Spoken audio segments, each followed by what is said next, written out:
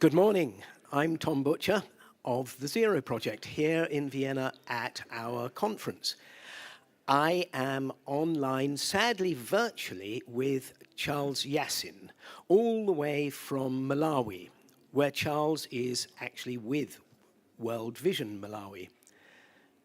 I understand, Charles, that World Vision has developed a groundbreaking disability case management app.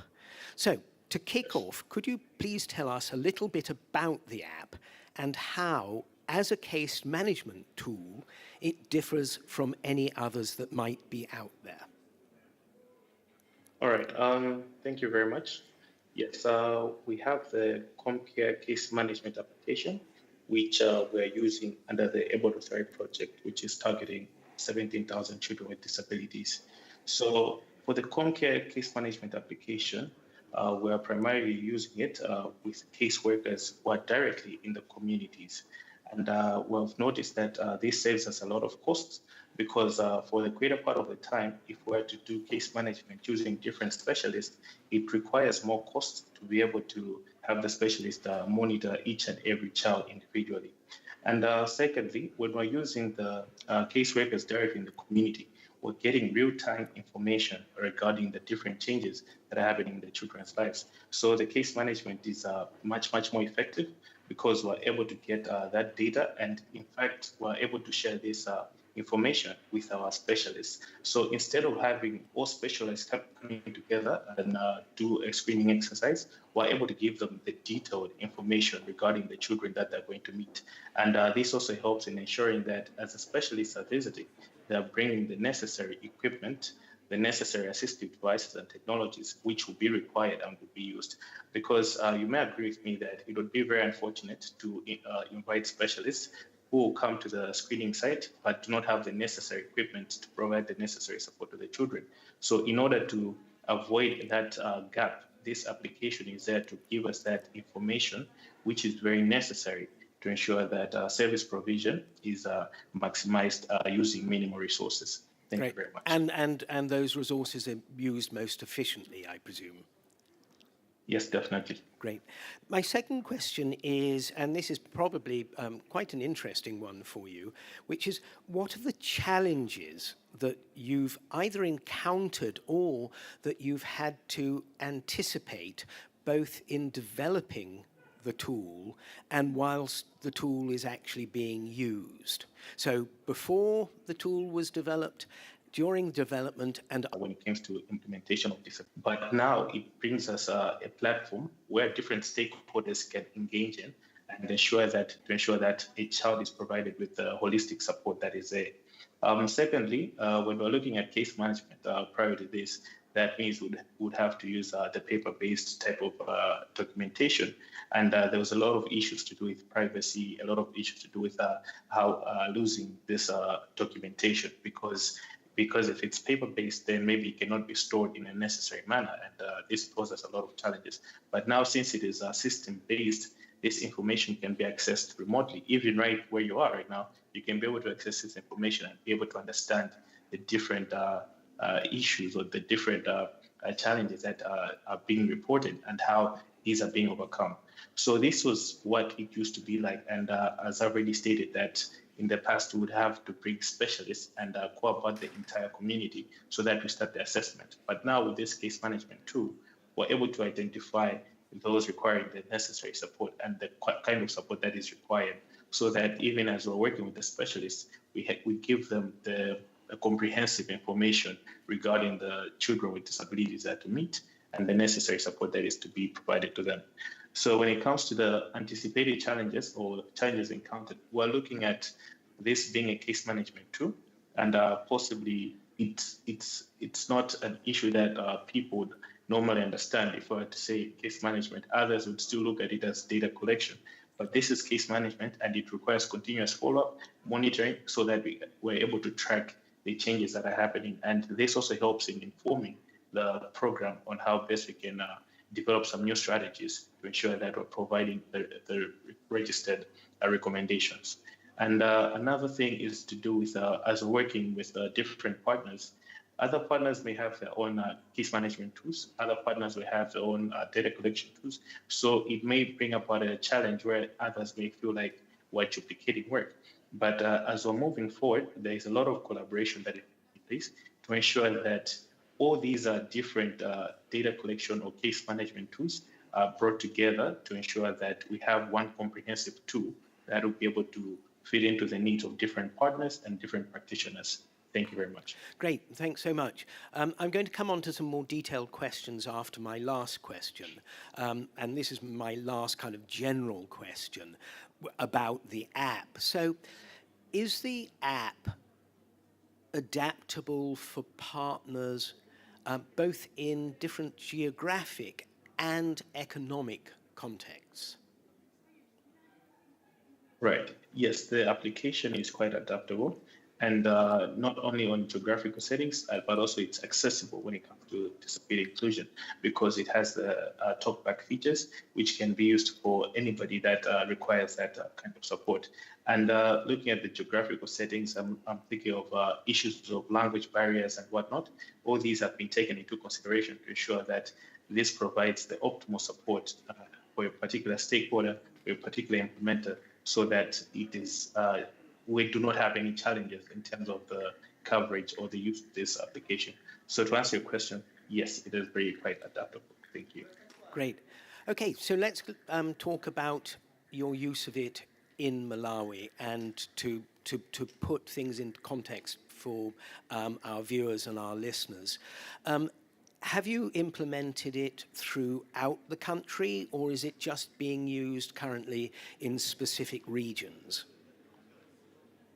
So at the moment, we are working in 10 out of 28 districts. Right. So that gives us an average of 35% or so.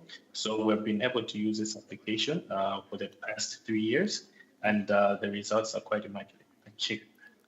Right. And did you roll it out in a single region first, or did you say, okay, I'm going to choose 2 or 3 and then try it all at the same time in those 3 regions? So we started off with 5 districts. Of course, these 5 districts are primarily in the northern and central region. Yeah. But now we're expanding to the southern region as well, so that we can be able to reach out to more children. Because as I stated, we're targeting 17,000 children and 20,000 caregivers. So this application was not segregated to a particular type of geographic location, but it when it was introduced, we rolled it out to all 5 districts, and now extending to the other 5 districts. Right. And you say 20,000 children. Does that translate into 20,000 cases, or 10,000, 8,000 cases that are being managed? Right. So the 20,000, those are caregivers. Of course, for the children, it's 17,000. Yeah. So yes, these are 17,000 cases for each child to be managed. So as I say that, we're working with the community stakeholders who have proven to be a very important resource, because for specialists only to manage 17,000 cases, it would be very difficult. But now by working with the community stakeholders who can be able to monitor an average of 30 children, then it becomes more manageable. Now it gives us the best results, because there's no issues of fatigue or lack of resources or lack of equipment to monitor these children, because they're quite manageable, unlike having the whole 17,000 being managed by quite a few or limited number of specialists. Right. So it's really incredibly helpful because it introduces manageability. Yes, definitely. Great. I think I've probably got time for 2 more specific questions. The next one is, you mentioned stakeholders.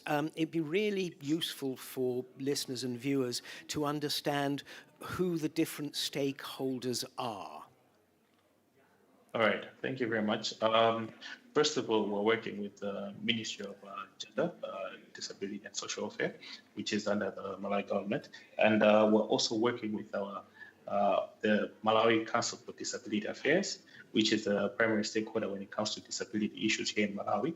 And besides this, we're also working with different service providers, such as ABC Hearing Clinic, Hope and Healing International, and Lions, and also BQ, who are also providing us with the necessary support. Because whenever we identify the children, we are supposed to refer these children to receive the required services. So these are the partners that we've also been working with for the past couple of years. Thank you. Great, thanks so much.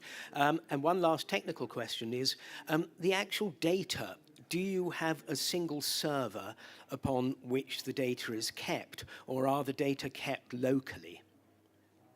Okay, yes, we have a single server where we're keeping all the data. And for data analysis, we also linked it to Power BI so that it can be able to give us the trends and understand how things are working out in different communities, different districts, and with disaggregation on gender, disability, and whatnot. So we have a single server, but we're also linking it with the Power BI for data analysis. Great, thank you so much. Which other countries would you like to take it to? Possibly Rwanda Yeah. and or other countries across the globe, because this is a game changer, I believe, Yeah. and would really want it that different partners we can collaborate and ensure that we're working together on this application so that we can reach out to more children with disabilities, not just in Malawi, not just in Africa, but across the globe. Great, what a great ambition, and keep that ambition up, keep it global. Charles. Thank you very much. That's my pleasure. Yeah. Before I sign off with everybody with whom I do my fireside chats or interviews, I'd love you to leave me and listeners and viewers with a single call to action that they can take away from our discussion. What would that be? All right. And you've got 2 minutes, 49 seconds. All right. Okay, so I believe that for the greater part of the time, people will talk of disability programming as being very expensive and being very involving.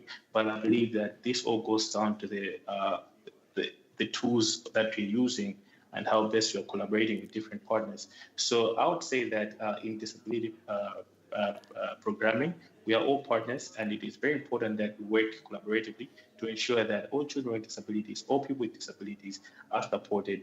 And it shouldn't be like an individual or an organization effort, but all of us, we should hold hands together. And Great. Charles, thank you very much indeed. I'm going to sign off in a couple of seconds. I want to say thank you very much. I think that's a... Yeah, thank you very much to you. Thank you very much indeed to World Vision Malawi. I think you're doing absolutely wonderful work. I wish you all the very, very best going forward, and not only spreading the word, but spreading the work and learning next year, if not sooner, that you are in surrounding countries and that everybody is using your tool. Look after yourself. I don't know what time it is with you in Malawi at the moment. What are you? What is it? This is 10:53 a.m. Okay, have a really good rest of day, and thanks once again for being with us on our fireside chat today. Bye. Thank you very much. Bye-bye. Thank you very much indeed, viewers, listeners, and people in front of me. Thanks, Charles. Thank you very much.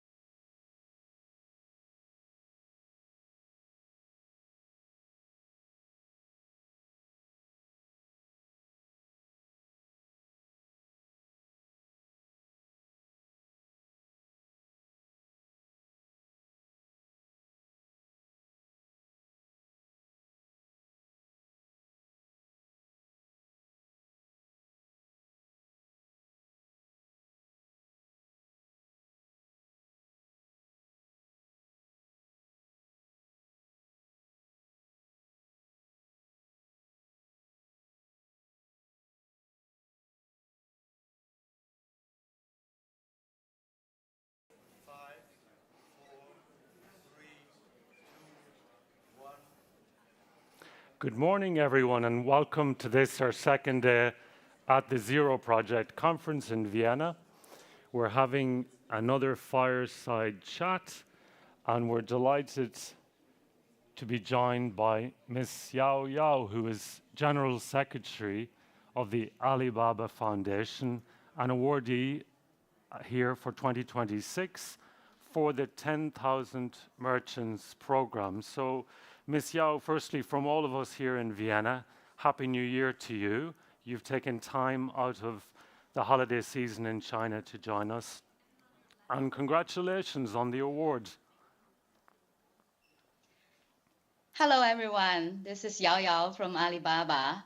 Thanks very much for giving us the Zero Project Award. And as you just mentioned, it's Spring Festival holidays in China. I'm very sorry that I'm not able to join you physically in Vienna, but I also would like to take this opportunity to wish everyone a very happy and prosperous Chinese New Year of the Horse. Lovely. Thank you very much, Miss Yao. We're here at the Zero Conference thinking, talking, discussing about the Alibaba Foundation has been honored this year because of the work, the innovation, the impact, and also the scalability of the 10,000 Merchants program. I wonder, could we start by understanding what was that spark, that initial problem, if you like, that inspired you to look at this project? What was the starting point? Thank you. The seed of this initiative was actually planted by spontaneous action of Alibaba employees. In their daily work supporting merchants on Taobao, which is a marketplace of Alibaba, the operation team, they noticed there is a group of people with disabilities quietly running their own online stores on the platform. Despite facing physical or communication barriers, they were full of passion for e-commerce, and they also saw Taobao as a huge opportunity for them to build a better life. However, they often struggled because it's even harder for them to run the business, to master all the operational skills, or even fully understand the platform rules.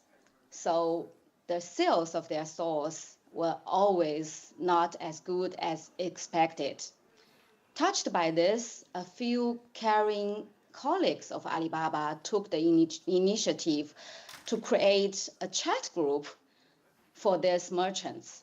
They started regularly sharing updates, answering questions, and offering one-on-one help. This very small but very warm act caught the attention of Alibaba philanthropy team. We realized this might be a good opportunity to support entrepreneurship and employment for people with disabilities at scale.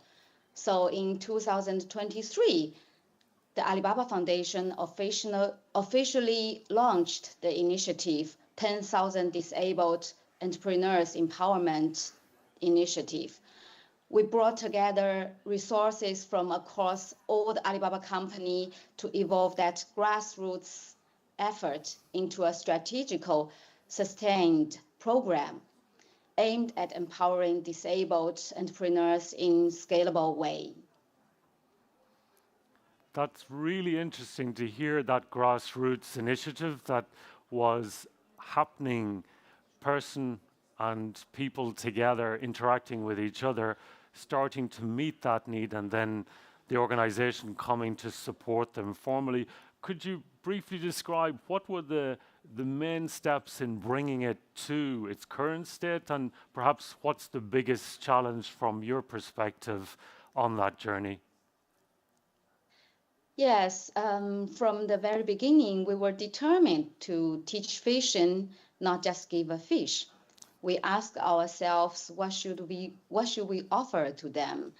Maybe a campaign with a lot of coupons or temporary help like traffic subsidies, or maybe we should focus on capacity building. I think the answer was very clear, so we chose the latter. So the Alibaba Foundation provided the dedicated funding, and Taobao's business team contributed technical support, operational support, and training support, creating a true philanthropy meets business partnership.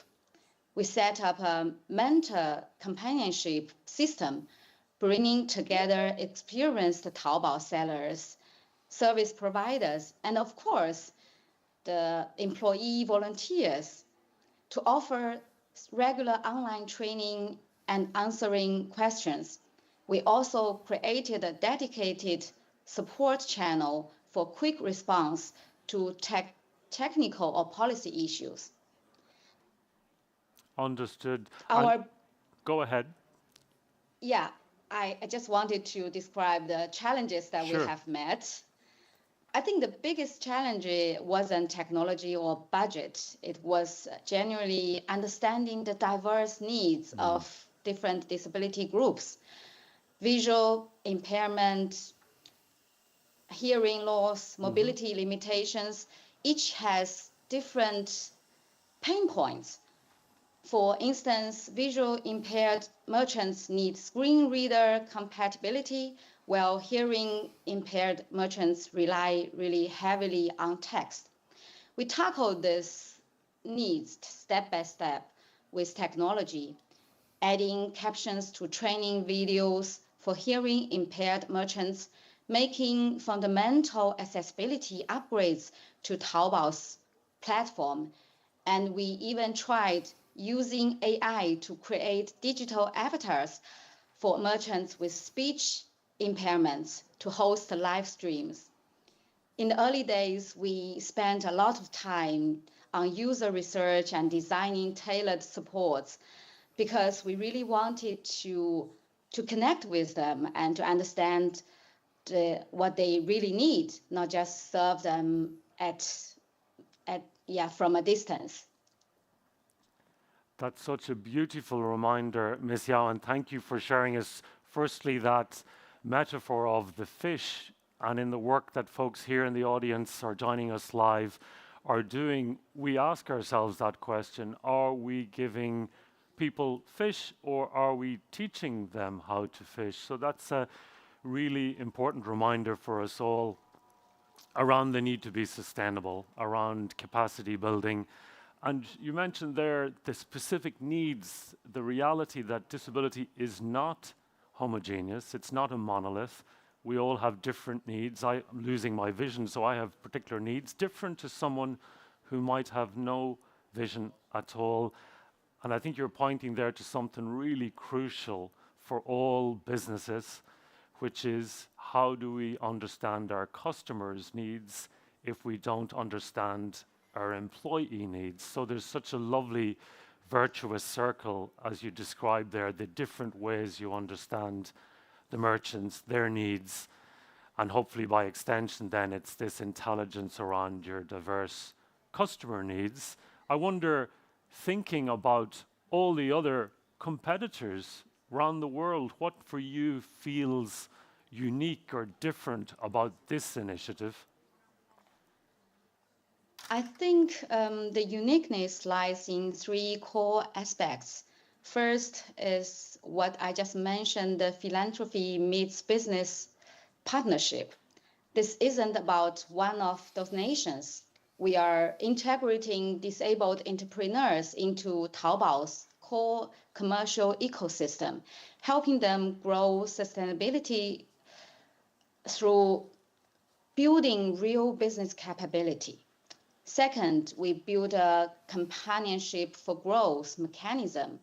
Support goes far beyond training. Mentors stick around, track store progress, and even help the merchants to connect with resources like supply chains or logistics. Third, we are investing in platform-level accessibility infrastructure. the steps we have taken to make Taobao platform more inclusive will benefit all future users or the other merchants with disabilities, not just current program participants. I think this three-part model, building capability, fostering ecosystem inclusion, and ensuring technological accessibility, this is a very good and replicable approach to digital inclusion. I think this is what I think we are unique, or this model is very good. That's very clear. Thank you. And you're helping guide us in the sharing, Miss Yao, about ideas are just one part of the equation. And at the Zero Project this week and every year, we're not just looking at ideas, we're looking also to the action. And you've described the actions that have been taken by the Alibaba Foundation to support the initiative. Let's come to the next important area, which is evidence. And I wonder, could you share with us, from your own perspective, what are some of those key metrics that point to the success of this initiative, and also how lives have been changed? Yeah, I think this project, this initiative is still ongoing, and maybe I don't want to say it's very successful, but we have some early results that I can share with you. As of January 2026, the initiative has supported over 5,500 disabled entrepreneurs. And among them, about 10 stores have reached annual sales of over 10 million RMB. More than 100 stores have achieved annual sales of 1 million RMB. And many merchants share that a stable income hasn't just improved their family's financial situation, it's also restored their sense of social belongings and self-worth. I think what's very beautiful is the deep personal connections between Alibaba and those merchants with disabilities, and also among them. I have a colleague, her name is Zhao Yutong. She is the project manager. And I think she really understands the magic of this connection. So she set up a goal in 2025. She said she wants to make 100 friends among the disabled merchants. And she has already far surpassed that number. And from another perspective, this initiative has also gained attention from media, from public, and from other partners. So this also encourages other platforms to consider and to do more for the merchants and sellers with disabilities. I think this also contributes to digital inclusion. Marvelous. Well, Ms. Yao, we're almost out of time, and I wanted to firstly thank you from all of us for taking the time during the Chinese New Year to join us in Vienna via live stream.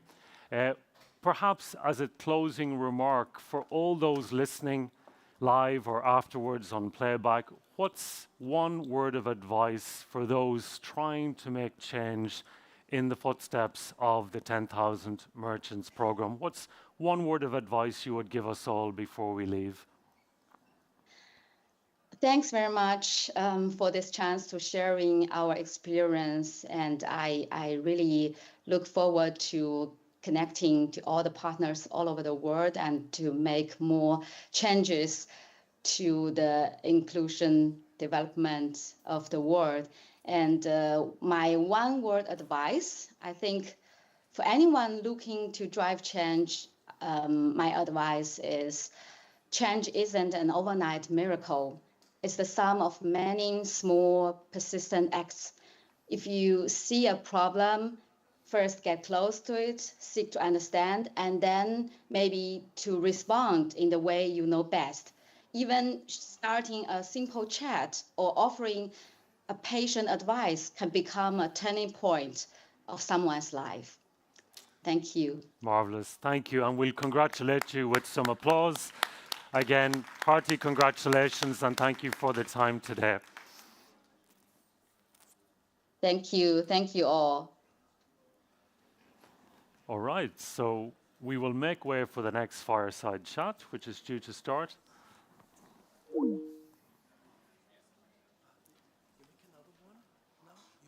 No, I'm handing over.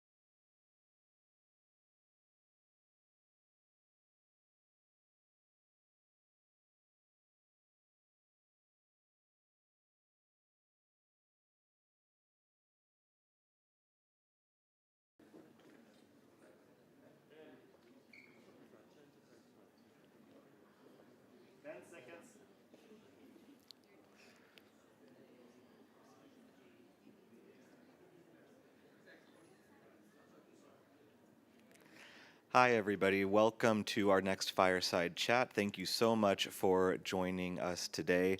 I am Daniel Van Sant, the Director of Disability Policy from the Harkin Institute based in the United States. For visual description, I am a white man millennial. I have a physical disability that is not visible on camera, but that I like to point out nonetheless. I'm wearing a gray suit with a blue shirt, gray tie. And I am joined here by Monica from Peru. So good morning, Monica. We're going to be here to talk a little bit about your application, Musa, but I want you to be able to introduce yourself to everybody online and here in person in Austria. Hi, Daniel. Thank you.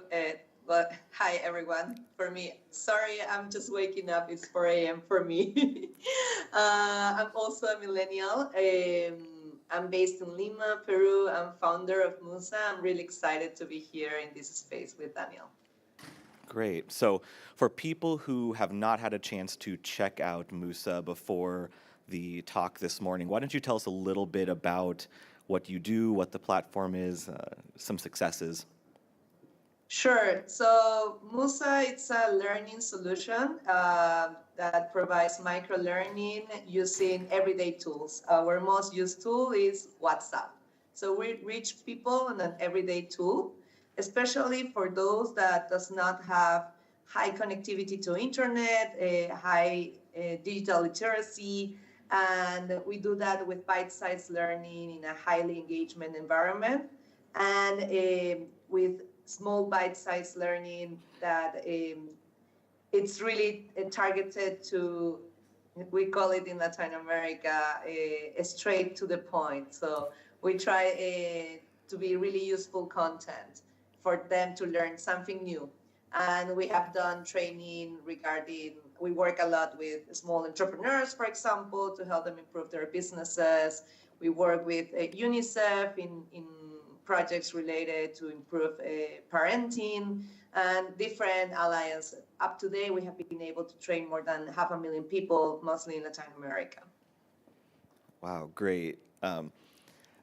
So something that you just touched on that I want to unpack a little bit is you mentioned focusing on entrepreneurs in addition to some of these bigger clients. So the institute that I'm with, the Harkin Institute, works a lot in employment, and we know that disabled people are more likely to engage in entrepreneurship, or what we sometimes call the gig economy or the informal economy. So I'm wondering if you could talk a little bit about why you have focused on this gig economy or entrepreneurship, any lessons learned there? We were born during the pandemic, and by that time, 70% of Peru's economy was informal. So that meant that any support that the government was giving to companies to overcome the crisis due to the pandemic was not actually reaching the people that need it on an everyday basis because they were not in the system. So that was a problem. That was the reason why we created Musa. How can we help people to recreate their businesses, going from a cash economy to a more digital economy? Because being informal, they rely a lot of cash. And by that time, I don't know if you remember, but we were really scared of using cash because of COVID, of moving to sell on an everyday, like human interaction to sell to, because we were in a strict lockdown, to use social media, to use WhatsApp Business, to use Instagram, and so on. So we started working with them, and nowadays we have moved into not only helping them using these tools, but to help them grow their businesses by helping them like organize their finances and so on. So that's why we started. It's a little bit of also the context, and we were born because of this, of the context of the region, and in the gig economy also because when you talk about gig economy in Latin America and in the global South, you talk about Uber Eats drivers, this kind of jobs. It's like that also needs transferable skills. So, for example, we have done trainings in Chile regarding safety for these kind of jobs, or we do work trainings with Walmart in Chile about food security for these gig workers that works just for some hours for this kind of big companies. So these are the kind of small trainings that are needed in this kind of jobs that need also to be engaging enough the way the training it is. Otherwise, people won't be able to do. So we make them, by using Musa, we make them accessible enough because we use a platform they already have, which is WhatsApp, so they don't need to download. They already know how to use the app. We are able in 15 minutes to teach something, to assess something, to even issue a certificate that they can show the potential employer in quotes, because it's not really employer because it's a gig economy, but still to show something and validate that. So that's why we are focused, and again, it's because also the region.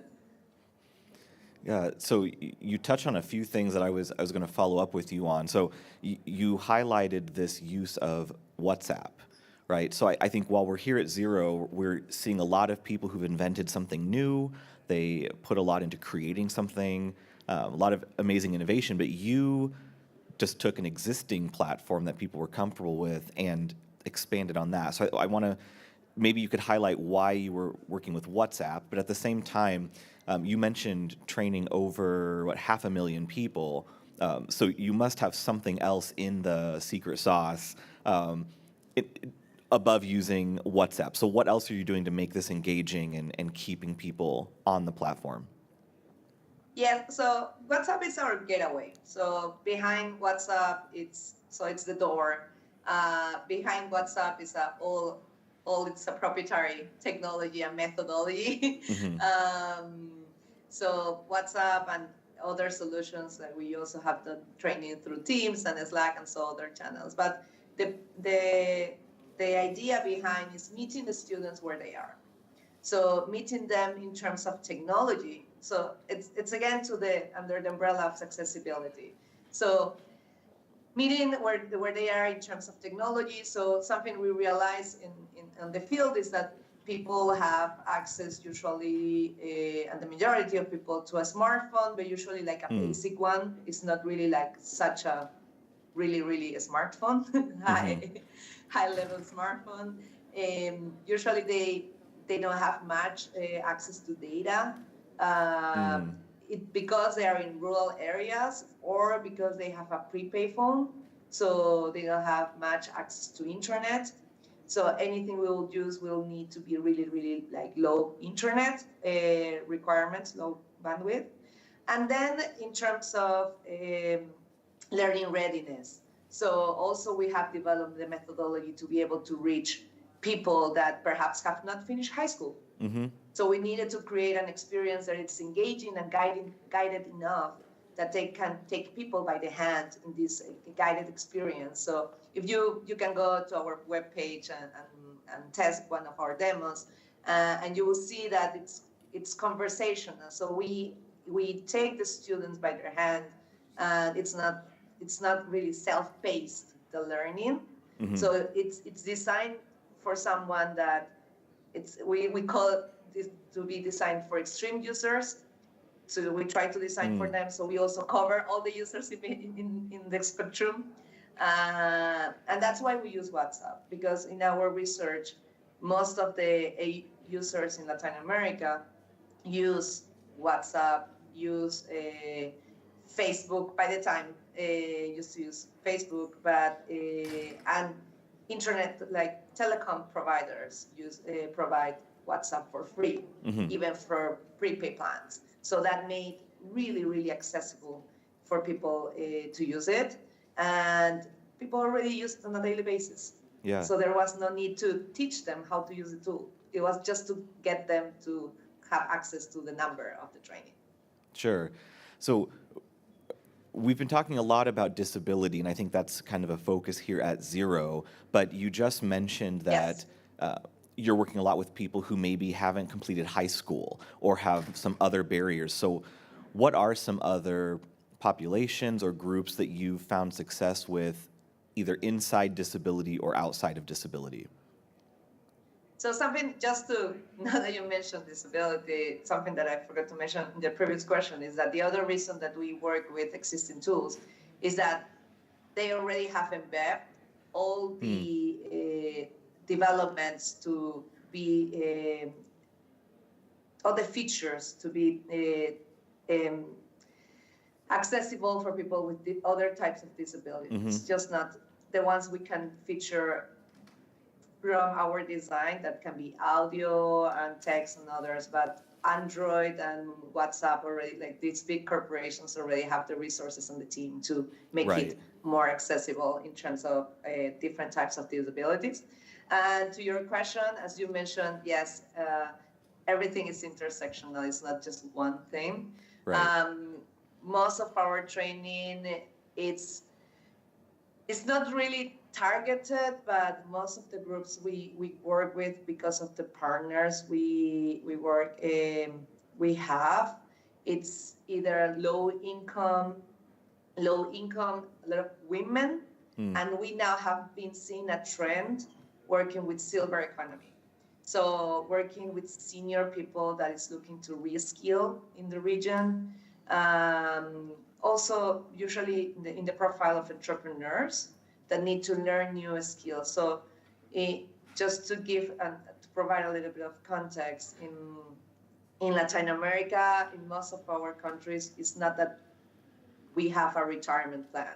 So people need to be economically productive for longer than usual in developed countries.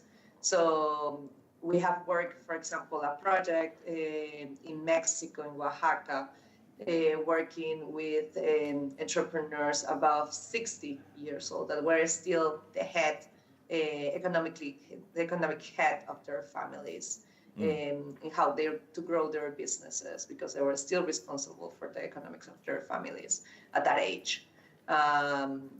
So that's a lot of what we are seeing. It's seer women, and also we work with indigenous communities in some degrees in the Amazon basin.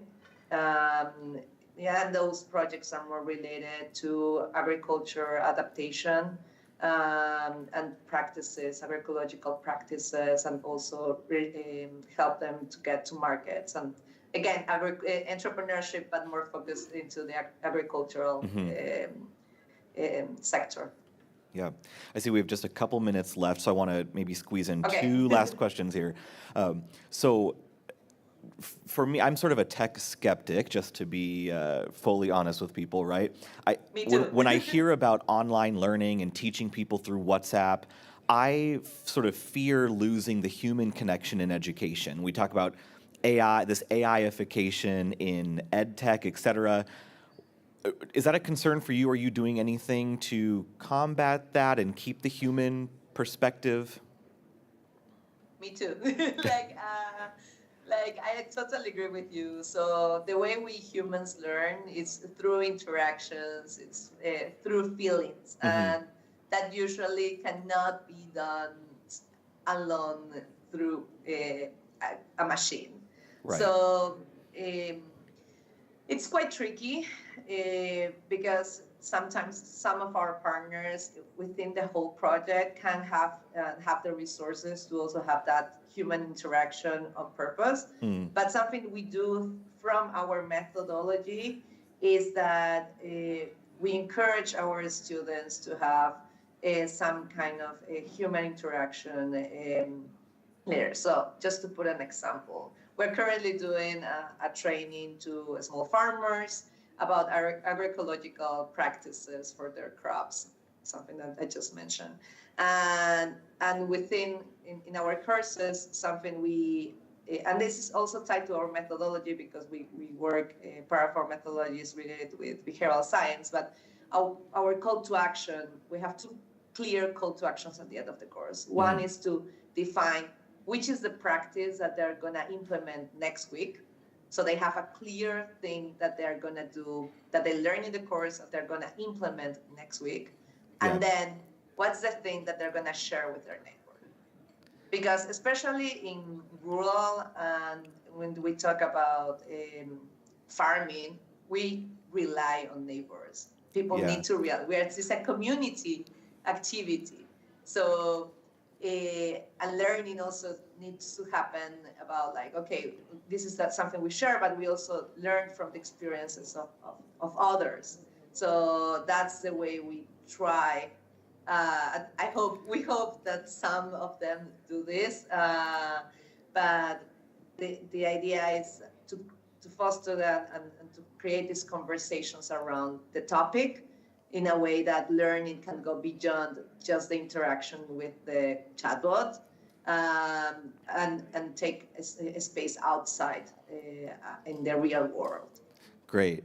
We're out of time here in the room, Okay. but we've opened up this conversation now between the digital and the real world as well, having you zooming in from Peru. So thank you for waking up early, Monica, and talking with all of us.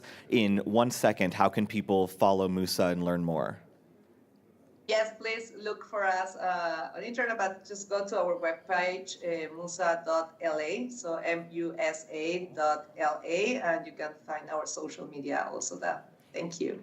Great. Thanks for the joining conversation, us. Daniel. Yeah.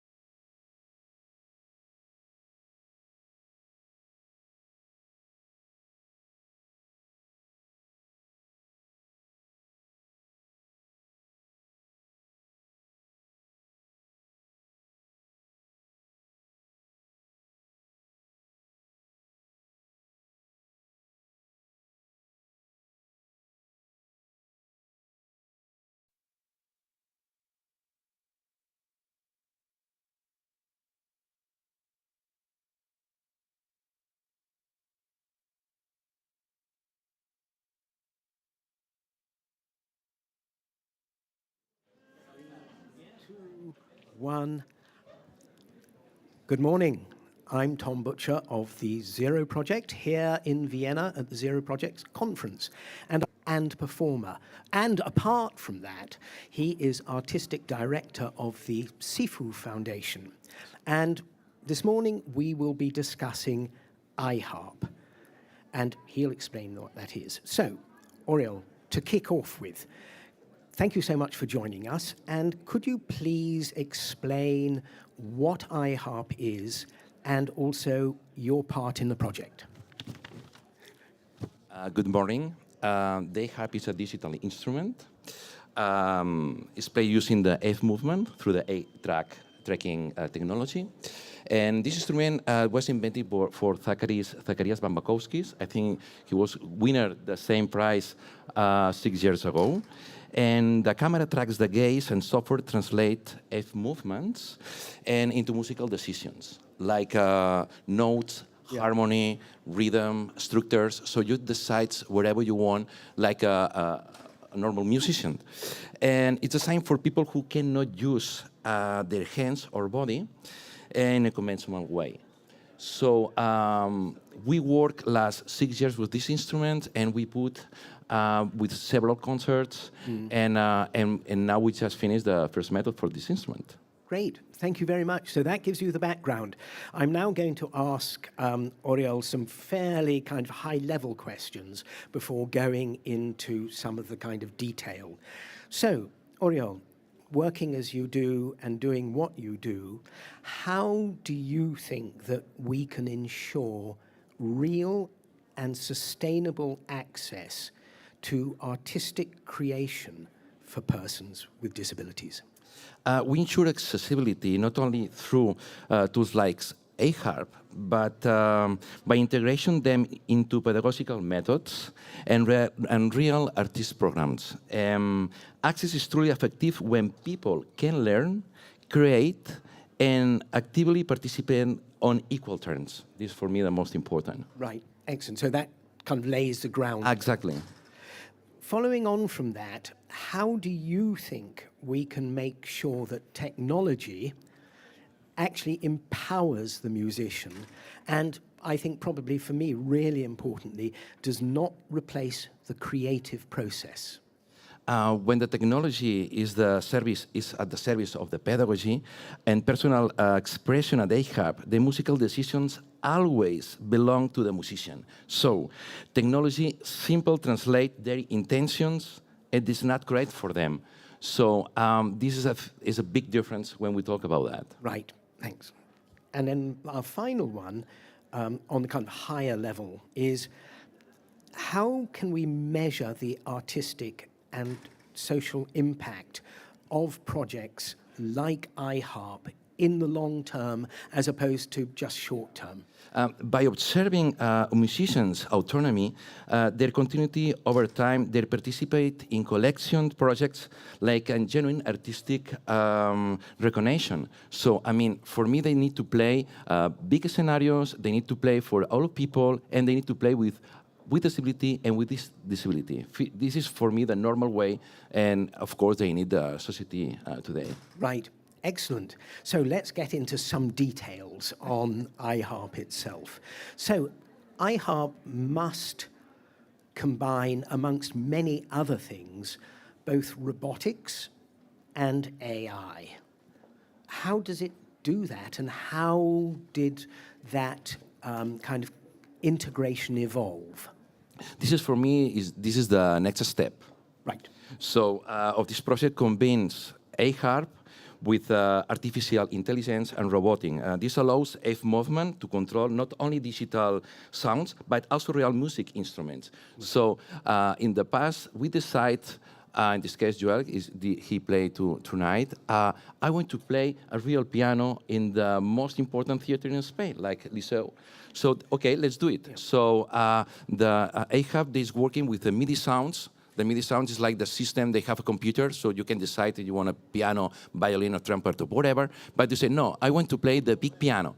So we mix robotic A Steinway. A Steinway. Yeah. But the first problem, the Steinway in the Liceo, they say me, okay, I don't know if you can play because they play only the humans, not the robotics. Yeah. Say, okay, see, if they destroy the piano, don't worry. So that will have a really good videotape.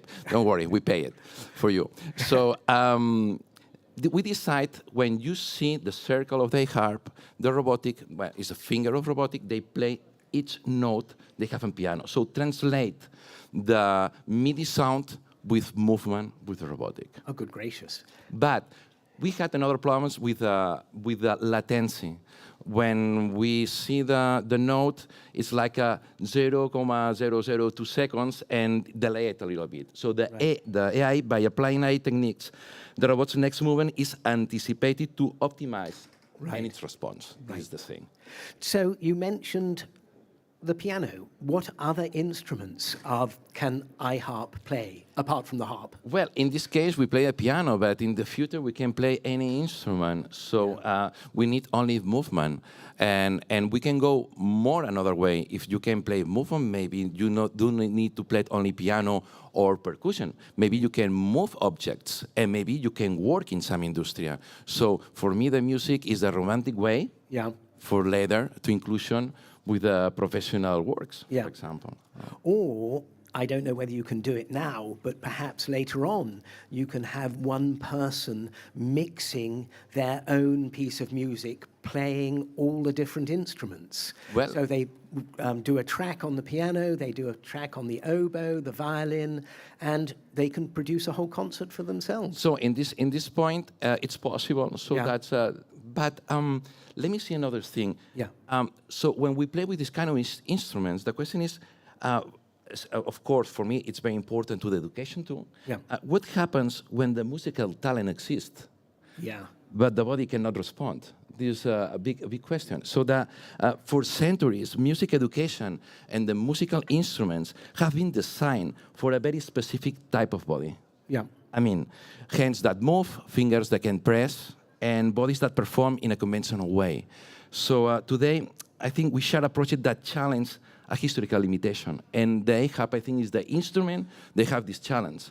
So I'm sure 10 years ago, if you have cerebral palsy, it's impossible to play any instrument, or you can have a dream to play a theater or play with the best musicians around the world. So that, in this moment, we have this concept. So we play at really good theaters. We have, with Super Arte program, was born with this idea inside of the Fundación Grupo SIFO, and we want to avoid being paternalist with our musicians, and because they have disability. So for me, it's the normalize to play in conventional ways. Right. And one thing we haven't talked about is age. Is it suitable from anybody from 3 to 100? Maybe. Well, maybe.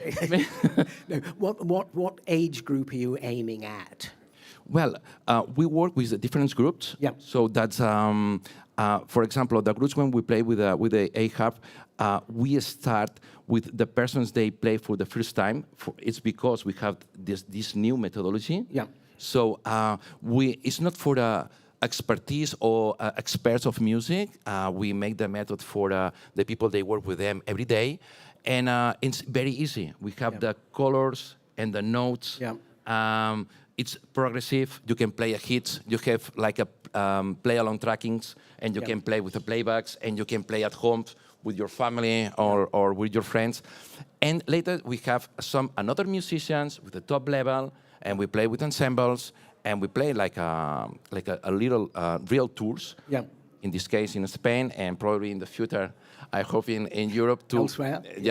To the people they can know this kind of music. No? Right. Thanks so much. And then last kind of major question is education, training, and lessons. How do you integrate that? You've got the technology. What part do government play in something like this? Really good question. So for me, it's a big problem. So the teachers we have around Europe are really good teachers. They don't have too much idea what happened with the disability. So they have musicians with a really good talent, but later they don't know how to teach them in the room. So for me, the most important now is, one, to teach these teachers or specialists in universities, especially in my case, in the conservatories, how you need to teach to people with different disabilities. Yep. And later, when they know that, what they need to do in the room. So, because now you can touch, because the family, for me, in our projects, it's very important. Yeah. The families, they tell you what you need to do in all time. I'm not so a specialist, but I'm talk with the family and I will play the music.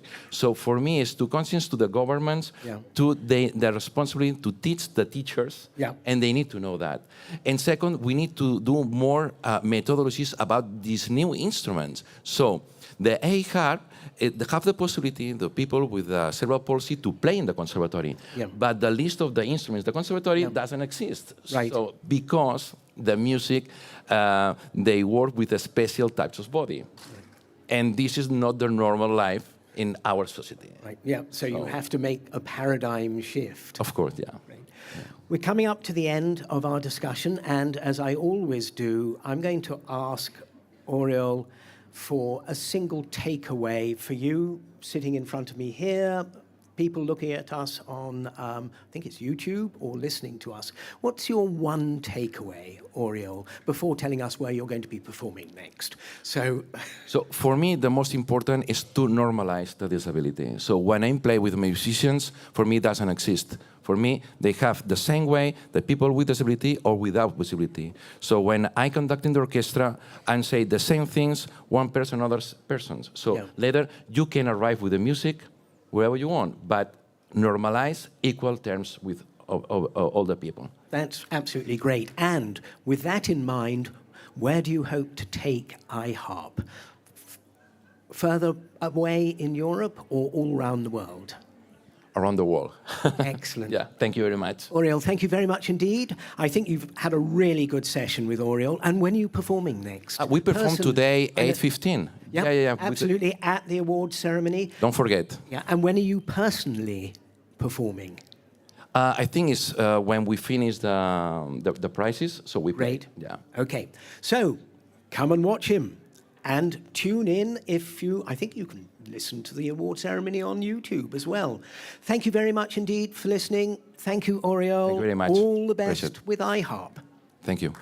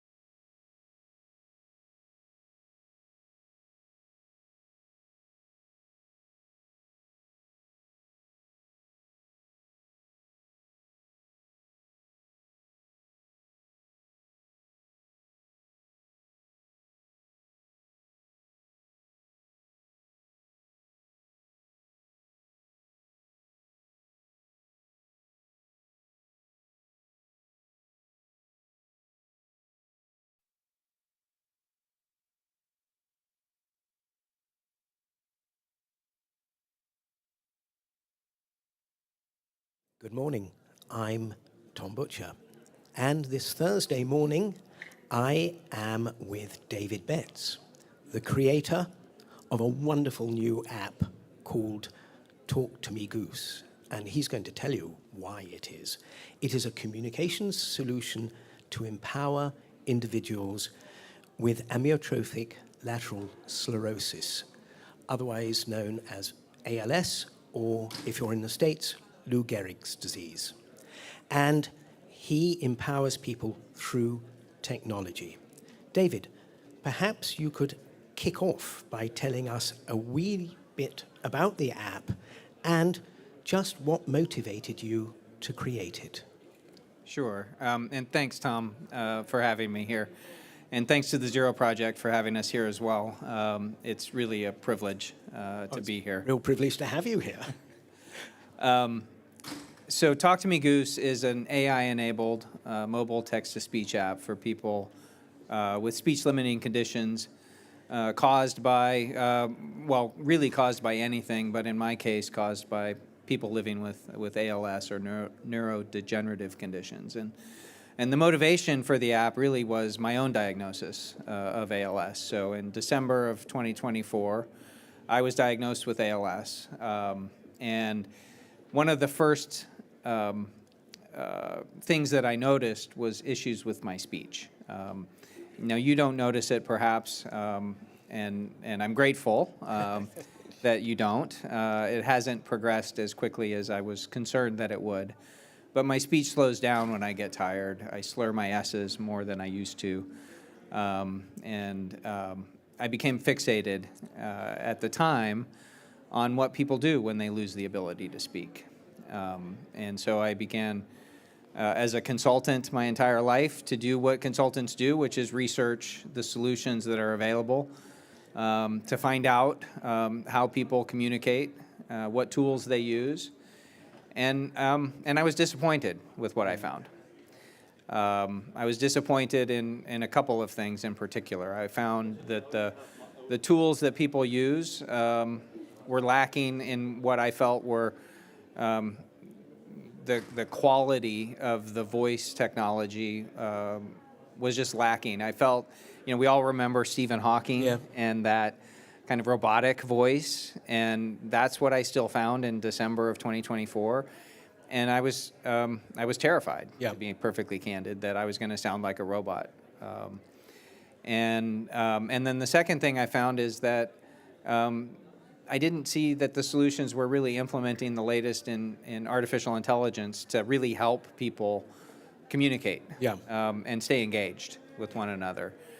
And so apparently I'm not a very patient person, so I figured I could wait for someone to do something about it, or I could just get started. And I've never built anything in my life.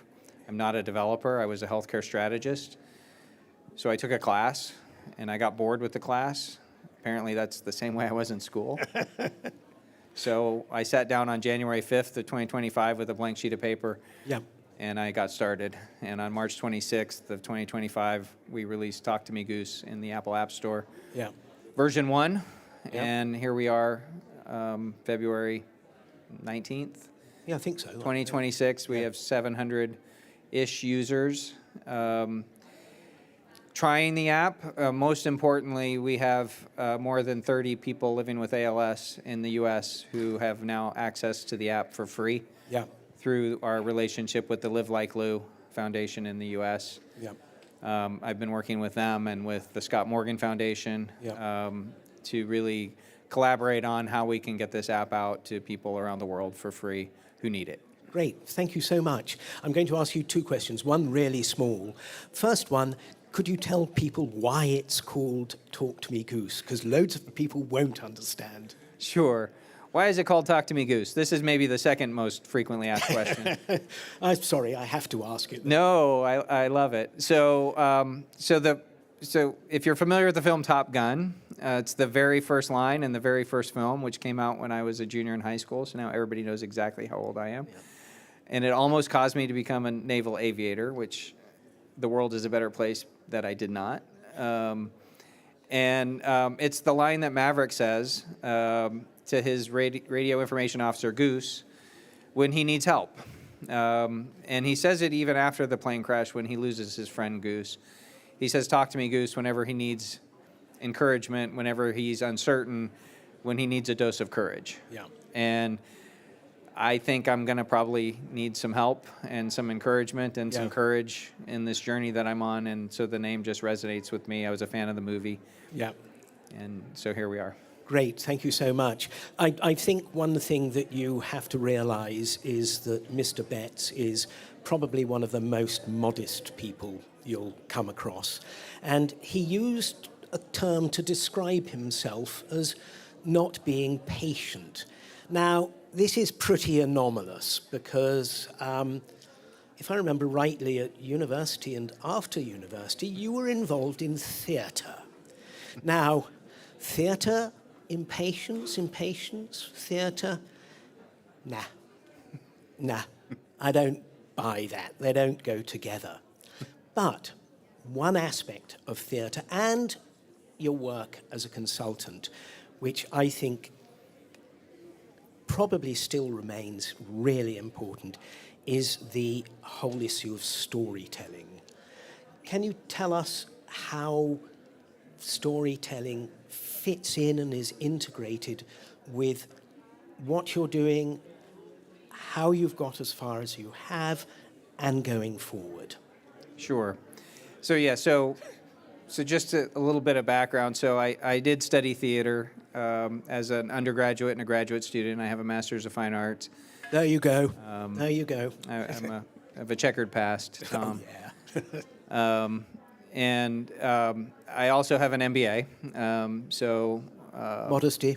From Carnegie Mellon. I was also on the faculty at Carnegie Mellon for a while in the School of Drama. So my checkered past is showing. But storytelling is always been a core part of who I am. It's how I made a successful career as a consultant. I always told people that my job as a consultant was to tell stories to clients and help them envision a future that was different than the present. Yeah. And executives don't make change in their organizations unless they're invested emotionally in the possible outcome. Yeah. And you do that through storytelling. And so storytelling has always been a core part of who I am. And when I first started on this journey, part of it was about how do I continue to tell my story in my own words, in my own voice. What tools can I use to do that? Yeah. And then, quite honestly, one of the first families that I engaged with around the solution that helped me had young kids. Yep. And they helped me make some decisions about design choices in the solution and understand what people need when they're using an eye gaze device, for example. And they sent me a picture. So part of the app is Merlin. It's the AI agent that helps accelerate communication. And they sent me a picture of Darren using the app, and he had his youngest on his lap, and the caption was, "Merlin's making him a smooth talker." And I just love that because that was the intention of Merlin, was to make you a smooth talker. It was to help and reinforce your communication. And that picture still sticks with me.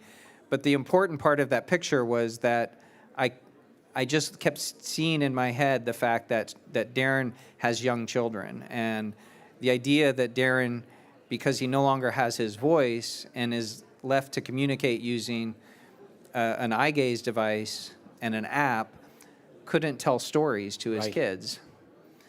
And I don't have children, but we had a godson, and that's all we did when he was young was tell stories around the dining room table.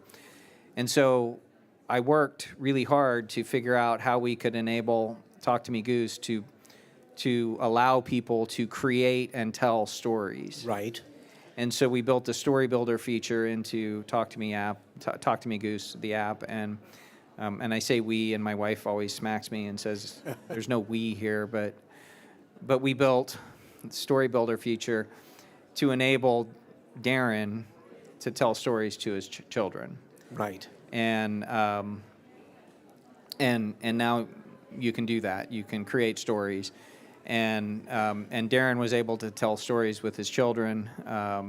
And the first time they did, his wife sent me a note and said that their youngest said, "Daddy, I want to tell that story 100 times again forever." And so that's the kind of feedback. I said, I don't care if anyone ever uses the app again. Mission accomplished. And Darren passed away 3 weeks ago. Oh, I'm so sorry. And That's great. but his voice and stories will live on with his children forever. And that's why I'm doing this. And so we took that storytelling feature and we created another app called Fable's Adventures, which is a consumer-facing app so people can create stories, kids, teens, adults. They get shared on a community feed if you want. There's a whole community of creators that's paying to use this app and subscribing, and there's a YouTube channel and a Spotify channel, and we're creating a community of creators for a cause, and it's the profits from that are going to help us serve Talk to Me Goose to people for free as well. So we're creating a business around this and I have no qualms about selling Fable's Adventures to people who want to use it to create stories, because I just love the stories, and it's a huge market. And if it enables us to give Talk to Me Goose to people for free, great. Great. I did go to business school. Absolutely so. So Thank you. that's the story. Wonderful. Thank you so much. We're coming to the end, and I surprised David by saying I'm going to ask him for a single takeaway. He said, what? Oh, so do you have a takeaway for everybody? You've got only 2 minutes, so it can be really short. A single takeaway to the people in front of us, the people on YouTube, the listeners, the viewers. Well, a couple takeaways. I'm a consultant, so everything comes in threes. So, of course. So 3 takeaways. So I'm looking for some global partners to continue to scale what we're doing. So organizations globally who have relationships with users who are looking for solutions to help them with their communications needs. Boots on the ground who can help us get Talk to Me Goose in the hands of people who need it. That's what we're looking for to help us scale what we're doing globally. So that's number one. Number 2 is really, if you like stories and you like sharing stories with others and listening, subscribe to the YouTube channel, Fable's Adventures, subscribe to the Spotify channel, Fable's Adventures. There's 4 of them for different age groups, 5 to 8, 9 to 12, adults, teens. Go enjoy it. Shameless plug. Great stuff. Lots of fun. Absolutely. And I guess number 3, if you're interested in helping get involved in what we're doing, come talk to me. I'm here for the next few days. We've got stories to tell. And we're looking for partners who want to get on this journey with us and help us enable others to tell their stories and get out and about and just, continue to scale what we're doing to make an impact that matters for people and give everyone a voice. Great. David? 3 takeaways. I'm really pleased. Thank you so much. Thank you so much. It's been both a pleasure and an honor. And for me, it's been great because I've met him in person. We've spoken over the kind of Zoom, I think it was. And did we do a podcast together? No, not yet. I hope that will be a pleasure in the future. Thank you very much for coming. Enjoy the rest of your time at the conference. I hope you've enjoyed yourself. Thank you very much indeed. And goodbye from me for the rest of the day.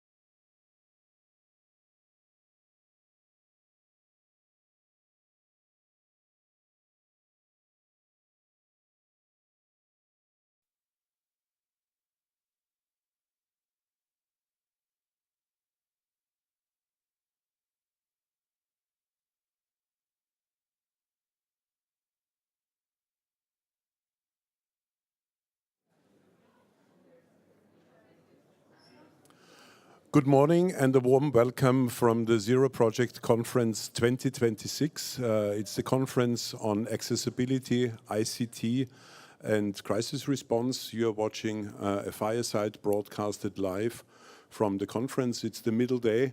We will close tomorrow, a 3-day conference. And it's my great pleasure to welcome Luise Bruche. Hi.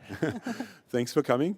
Please start with a brief introduction of yourself and then the company you work for. Well, as you said, my name is Luise Bruche, and I work as a community and communications manager at Sozialhelden. That's a Berlin-based NGO from Germany, apparently, who has been working for disability rights for over 20 years. And the project that we are best known for internationally is probably Wheelmap, which is the largest online map to mark and find accessible places, wheelchair accessible places. Very good. And today we talk about a new product, and you're going to explain, first of all, the name, please. Yes. We're talking about Ellie Score. Basically, the name already describes what this tool is doing.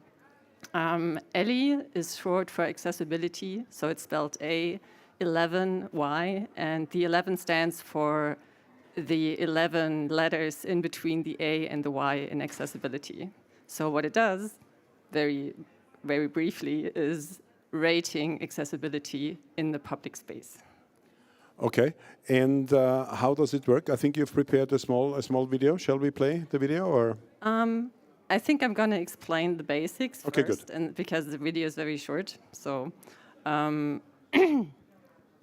it is based on OpenStreetMap, which is also an online map that includes geodata from all over the world. It's volunteer-based, so people collect data all over the world for it. And there's also information on accessibility.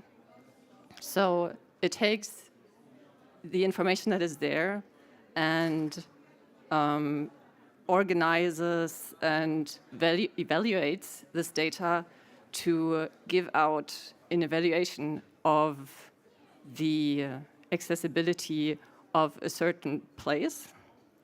And then that is combined into different categories which I will then explain better with the video, I think. Okay, well then let's no longer wait. Please play the video. Thank you.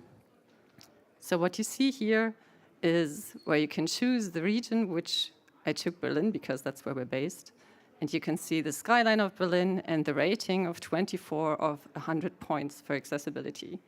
Below you see that there are different categories that also have ratings. So at the moment we have public transport or food and drinks. And all of these categories have subcategories as well with ratings. And the ratings come from certain attributes, like is the place wheelchair accessible, or does it have tactile paving for visually impaired people? So all of these attributes contribute to the score of a certain place, and all of the places combined make up the score for the subcategory, and all of the subcategories make up the main categories, and so on.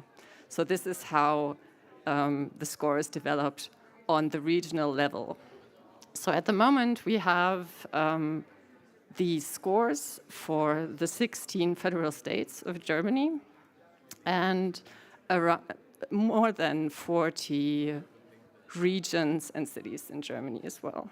But because OpenStreetMap is global, you could actually apply this to anywhere if you wanted to. It's open source and open data. And how do you get the data? You have volunteers out there, or people just apply, or how do you do the rating? That's what I just... the data is already there in OpenStreetMap. It's people contribute to that map all over the world. But of course, some data, like if you've watched very closely in the video, you might have seen that the attributes, they don't all have ratings already because some of the data is still missing. For example,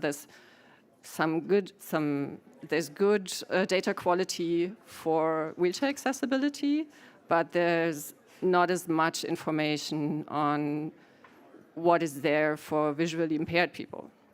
So that is something that the Ellie Score does as well.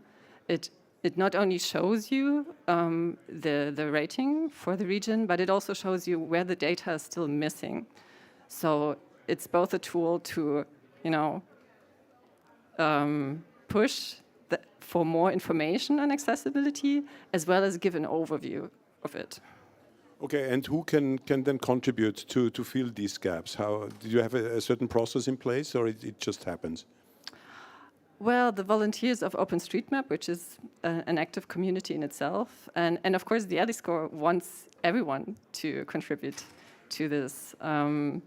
The problem that we actually wanted to solve, one of the problems we wanted to solve with this, is that we've been seeing that, well, accessibility moves too slowly, and it's not always because people are not willing, but they're lacking the information to do it.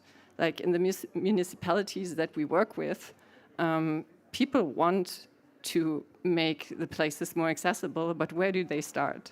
They don't have the information, like what is the most urgent? Where could we have the most impact with the little money that we have? So one of the things that we wanted to do with this is give people something to work with.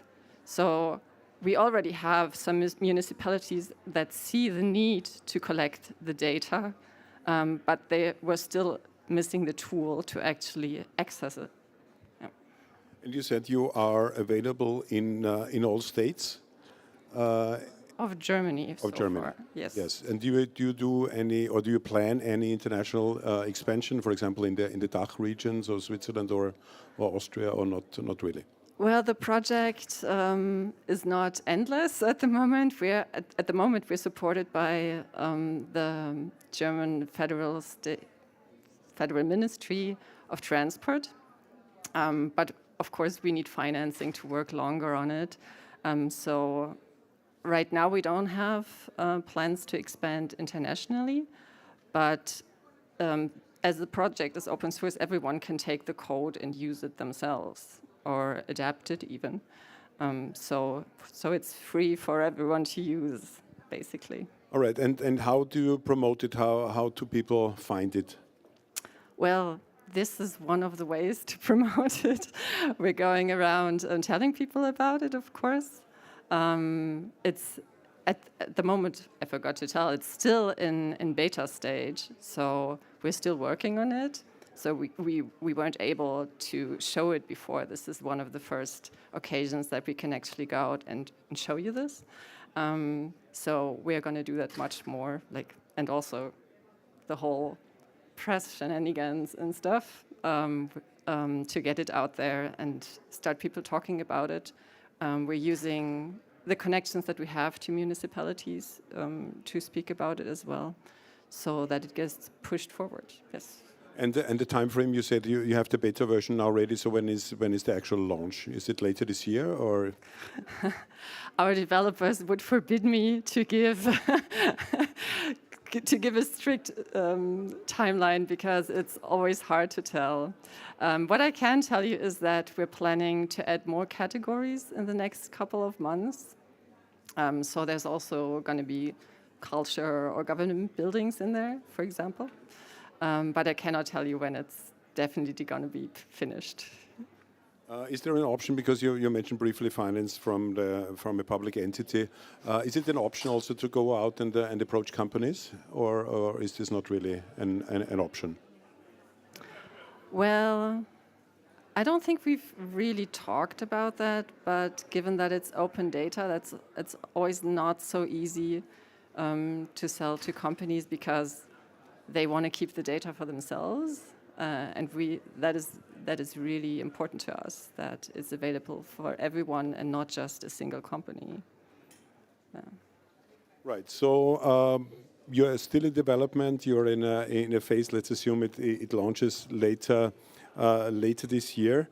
and then you're still basically trying to promote it through different media channels, and people are using it. You mentioned a lot the municipalities. So are people or city governments approaching you to have the data inserted, or how does this selection process work? Well, we don't have enough people to actually add the data, because most of the time you have to be in the city. You have to actually be on site to be able to tell what the attributes are of a place. So we couldn't, go around the whole of Germany and add that. But we have been working with municipalities to help them collect the data, like, how to approach volunteers, how to,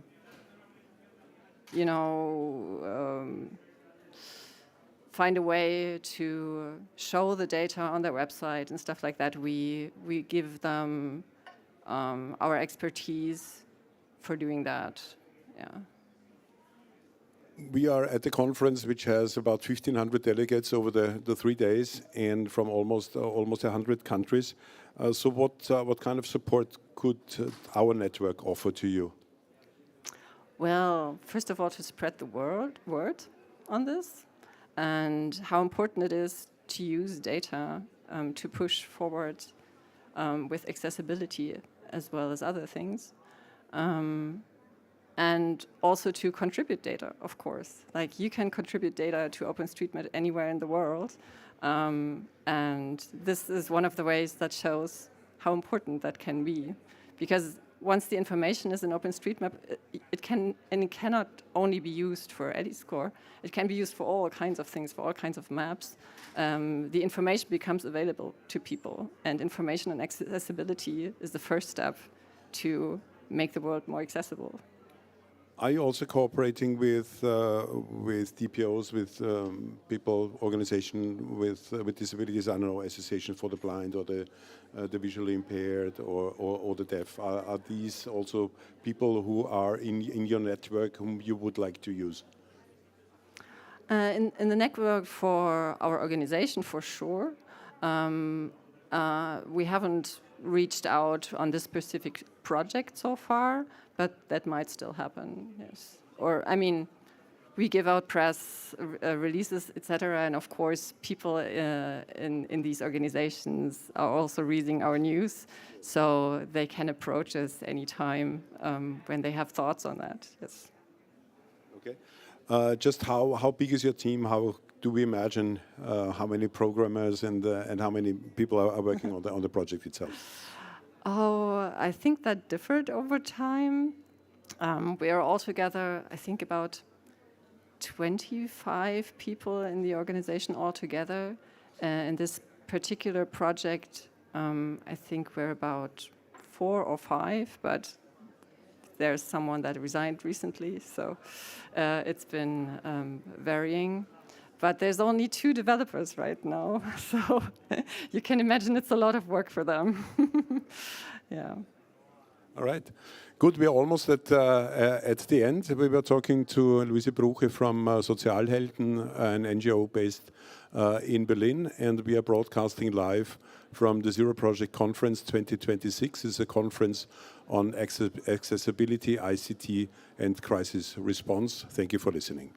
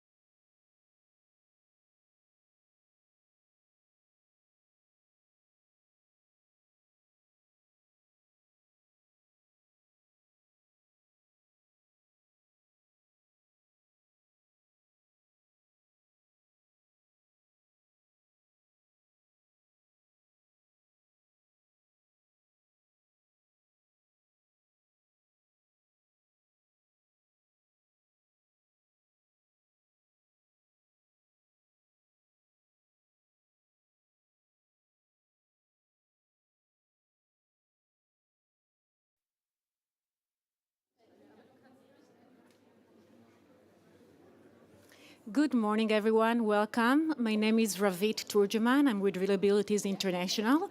For those of you who might need visual description, I'm a middle-aged woman with Mediterranean complexion, above the ears, short haircut, with a bad hair day, and I'm wearing a dark gray dress. I'm here this morning with Deepti Prasad with the No Barrier Foundation. Deepti, would you like to start with describing yourself? Sure. I'm from India, and I'm wearing an Indian charcoal black sari with gold intricate detailing on it.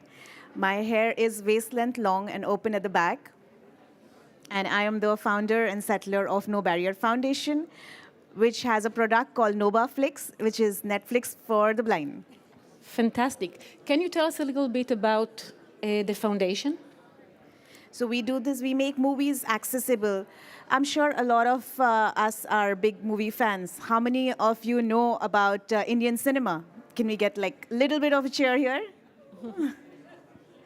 Yeah, so we make movies accessible for persons with visual disabilities.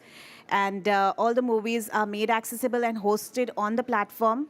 The platform is a subscription-based model, keeping sustainability in mind in near future. And the users who cannot afford the subscription can also request for sponsorship, and companies can give out their CSR funds, or friends and family can come forward and do the donation on behalf of that user. Okay. And how did it come about? How did you one day woke up and decide to initiate or launch this type of app? So it was not one day, but yes, a lot of requests from the community members about the old content. So Indian cinema has over hundreds, thousands of movies which are available in the public domain, inaccessible. So that kept bothering me, that how do we make this library accessible, and how do I go about, because it's a huge, huge responsibility. So I started as a foundation. It is not for profit, but previously, I still run a for-profit venture, which is called Excel Cinema. That makes the theaters accessible. So when persons with visual or hearing disabilities walk inside theaters to enjoy a movie with their friends or family, they can listen to audio description, they can enjoy sign language in this very same setup, bringing inclusivity in the theater. And but that is for the new movies. But the old movies is done by Novaflex. Okay, and just to put things in context, you were sharing with me some amazing demographics. So is it 36 million of the world's population is blind, right?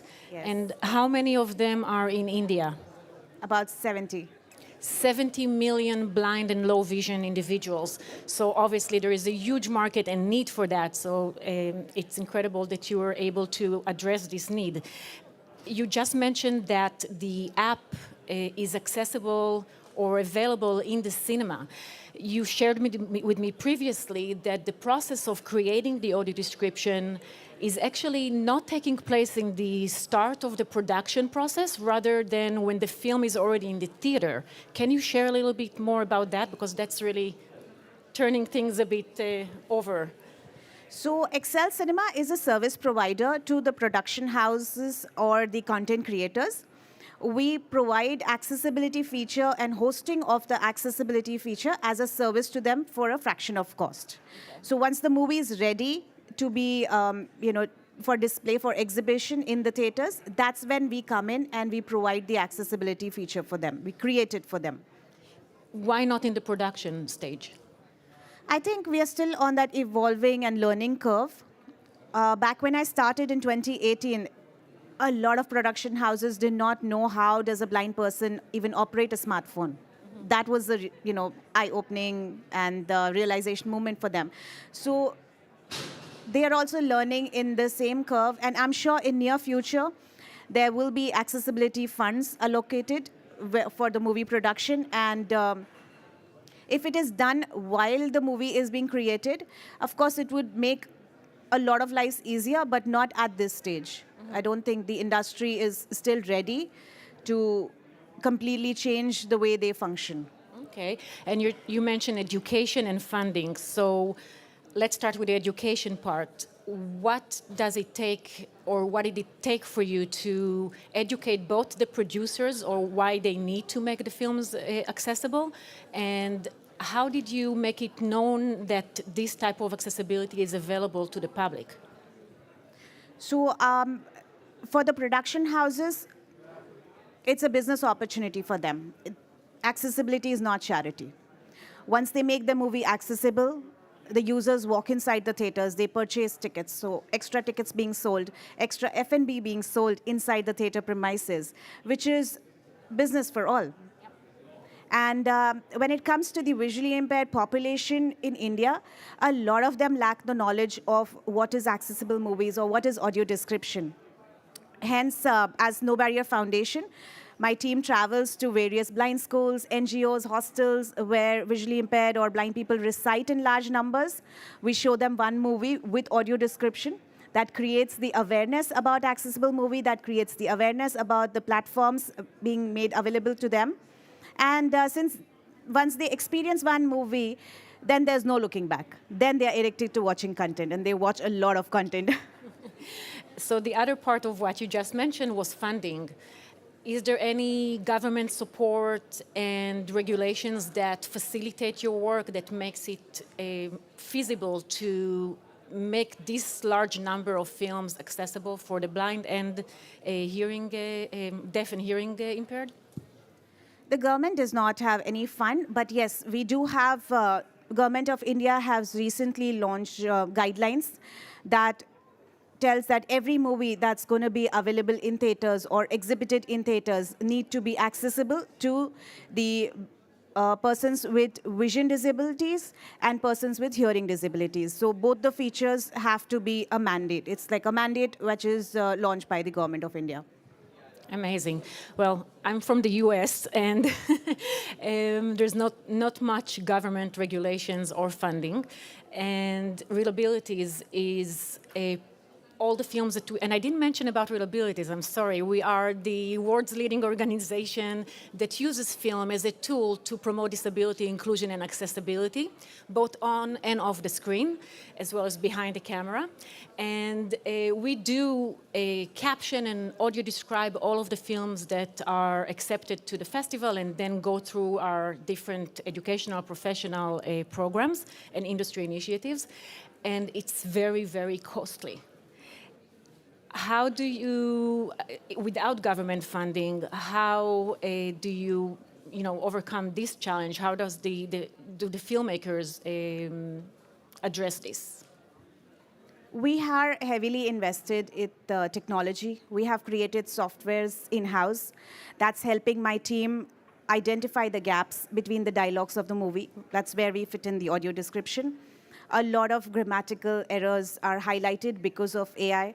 Obviously, there's a human in loop, and that remains, the human in loop remains there because we need to make sure that the quality of audio description or the quality of sign language that we are creating is top-notch. Mm-hmm. Because that's where my brand image gets affected. If we compromise on the quality just to reduce the cost, that is something that won't be acceptable by the community members as well as the big production house. So we are Disney certified. We are also tested by Sony. A lot of international production houses are will be hosting their content on our platforms. And even in India, the big production houses such as the Geos and the Yash Raj are hosting their content on our platform. Okay. And could you explain for anyone who is not familiar with the platform, what is the AI component exactly? What type of innovation is part of the platform? So, like I mentioned, it's two platforms, Excel Cinema and Novaflex. Excel Cinema identifies when the movie is playing in the theaters and plays back the audio description or sign language for the user as per their requirement.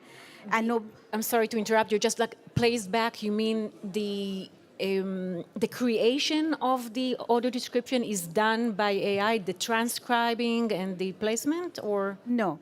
So audio description is created in advance and then hosted on the platform. It is not live audio description. Okay. And we also break the language barriers with the same technology, that if there are multilingual users who want to go to theaters and watch the movie in their preferred language. So the app identifies exactly which point the movie is playing and plays back the alternative dub track. The AI is used in creation of audio description. Back then, when we started 2018, it used to take us about 7 to 10 working days for making a 2 hours movie accessible, and more for the other people. But now we are delivering audio description of 2 hours movie in 24 hours. Incredible. What is the feedback? How was it accepted by the community? How many users do you have? So again, very proud to say that we have the largest number of audio description consumers on our platform, which is roughly around 75,000 users have gone to the theaters to experience movies because of Excel Cinema. And on Novaflex also, we have a good number of about 35,000 users who are enjoying movies on the go. Amazing. Congratulations on that. And you mentioned, I think, on your deck online, that Novaflex is more than just an app, an accessibility app. It created really a community. Could you share a little bit of that, about that? Sorry. So like we earlier mentioned, that India is home to world's 50% blind population. But this entire population is in silos at different platforms. There's no platform where all the blind community members are a part of. So where I see No Barrier Foundation product Novaflex is, of course, we attract the users because we want to entertain them. In near future, it is going to be that one-stop solution to everyone who wants to reach out to the persons with vision disabled users, whether it's advertisements, whether it's education, whether it's any kind of announcement that needs to be done among the community member. The platform is going to be Novaflex. And you already have some WhatsApp groups around the users of the platform that are communicating outside of the platform and really created this community that is engaged and participatory. Yes. That's great. That's great. Could you share, I see that we are almost out of time. Could you share what is next for Novaflex? What does the future hold for you? So I see lots and lots of content being hosted in Novaflex. And we also want to start catering to the hearing impaired or the deaf community by hosting sign language and closed captions for content which is not available in the other OTTs or other public domain. So Indian cinema has a lot of content. So it's going to be a long, long journey ahead. And anyone that wants to learn more, how can they reach you or learn more about the product and the foundation? I am right here. Otherwise, after Zero Project, you can reach out on www.novaflex.com. Thank you. I will mention that later today, we also have another conversation that relates to accessible cinema and presentation of films, so I hope that you can join us again in the afternoon. And since we have another 1 minute and 40 seconds, could you, you've mentioned in our conversation that in March this year, there's going to be a new regulation by the Indian government regarding accessibility of cinema. Could you share a little bit about that as well? Yeah, so it all started about 2 years ago when the government of India came up with the guidelines. So initially it was for movies that have multi-language, they need to have the accessibility feature in place. Then phase 2, they had movies which are going in for the awards or film festivals. They need to have the accessibility features in place. But 15th of March 2026 onwards, all the movie, irrespective to their budget, irrespective to, as long as they are being exhibited in a public theater, they need to have the accessibility features. I wish that for all markets throughout the world. And is it correct that if a film is not accessible online, it becomes a public domain that any foundation can take on and make it accessible on their platform? Yes, the RPWD Act in India says that any content which is inaccessible can be made accessible. Amazing. More work to you. Congratulations also on being awarded with the Zero Project awardee list. Thank you so much, everyone. I hope that you will reach out and learn more from Deepti and about real abilities as well. Thank you. Have a good rest of the day.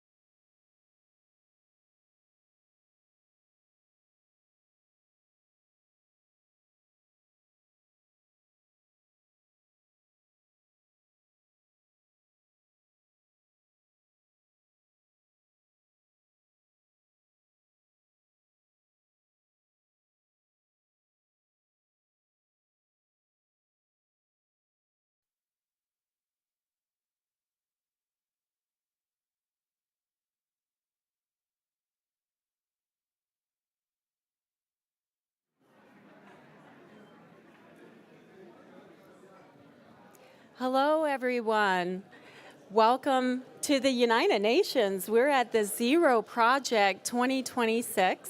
I'm Dr. Amy Hebert-Knopf, and I work for Access Plus Global. And I work with executive teams, and we go beyond accessibility. We work on belongingness in the workplace. And so I am so excited to be here with Guy, and he's going to talk about his project in a minute. But before we do that, I want to give a visual description for people who are listening online. I am a middle-aged white woman, and I have asymmetrical curly hair. I'm wearing glasses that are striped red and black, and I have a gray suit on. So I'm going to turn it over to Guy to introduce himself and give us a visual description. Hello, Amy. So glad to be here. My name is Guy Braga. I'm the founder of Egalite. I'm a white male, almost 40. I have brown hair, blue eyes, wearing a beard, and a gray jacket. Yes. I'm so excited to be here with you today. And you won an award for your project from job mapping to built environment. Can you tell us what was the problem that you were trying to solve? I guess one of the biggest problems is the questions that are asked. So usually companies ask, can a person with disability do this job? Right. And what we want to shift is asking, how ready is this job for different humans? So it's a different approach. And we have a very interesting business case that we built in Brazil in one of the biggest mining companies in the world called Vale. So we went to their mining operations, ports, trains, and we went to see what could we do to make it more accessible. And with that job mapping solution, they were able to recruit more people in a safer way. Managers felt much more secure on what they're doing, and they were able to promote people with disabilities and also promote career mobility. Yeah. Help me understand a little bit more of what do you do that's different than just job placement for individuals with disabilities? Well, that's a great question. What we really want to focus is, first of all, building value for everyone. Okay. So we don't want companies just to recruit people with disabilities. We really want them to belong. And in Brazil, we have a quota law that starts with companies with 100 employees. And we see many of them just wanting to reach the quota. So for us, one of the most important thing is that that person really belongs and creates value for everyone. So I think what we do differently is the methodology behind and the technology we develop to scale these possibilities. Yeah, do you have like a story or some impact story that you could share with us? Well, we have so many. Yes. But I prepared one of them that was really impactful for us because even for my team, they felt different. One time, we were helping a company that really needed to speed up the recruitment, and we were doing jobs with their leadership team and also help recruiting. So one day, there was a person that had no hands. So they were amputated in both hands, and that person started working in an industrial plant. At the first point, the manager really didn't see how that could work. And we start showing him that that person was really prepared, had done that before.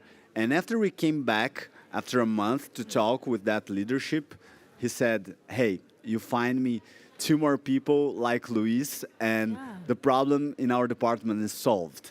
So I think it's not only for people with disabilities, but the impact that those people can get and really changing the perception and the culture of the company. That's a great story. Do you have any other examples of impact stories that you could share with us? Yes.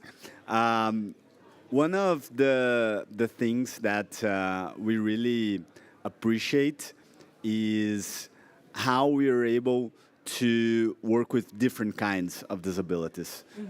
So this is also something that we challenge a lot those companies, because usually when you focus a lot on the quota, you don't want to make adaptations. And a lot of times companies think they're very complex, they are too expensive, but sometimes it's just challenging and removing assumptions no one had ever questioned. So once we had a bank that they really needed people to work to reduce the fraud. And the job was basically looking into a lot of documents and making sure everything was correct. So we suggested, we had a very good deaf person to do that job, but they said, nah, but that person sometimes needs to talk on the phone, so it won't be possible. And we asked, okay, but maybe this person can answer email, can use the chat instead of answering the phone. Can we try that? And they're like, oh, okay, we can try one person. And they saw that the results, and that was something obvious, because if you're on the phone, you're not paying attention, and it can break all the things that you were thinking about. So we did an adaptation for one person with disability, and after that, the whole department, they just removed all the phones and got much better performance. So what we see is a lot of great opportunities for a company really to rethink things the way that they're doing. What do you think has been the most important factor in your success? I think it's the way that we combine this approach and methodology also with scalable technology. So for example, we have a job board with 100,000 people with disabilities in Brazil. And with this job mapping solution, we've been able to scale our impact. So I think it all comes out, again, to questions that we ask, and we challenge the company to really think through what they're doing and how can they actually create more value for people with disabilities. Yeah. What can you explain maybe some of the challenges that you've had in trying to work with other companies and be able to bring your model to them? It's always a challenge when we talk about getting out of the comfort zone, building new things. And I think the biggest challenge we see today, usually the HR and the diversity area, which we work a lot, they are really willing to change the status quo. But at the same point, it's really hard to get down into these huge companies and these huge operations so that everyone is aligned. So I would say that this is one of the biggest challenge, is really having a culture where the whole company really believes in diversity and inclusion. Yeah. How many people have you placed so far? How many people have you helped to have employment? We helped so far 12,000 people 12,000 with disability people. in Brazil. Wow. That's amazing. Yes. Oh.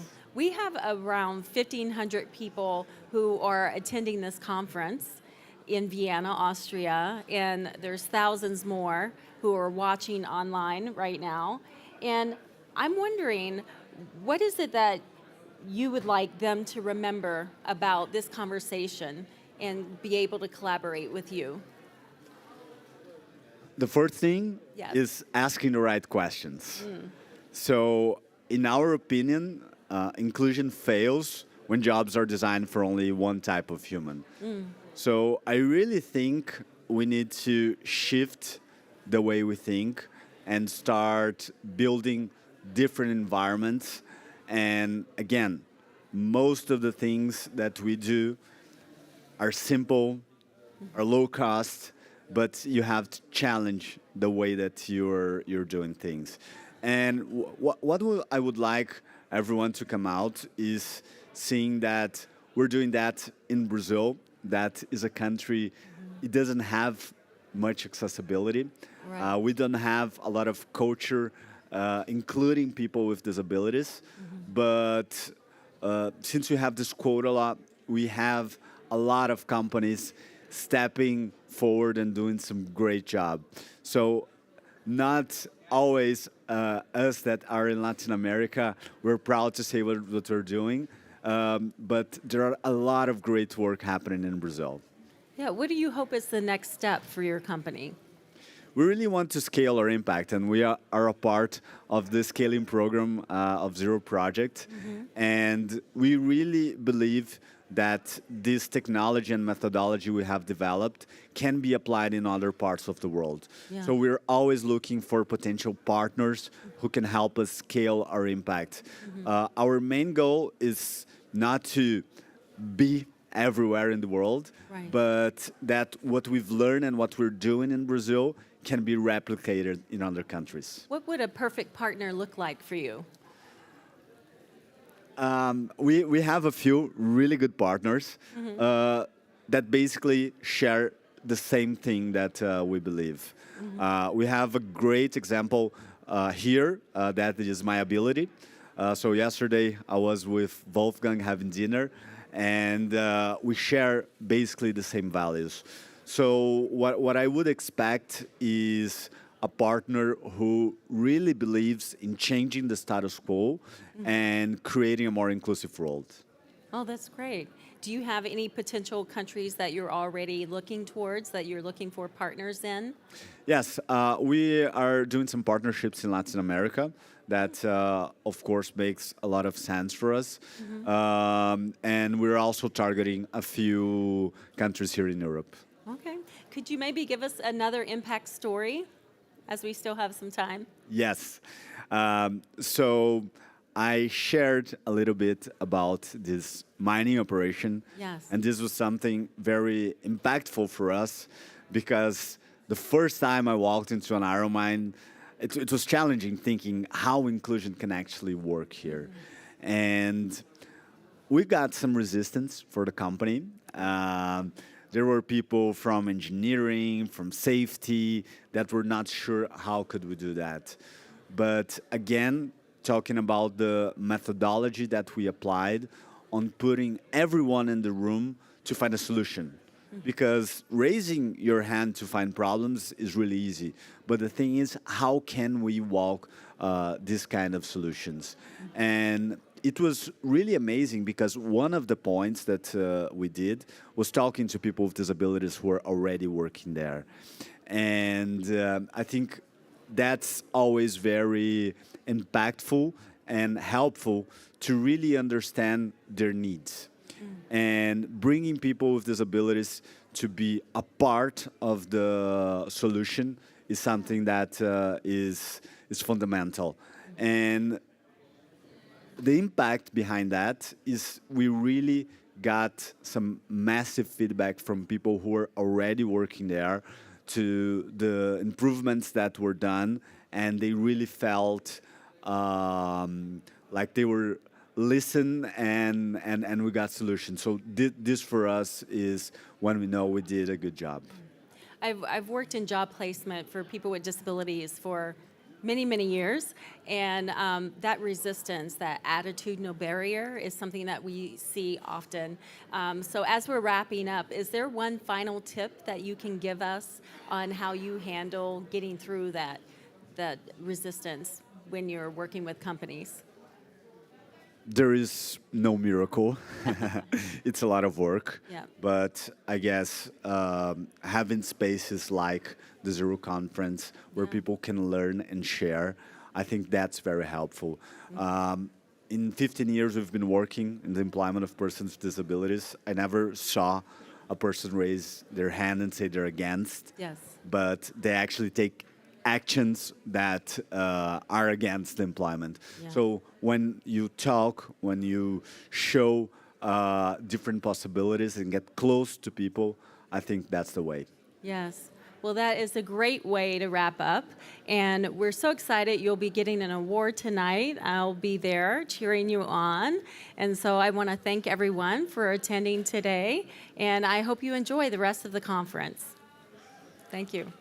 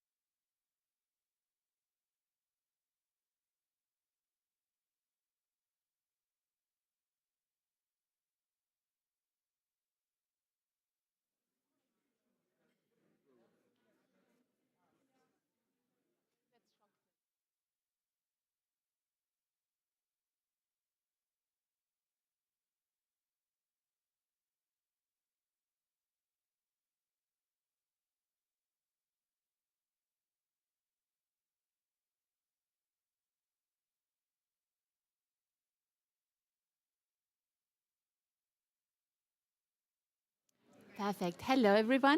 My name is Sabine Lobnik from the Mobile and Wireless Forum, and I'm here today with Dominique Archambault.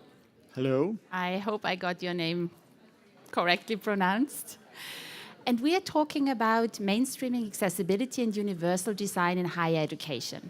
First, a few words on why I'm talking to Dominique about that. Dominique is president of AAATE for 1 year, 2 years? I just started this year, but it's going to be for the two next years. Perfect. And you're also professor for computer science at University Paris 8, and have been working almost 40 years in support of students with disabilities. So that is why we're talking to you. You're also a co-founding member of APASH, and I believe APASH is an association of support personnel in universities, right? Yeah, APASH is the association of the people working in support centers all over France.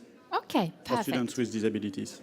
Good. So Dominique, we're talking about accessibility in higher education, but we have been talking about that for 20 years, even longer. So what is the problem still? Well, what we can say is that we have to assess first that the access to students with disabilities in higher education have been progressing a lot in the last 40 years. I've been witnessing this, and I can say it, but then it's still not enough. It's still far from enough. And what I can see is that a lot of students today still feel that they are not appropriately supported. In many countries, we have set up some support centers for students with disabilities who are doing a great job. This is something that I could observe too, because in the 80s, I was working in a university where we had a support center. We did not have a lot of students with disabilities at this time. And then some years later, in the 90s, I was working in another university, and the president told me, you don't need to have a support center. You know, if some students with disability come, don't worry, we'll give you some money, but there is no really need to create a service. And what we could observe at the same time is that in universities where they were creating services, then students were coming more and more. And finally, in France, in 2005, after 2005, these support centers were generalized. And what we could see is that the number of students started to increase a lot, going from 8,000 in 2005 to about 70,000 now for one country. So yes, this support center exists. They do some work, but still it's not working for everyone. It's not enough. So what is a roadblock? And what I can identify as a roadblock is actually the teaching staff, the biggest problem. Because a lot of teachers, they will say, okay, I agree to have some students with disability in the group, there is no problem, but they have to take it as it is, and I don't want to change anything in my teaching, which actually is not going to work. It's not working because the numbers are getting really. We still have a lot of. We have really a lot of students. So, for instance, when you have some documents which need to be accessible, the support center cannot cope with the number of documents, and they cannot create accessible documents for all of them like that. So. They only need to follow a few rules of design for all, accessibility guidelines that are not explicitly complicated. But this still it's not really working. There is another roadblock, which is all the university software, you know, the business software, or the software that students will use to access their planning, notes, evaluations, their contents, the software also that is used by the university for many things, invoices, payment, etc., that are barely accessible. So what we need now is really to create a real culture of accessibility within the academic context. Okay, so in this context, AAATE is promoting the Nikosia Declaration. So can you tell us what is the Nikosia Declaration and how would that help to finally get accessibility or streamline accessibility in higher education? Yes, during the last AAAT conference, which was in Nikosia in September 2025, the partners of the Athena project launched this declaration that we call the Nikosia Declaration, which is putting in words 10 principles that universities should put in place in order to foster their politics, in order to push forward accessibility and design for all. Within this partnership, the Athena project, there was the European Disability Forum, the International Association of Accessibility Professionals, and several universities, like Johannes Kepler University Linz from Austria, and several others. And really, the content on this declaration, well, there are 10 points. I'm not going to read all of them now. It will be a bit long, but the first point is to recognize that accessibility and universal design and accessibility and assistive technologies is right-based imperatives. It's not the goodwill of a teacher who will say, oh, yes, I have to do something. No, it's right. It's not sure, yeah. So this is something that the academic staff have to really understand. It's based on rights. Some other topics some other points is to ensure the participation of persons with disabilities, including students, student associations, unions, in this work. Creating support communities of practice. Well, globally, the idea is to raise the public awareness about this within the university and to foster a cultural shift in order to make all the members of the academic community aware that universal design accessibility is a right and it has to be implemented now. Okay, so what happens when you sign the declaration? Well, to sign the declaration, what happens? I mean, there are two kinds of person who, well, actually everybody can sign it, of course, but when you can sign it as an institution or you can sign it as an individual. And for me, for institutions, especially for university, we will sign it. One important thing is that when you present it to the academic board, to the president of the university, rector, whatever, even if they refuse to sign it, they will have to read it. And when they read it, they will at least see what is needed, which is maybe a first stone in the door. And then when the university will sign it, well, it's a very strong sign that they want to do something, that they want to really progress in the path of mainstreaming access universal universities, academic world. Other organizations can also sign it to support this idea, and it's the same with individuals. So when a professor will sign it, that means that they will really integrate for themselves that they need to do this work. But for all others, it's important that people feel that a big community of people support this idea. So that's why we really want, on one side, that universities and academic staff sign it, endorse it, but also everybody to support this idea. Okay, very good. So I understand why you as a professor at the university want to sign the Nikosia Declaration, but you mentioned it was born at the AAAT conference.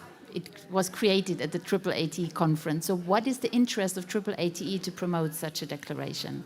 Well, you know, AAAT, the Association for the Advancement of Assistive Technology in Europe, is an association which exists since 30 years. And its raison d'être, its DNA, is to support the development of assistive technology. Assistive technology and accessibility, for me, it's the two sides of the same coin. So it's very important also. So access to higher education for students with disabilities is one of the cornerstones of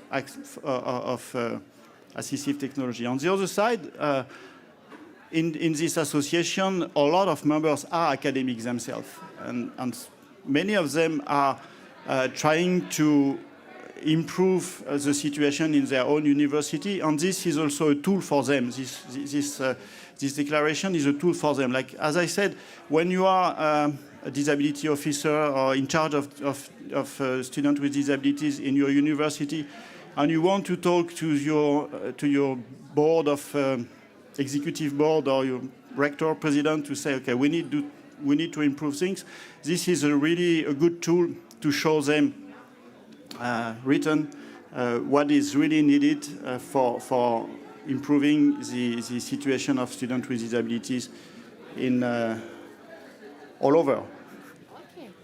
in Europe and everywhere. Okay, very good. So we have a great audience here, sitting here. At the Zero Project Conference, we have a lot of people attending online.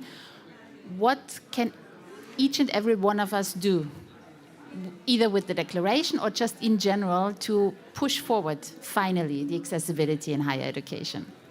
So the first thing is really to raise this idea that everybody can go to university to pursue studies. Of course, there are some rules. You need to have a certain to have finished the high school, etc. But then, when everybody who finish high school can go to university. Everybody is welcome in universities, and all the teachers, the professors in university have to really understand that themselves also. So what can you do? Well, you can spread this idea, but you can also go to the AAATE website, AAATE.net, AAATE.net. That's very easy.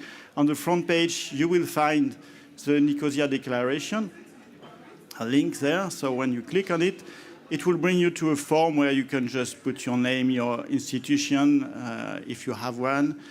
You can also sign it in just your name and an email, and then you will receive an email. The system will send you an email for confirmation, because of course we don't want to have thousands of fake signatures or spam, etc. So yeah. You have to check in your spam folder. Sometimes it goes into spam, and if you really don't receive anything, you send me an email, because there is sometimes the spam are blocked before coming there. And then that's all. It's done. Okay, very good. So we were also very good in our timing. So we have time for a last message to the audience. What would you tell them? Well, I will tell, first, sign this declaration. Homework for everyone? I will also tell, if you have in your relation, in your professional or personal relation, some young people who want to go to university and who are not hesitating to go because of disabilities, you have to tell them they can, they should. Because we know also that is some studies we have been doing, that there is a lot of depreciation, a lot of people who just don't dare to go to university when actually they could, they should. There is no reason they don't. So this is really something that is really important. We have a big. So I can talk about France because really I know the situation. We know that there are a lot of students who finish high school and who don't dare to go to university where they go. So this is really another point that is very important. Okay, great. Then we finish with that call to action, and with that maybe we create the push that then pushes the university to finally implement better accessibility. Thank you, Dominic, and I send you all home with the homework of going to sign the declaration, and encourage everyone to really go to university with or without disability. Thank you very much. Thank you, Sabine.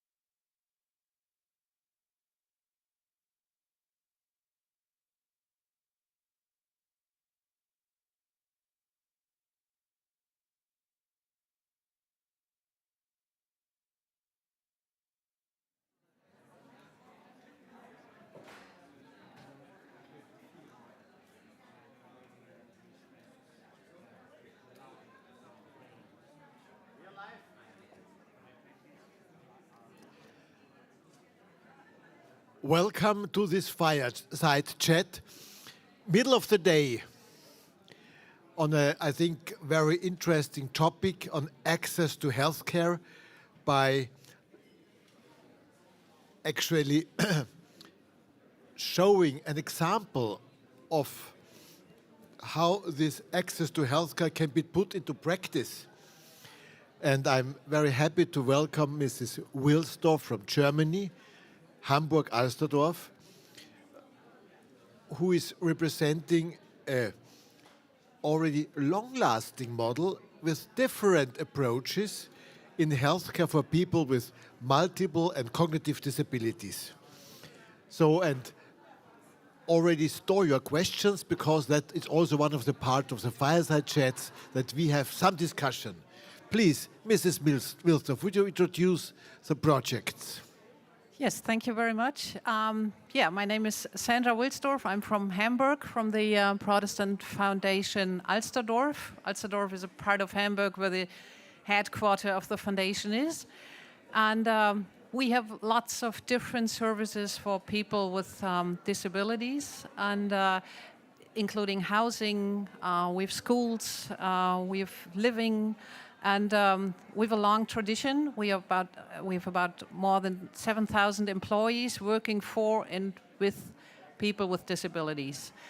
So it's a long history, and I'm from the initiative Health for All Now, because we think that health is a very important issue. It's kind of the base to make their own decisions. It's really important. So we have various projects caring for health on the one hand, and on the other hand, the initiative tries to point out that it's still, there are many, many barriers in the healthcare system.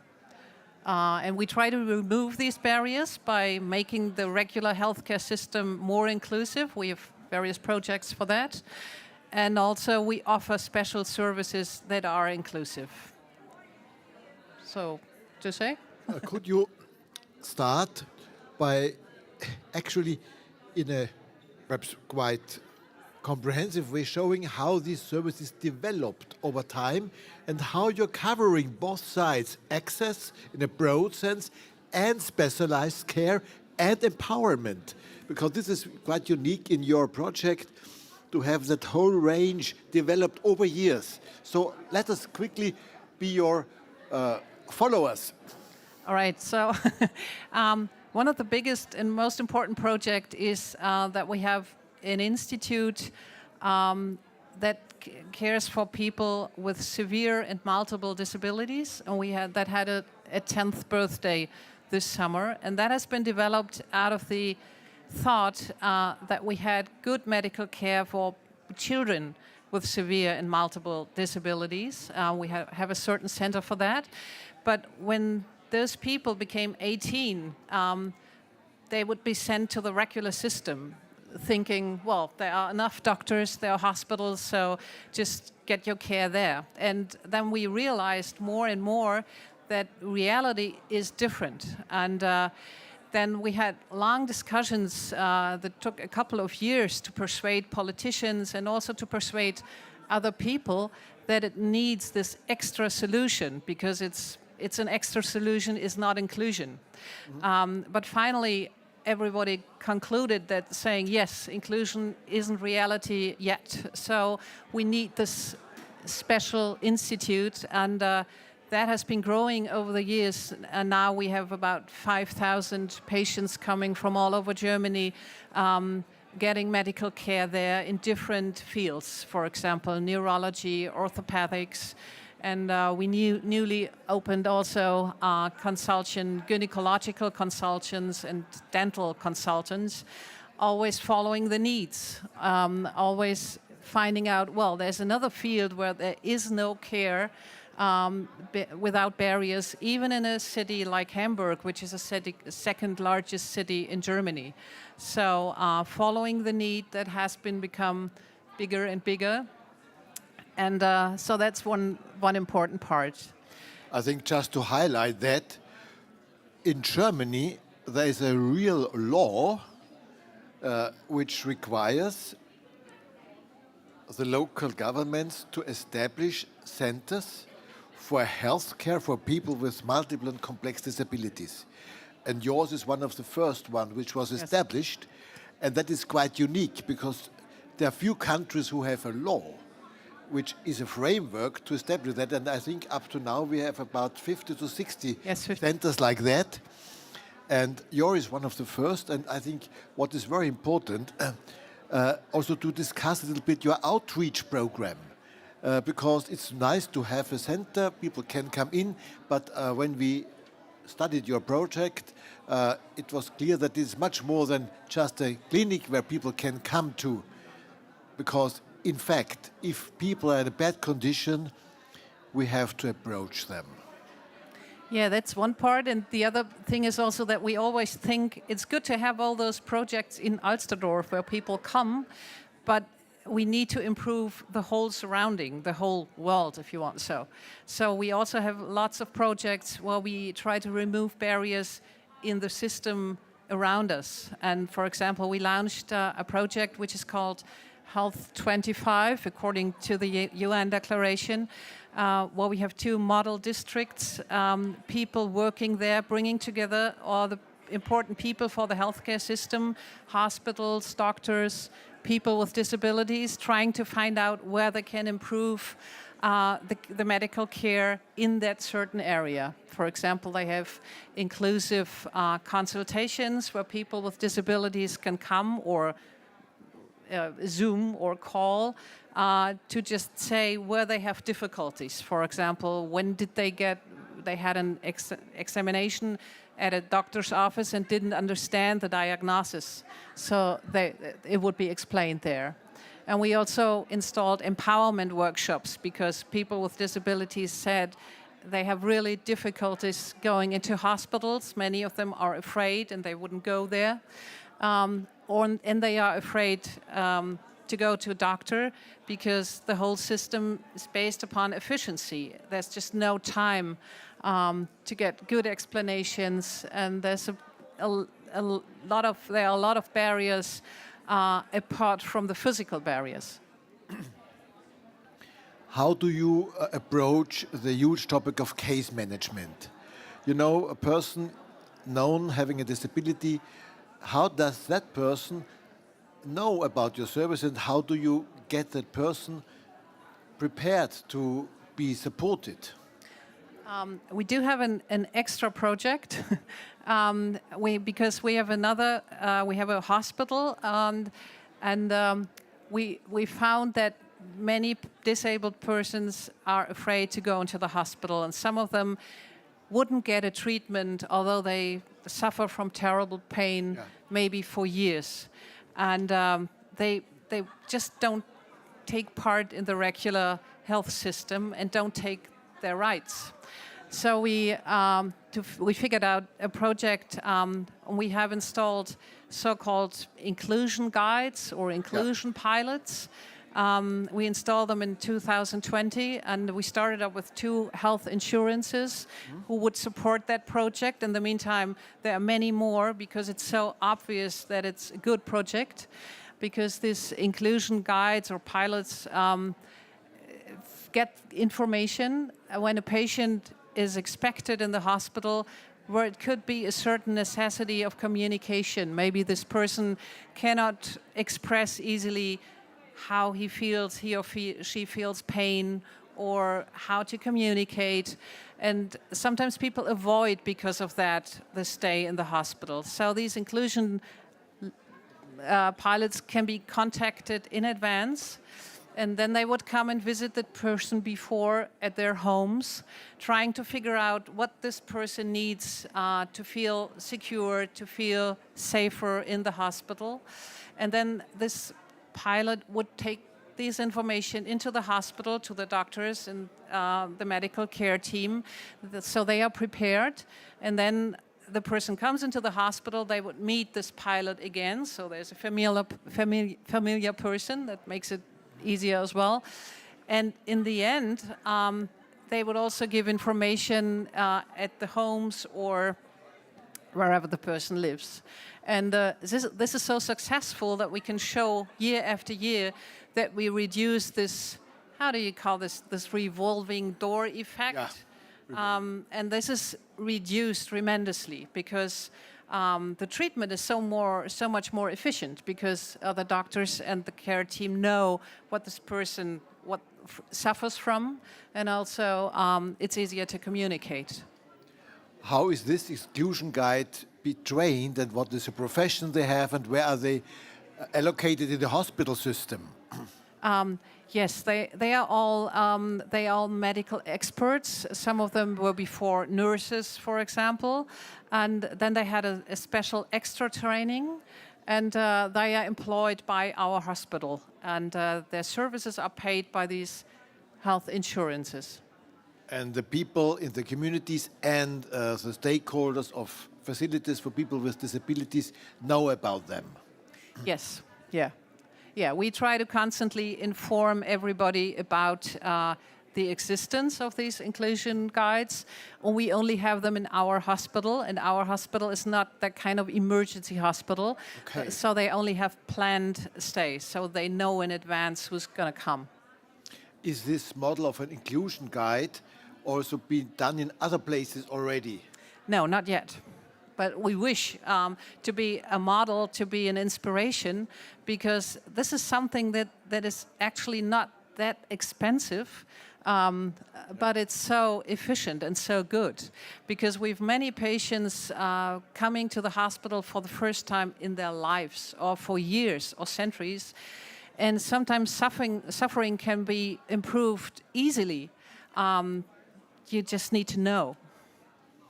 I think that's a very important point to make, to have this bridge, a human bridge, with all that. No, you can't solve the problem of fear and stress, and if you have that visit at home first, it is like a bridge you can walk over. And I think this project deserves to be really studied in detail and also spread over other places. Although we are really happy that we have the special units and we have health education, but this guide on your side is one of the most important things to make everything function, and even to go on after the treatment process and to keep that relationship to some extent. So the health insurance is paying that as a project. Yes, in that case, yes. It's limited until 2028 now, and we are really hoping that it's going to be prolonged, and then it's going to be normality one day. This is the case for many projects we're doing. They are really proving that it improves people's lives. And yeah, it's really hard to find funding. And but in the end, we hope that many of these ideas are just becoming reality. Is there any research on that project? Yes, we have to, each year we have to, count the patients and measure, and then, tell it to the health insurances they want to know, yes. There's also this other project about health promotion. Yeah, a few words about that. Yes. We also have a big project about health promotion, thinking that health promotion is good for everybody, of course, we know all that. And but people with disabilities don't take their rights there as well, because there are no offers or they don't know about it, whatever. And we've installed this project where health experts also go home to people who take part in the project. It's also on a very individual basis, trying to find out how and in which fields wants this person to improve their life in health, under health aspects. Many of them say, well, I would eat more healthy. I would like to do sports, but I don't know how and I don't know where. And then they would find together a way over a year what kind of offers are in the surrounding these people live. And then they would maybe, try to, get this person doing or taking part, trying things out. And we have done that before for 3 years. It was a limited funding. And it was tremendous how life change it. It was really impressive. And now we're really happy that we can continue that project. A little different, but with the same principle. Accompanying people by making their lives better. Thank you so much so far. Other questions? No questions, I was told. No time, but I think you will stay here, over there or there, that people could approach you and ask questions directly. Yes, I would be happy. Thank you. Thank you so much for spending your interest with us. Thank you.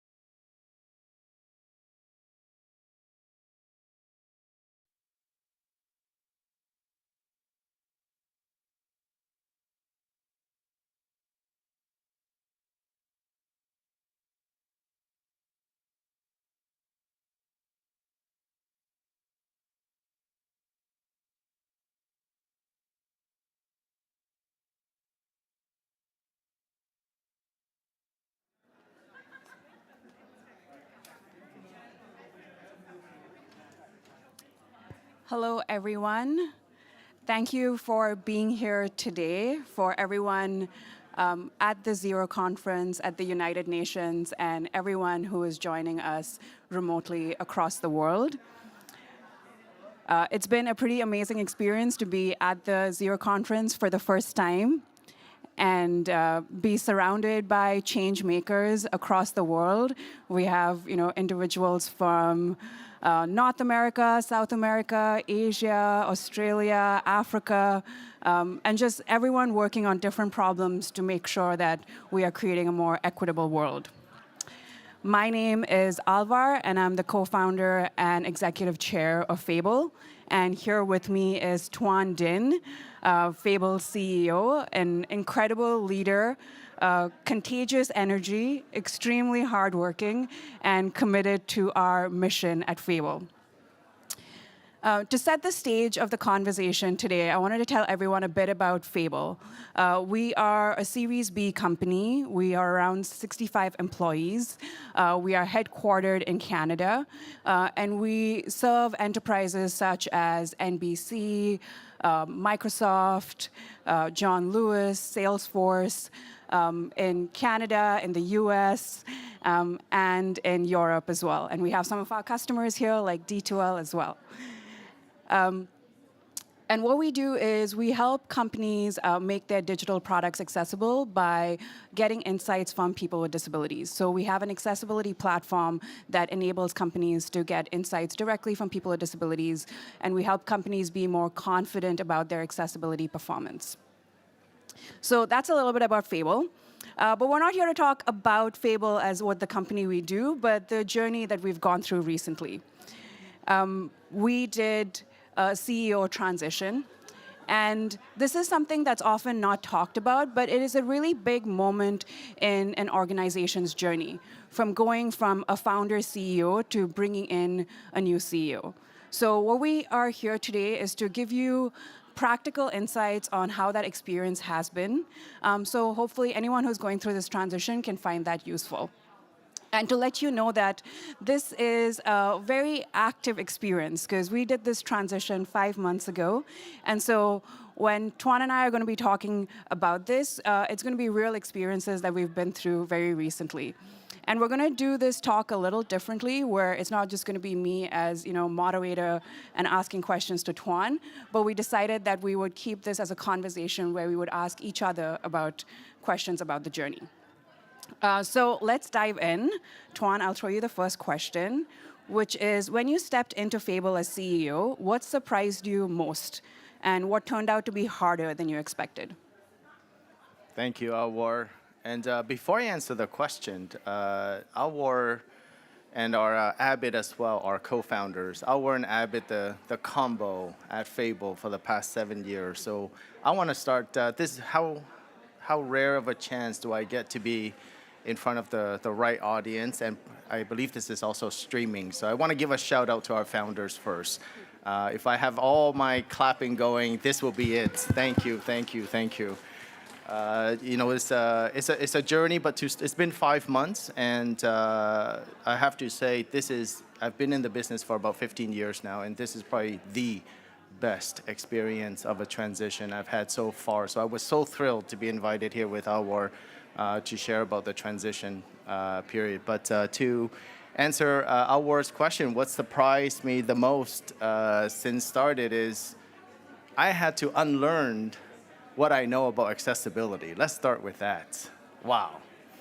I've been in tech for 15 plus years, so tech, business, growth, all those things are not foreign to me, but accessibility, inclusion, the impact of it, the nuance, the intricacies, and the history, and the effort to date, all of those things for the past 5 months, I believe this is the areas of knowledge that have accumulated in the fastest way possible. And I have a different lens, different appreciation, and the highest level of, I would say, curiosity, just ignited even further for the area of accessibility. So not a surprise, but a delight since I joined so far of what I didn't know about accessibility and how much I know now. And I realized how little I still I know so far that I need to learn so much more. Zero Project, shout out to you as well as an event. This event is really an eye-opening for me. So not so much on the business side surprise, because we always have a mission to accomplish as a business. We want to grow. Fable's on a trajectory for that, and there's excitement from a commercial perspective, but our mission is unchanged. We still want to be the world brand when it comes to what we call accessibility research. And so to answer the question again is, accessibility is an area where I know so little, and I can't wait to learn a lot more. But thank you, Alwar. Cool. Maybe Alwar, I said to Alwar that, this one I get to grill her a little bit just to give you a little bit of fun since we're transitioning. So let me start with that. Since she threw me a really tough question, I'll ask her, Alwar, what told you that it was the right moment to pass on the baton? Like, if I'm the audience, I'm probably thinking, when is the right time? Have you thought about this? And where did it come from? And what's the hindsight? Yeah, that's a really good question, and one that I've been asked a lot often, especially since we've done this transition. For anyone who's been in startup, it takes a lot to get a startup off the ground. And so when my co-founder and I decided to start Fable, we set a few milestones that we wanted to be able to reach as a business, in terms of a certain scale, in terms of the impact that we wanted to have in the accessibility and disability community. And it took us 7 years to get to that milestone. And when we did our Series B, we have great investors. Five Arms has been a great partner for us. We had an honest conversation of, Series B to the next stage is going to be at least 5 years to, where we want to be. And had an honest conversation about, Alvar, do you have it? Do you have it in you? And it was 8 years of a lot of work. And at that time, I was like, no, I think I set a milestone. I achieved that milestone. And now is actually a perfect time to do a transition so that we could bring in, a leader like Tuan who knows about, global expansion to help the business for its next chapter. And for me personally, it was a big win. My background before starting Fable, I was a designer.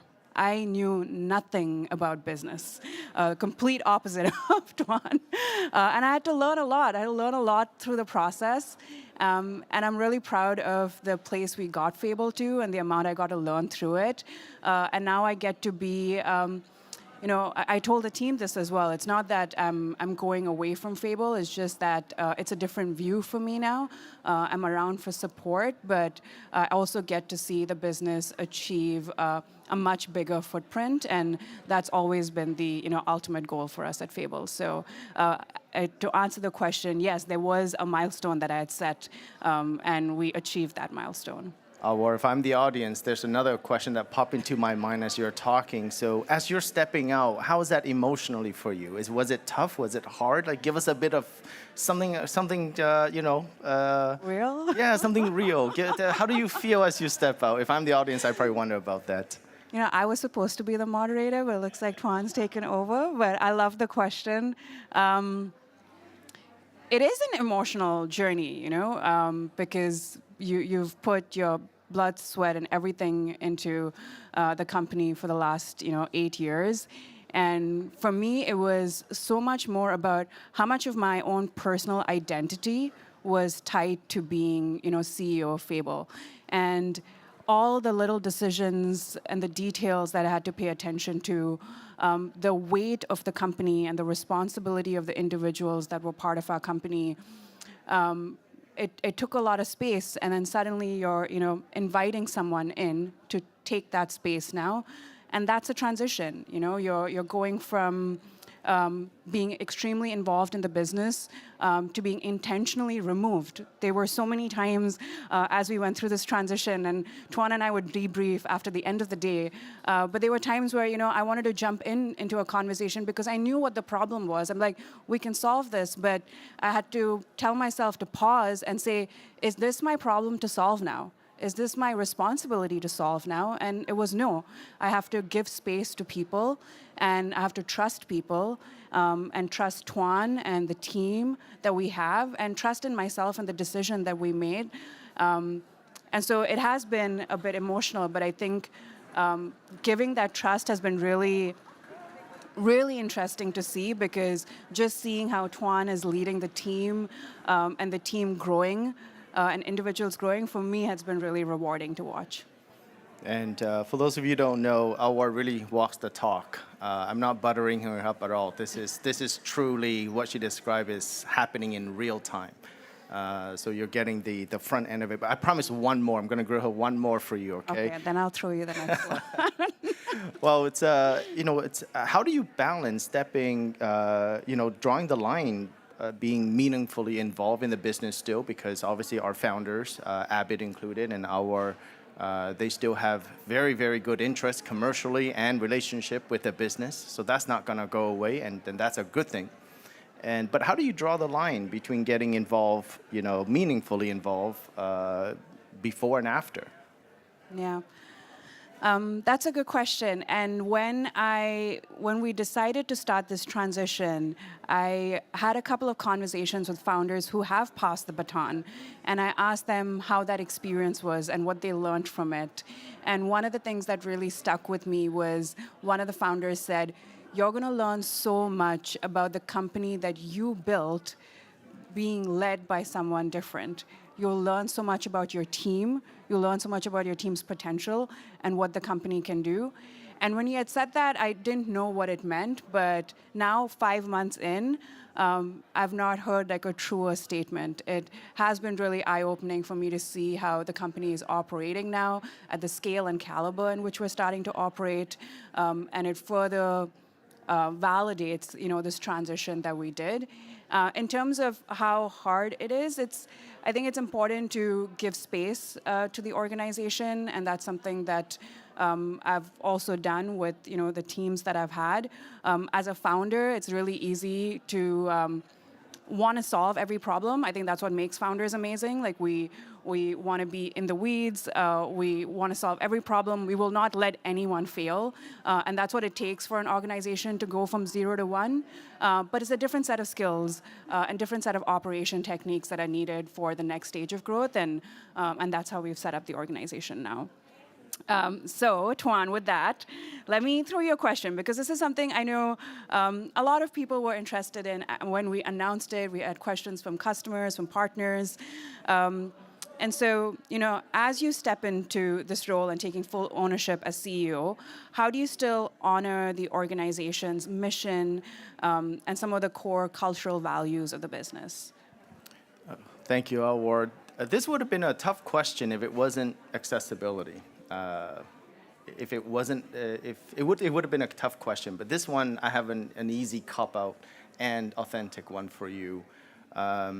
It wasn't hard to keep the company's mission.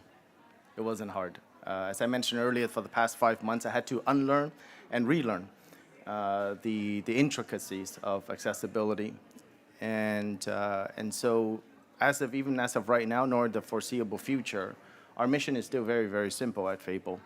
As a matter of fact, I would shout out to all the entrepreneurs out there who's building a business to move the needle of accessibility across the world.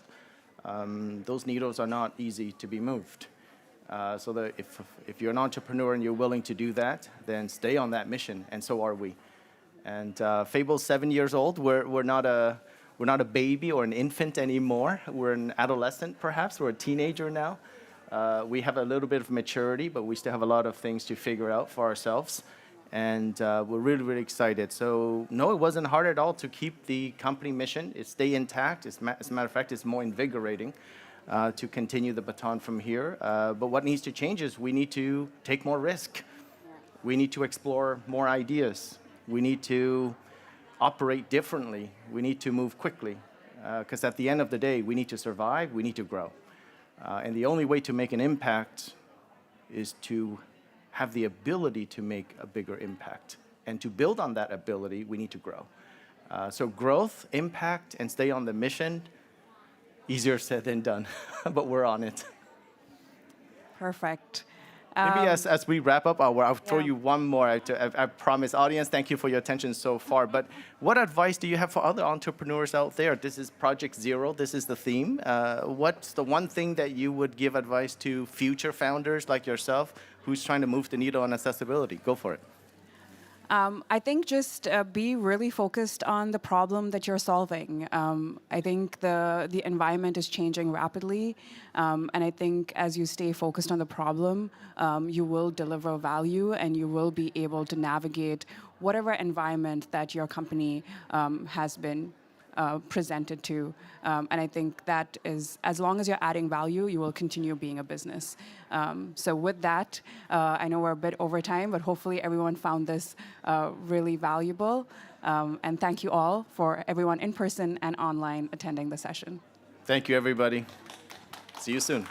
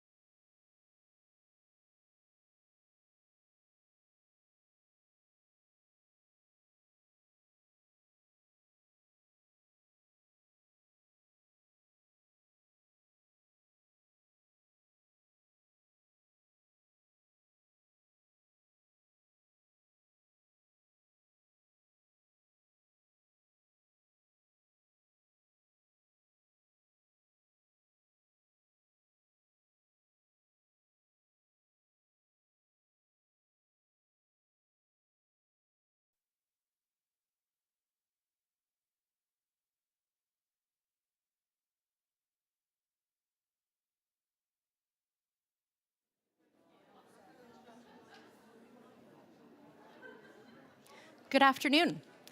My name is Virginia Atkinson. I'm the Senior Global Inclusion Advisor at the International Foundation for Electoral Systems. And we are an international organization that works on democracy and human rights in countries around the world. I'm a white woman with a disability in my 40s. I have long light brown hair, and today I'm in a teal jacket and a teal pants, teal suit. And I'm excited to be here today to talk about accessible election technology and to also launch a new database called Election Paths, which stands for the Election Platform for Accessibility Through Human Rights and Security. And that database was supported by Microsoft. So I'm happy to be here today with Rylan Rogers, who's the Disability Policy Advisor at Microsoft.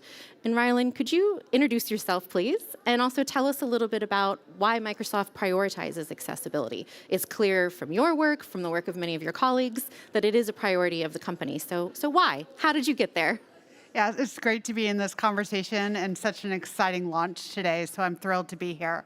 I'm Rylan Rogers, and I'm the Director of Disability Policy at Microsoft. I'm a middle-aged white woman wearing glasses, and I have a non-visibly apparent disability. At Microsoft, the reality is that we see accessibility as a fundamental right. So when we think about our role and our mission to empower every person and organization on the planet, the every is the critical part. And empowering every person on the planet means that we need to do our work in an accessible fashion, and we need to do our work across our priorities with partners that can help us reach that goal.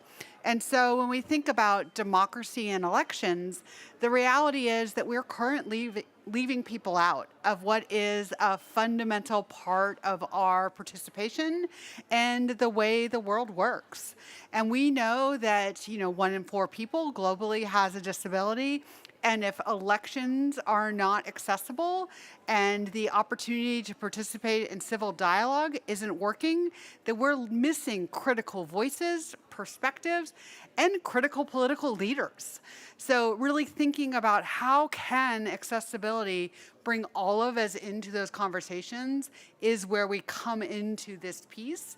And I think it's not just sort of lowercase a accessibility around elections. In order for a democracy to truly function, each of us needs to have the right to a private ballot. And we need to be able to cast that independently in the way that we choose to do so. And that's going to take accessibility and digital accessibility to unblock that. Yeah. So for you, can you tell us a little bit more about what is the gap that IFAS is trying to solve?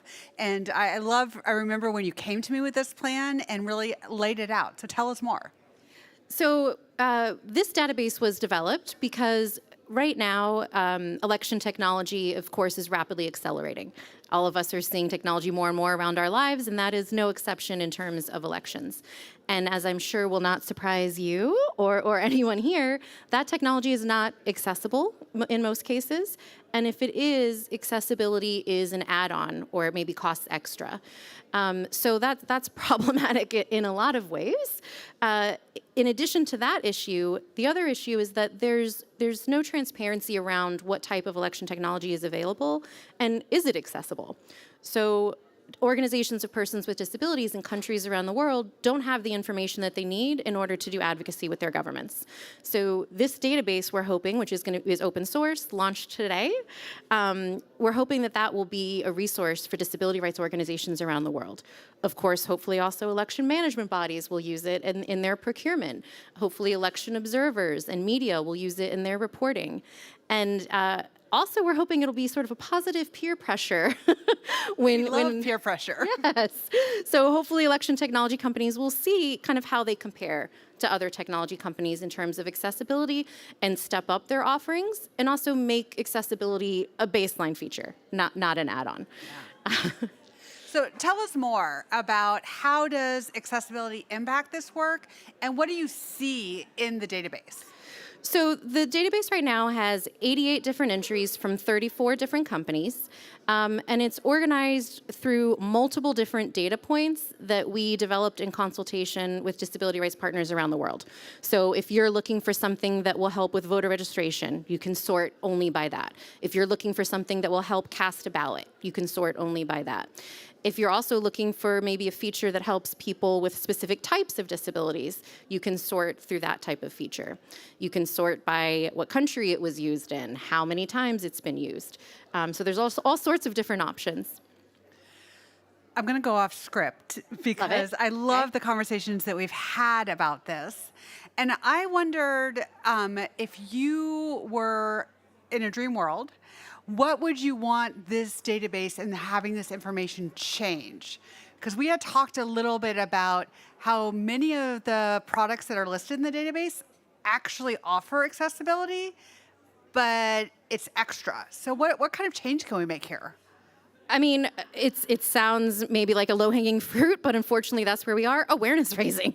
You know, like we need everyone to know what options are available. Disability rights advocates need to know what's available. Election commissions need to know what's available and involve it in their procurement. So in a dream scenario, we actually wouldn't need this database. In a dream scenario, it would just be all election technology is accessible, and that's the baseline that we're working from. So that would be the desired end state, I think. Yeah, I'm excited to see what happens from the database, because in the next year, I can imagine somebody looking at it and saying, hey, my country, my area uses that technology, but they're not using the accessible feature of it. Yep. So that's what I'm going to advocate for, and maybe that'll get us where we need to go. Yes, this is exactly sort of the birth of this idea.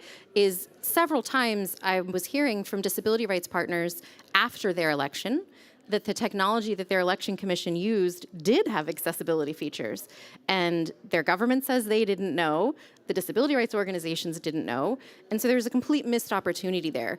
It's a bit strange, it seems, that accessibility, even though it's an additional cost feature, isn't something that technology companies are trying to encourage even. So they make you pay more for it, and they also aren't even trying to get that money. It's an odd scenario. So we're going to solve it. Yes, exactly. So when we think about what's in the database, I also think about the ways that AI is going to change the future. Is that in the database, and where do we go from here? So right now, the database only includes information on election technology that's currently available. Something that I would like your help and everyone in this room's help with is there are a lot of assistive technologies that are being used in day-to-day life that are not being used in elections. You know, there was a technology forum here on Tuesday where we learned about lots of different exciting, innovative ideas. And there's no need for us to reinvent the wheel. Why are we not using some of those assistive technologies that are already being used in an elections context? So the longer-term vision for this is to identify what are those? What are low-cost, easy solutions that we're not using in elections right now that could be used in that context? Yeah. Go ahead. Well, I was just going to ask you, Rylan, you know, what do you see as the future of election technology, and in particular around AI? There's so many new things coming. I'm sure lots of the information that's in the database right now, a year from now, obsolete. There'll be new types of technology available. Yeah, in some ways, I'm really excited because the future's here.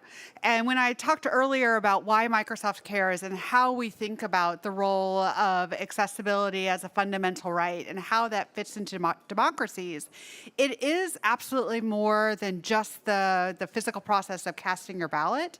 And so I think about what we're seeing already in terms of people using AI as part of their toolkit to actively engage in democracy, whether that's seeing AI to help you read the election posters in your community that may not have the information would have been available to you.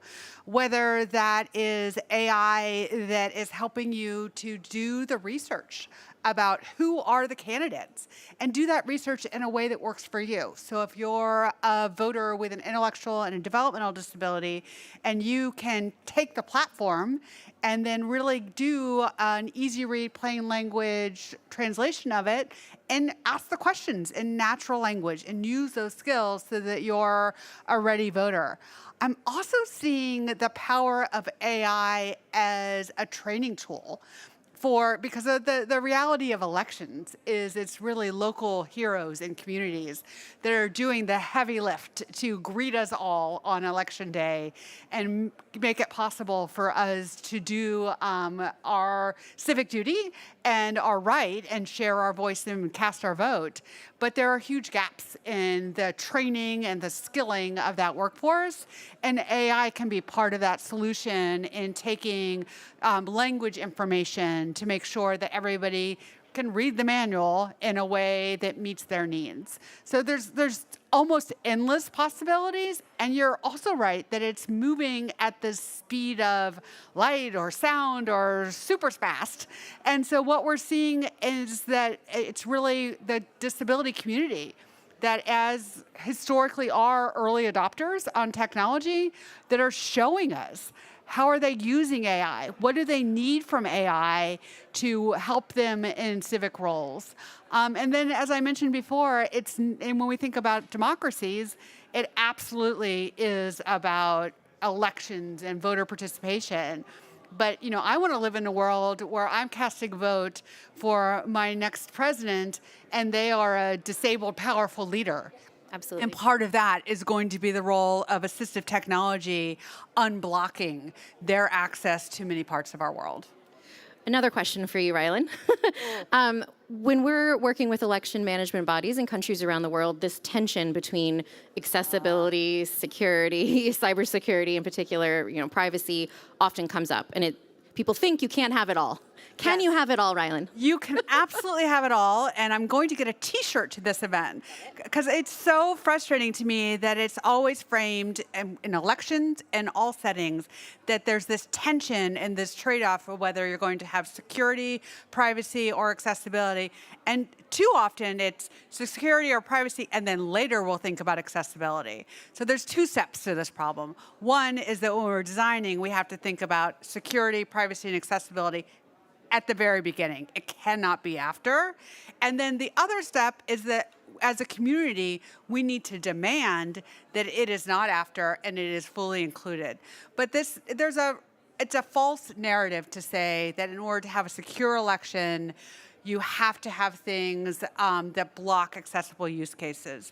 We've proven, and the database actually shows that the technology is available, that people can cast an independent private ballot in an accessible manner, and it is secure. And that is the narrative that we have to stick to, because this tension is false and it is time to move past it, because without it, we're going to be in a world where technology is secure but not meeting the needs of anyone. So IFAS works in countries all around the world, some that use technology, very effectively, and others where sometimes the election commissions are still sending faxes or still have their private email address as their institutional email address. So the technology awareness and comfortableness, frankly, varies greatly. What recommendations would you have for election management bodies that are thinking about adopting technology? Yeah, this is one of the privileges of working at a place like Microsoft, is that the accessibility team sits as part of a greater team that is focused on trust. And my partners in trust are our democracy team. And so we're really working closely together to help elections and elected officials really understand what are the threats out there in terms of attacks on elections, and what are the opportunities, and how do they protect against it. So, some of those low-hanging fruit, which I guess is a theme of this conversation, maybe not your personal email for running an election, and really thinking about how can we practice that security, but do it in a way where we're sharing the information and accessible. And I think there's something to that magic of how I have the privilege of working that across all trust domains, which includes our responsible AI, that we're thinking together about how to work, that it is absolutely election work and security, but with accessibility. So asking the questions together can really help a local election official, and then really all of us can really help generate that by pushing for those questions to be asked together. Yeah, absolutely. I mean, this is a good lesson learned, I think, that accessibility shouldn't be over here and then election operations separately. It's not an add-on, it's an integral part of the electoral process. So what should everybody do today and tomorrow and before their next election? Today, everybody, please visit electionaccess.org, check out the database. We're still making some improvements, so if you come back later, you're going to see a mobile version. You're going to see more accessibility features that are added, and of course, it's evergreen, so there's going to be new technology added all the time. Second thing you should do is please get in touch if you have ideas of assistive technology that maybe wasn't developed for an election, but could be used in an election. This is something we'd really like to learn about, hear more about, and introduce in elections around the world. Thank you. Thank you. Thanks, everyone.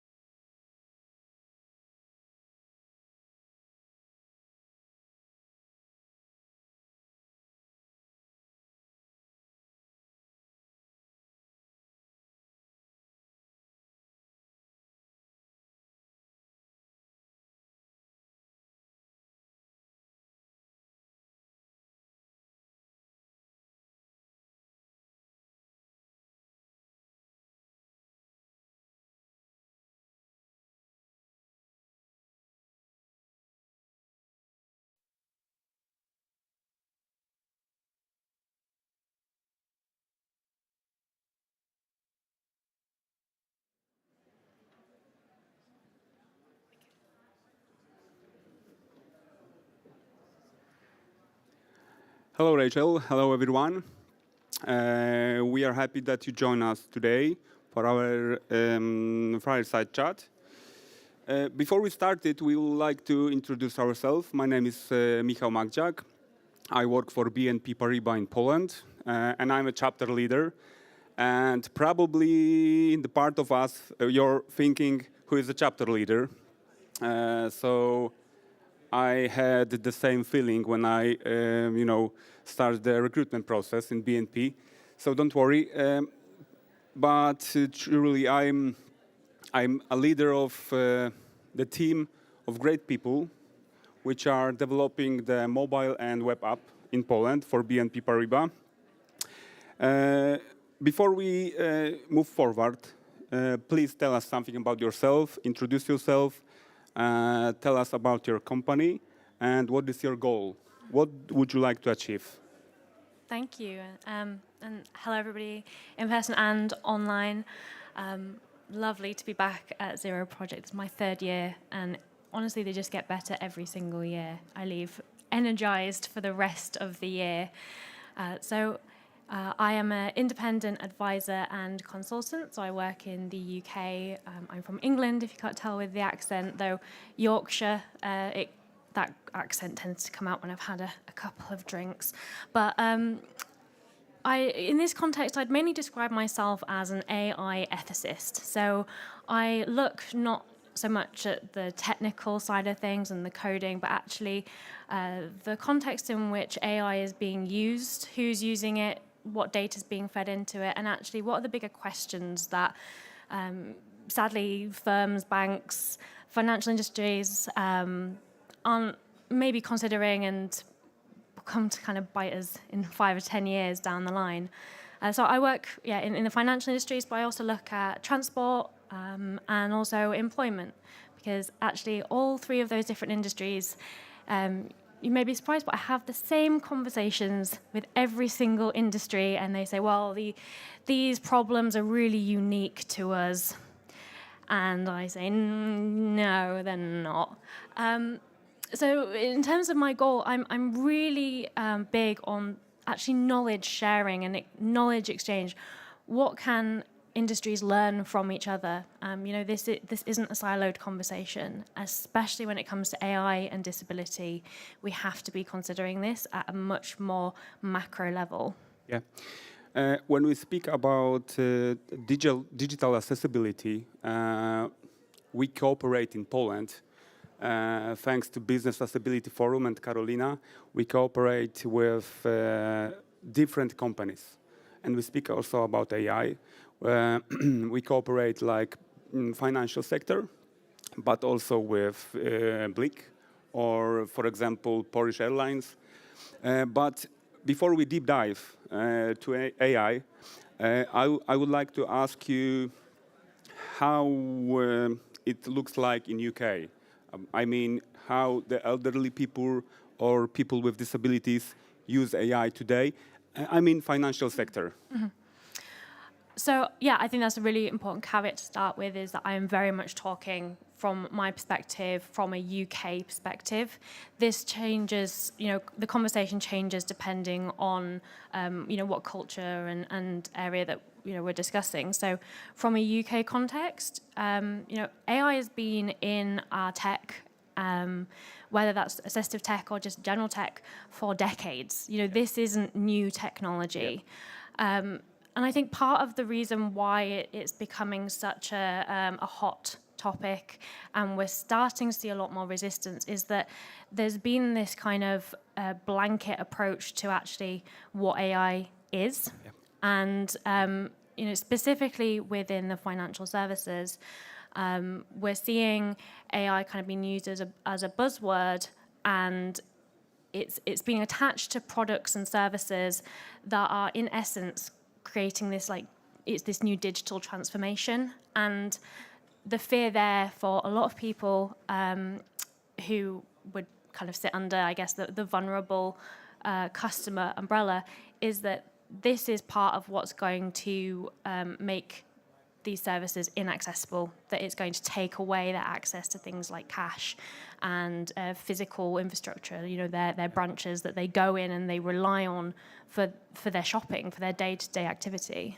Yeah, I think for financial sector, it is the problem because we are overloaded by regulatory and it's difficult to implement it in our ecosystem. But I want to ask you that does digital transformation it always mean digital accessibility? I guess that's the aim. That's what we'd like it to aim for. But I do think, firms in particular, when they think about digital transformation, it's about return of investment. It's actually, formed of people who likely don't sit under like accessibility as a main area. Access tends to be an add-on, a separate team, usually within HR. But if for regulation purposes, they might sit in like the risk team. Yep. Whereas it isn't an integral part of a digital transformation project. And I think that's where we see things being launched for pilots, and then it suddenly dawns on a firm that they spent a lot of money, and actually it's not set up in a way that's going to protect vulnerable customers. It's not going to meet the regulation, particularly in the UK. That there's that complete disconnect, I think. Yeah, I think that very important topic is how we define the vulnerable customer today, because I think this is the problem. Because of course we use AI to, for example, risk management, but it also could discriminate people sometimes. So how it is in UK, and are we doing correct? It's a really interesting topic that is far more than the short time we have here to go through. So in the UK, the term vulnerable customer is actually a set definition by the FCA, so that's the Financial Conduct Authority, and it encompasses a large group of people.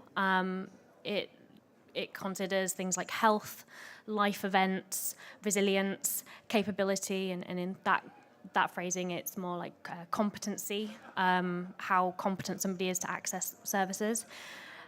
So one thing about that is it's great for identifying that vulnerability is actually quite agile, that people can move in and out of being vulnerable, but it centers that vulnerability on the individual, and it doesn't actually recognize that vulnerability could even be caused by the very service that they're trying to access. I may not be a vulnerable customer, but I come to a banking app that I really struggle to access, and all of a sudden I become a vulnerable customer because I can't access my money. Yep. So it's a difficult kind of balancing act of like, where do we draw the line? And particularly for firms, a lot of that is based on an individual themselves declaring and disclosing that they have a disability or that they are vulnerable. And many people don't realize that something that they're going through is something they need to disclose. Way more outside of like more social model, like actually somebody going through a divorce, that is classed as a life event that makes somebody vulnerable. So yeah, it's a very blurred line definition. Yep. So is it possible to find a balance between digital and optimization and needs of different group of customers? For example, we have elderly people, we have people with disabilities, and for example, we have Gen Z and different needs. Yeah. I think I'm really excited by the potential of AI in that space as a way for firms to develop tools and services that support people actually where they're at. Lloyds Banking Group last year released their digital consumer report, and it showed that in the UK, I think 28 million people had accessed some form of AI, thinking like ChatGPTs, Copilots, Gemini, for financial advice. That is a massive amount of people who are turning to AI. And we have to ask the question of why. Why was this technology used rather than the traditional methods of, going into a branch and speaking with somebody, or using other online resources.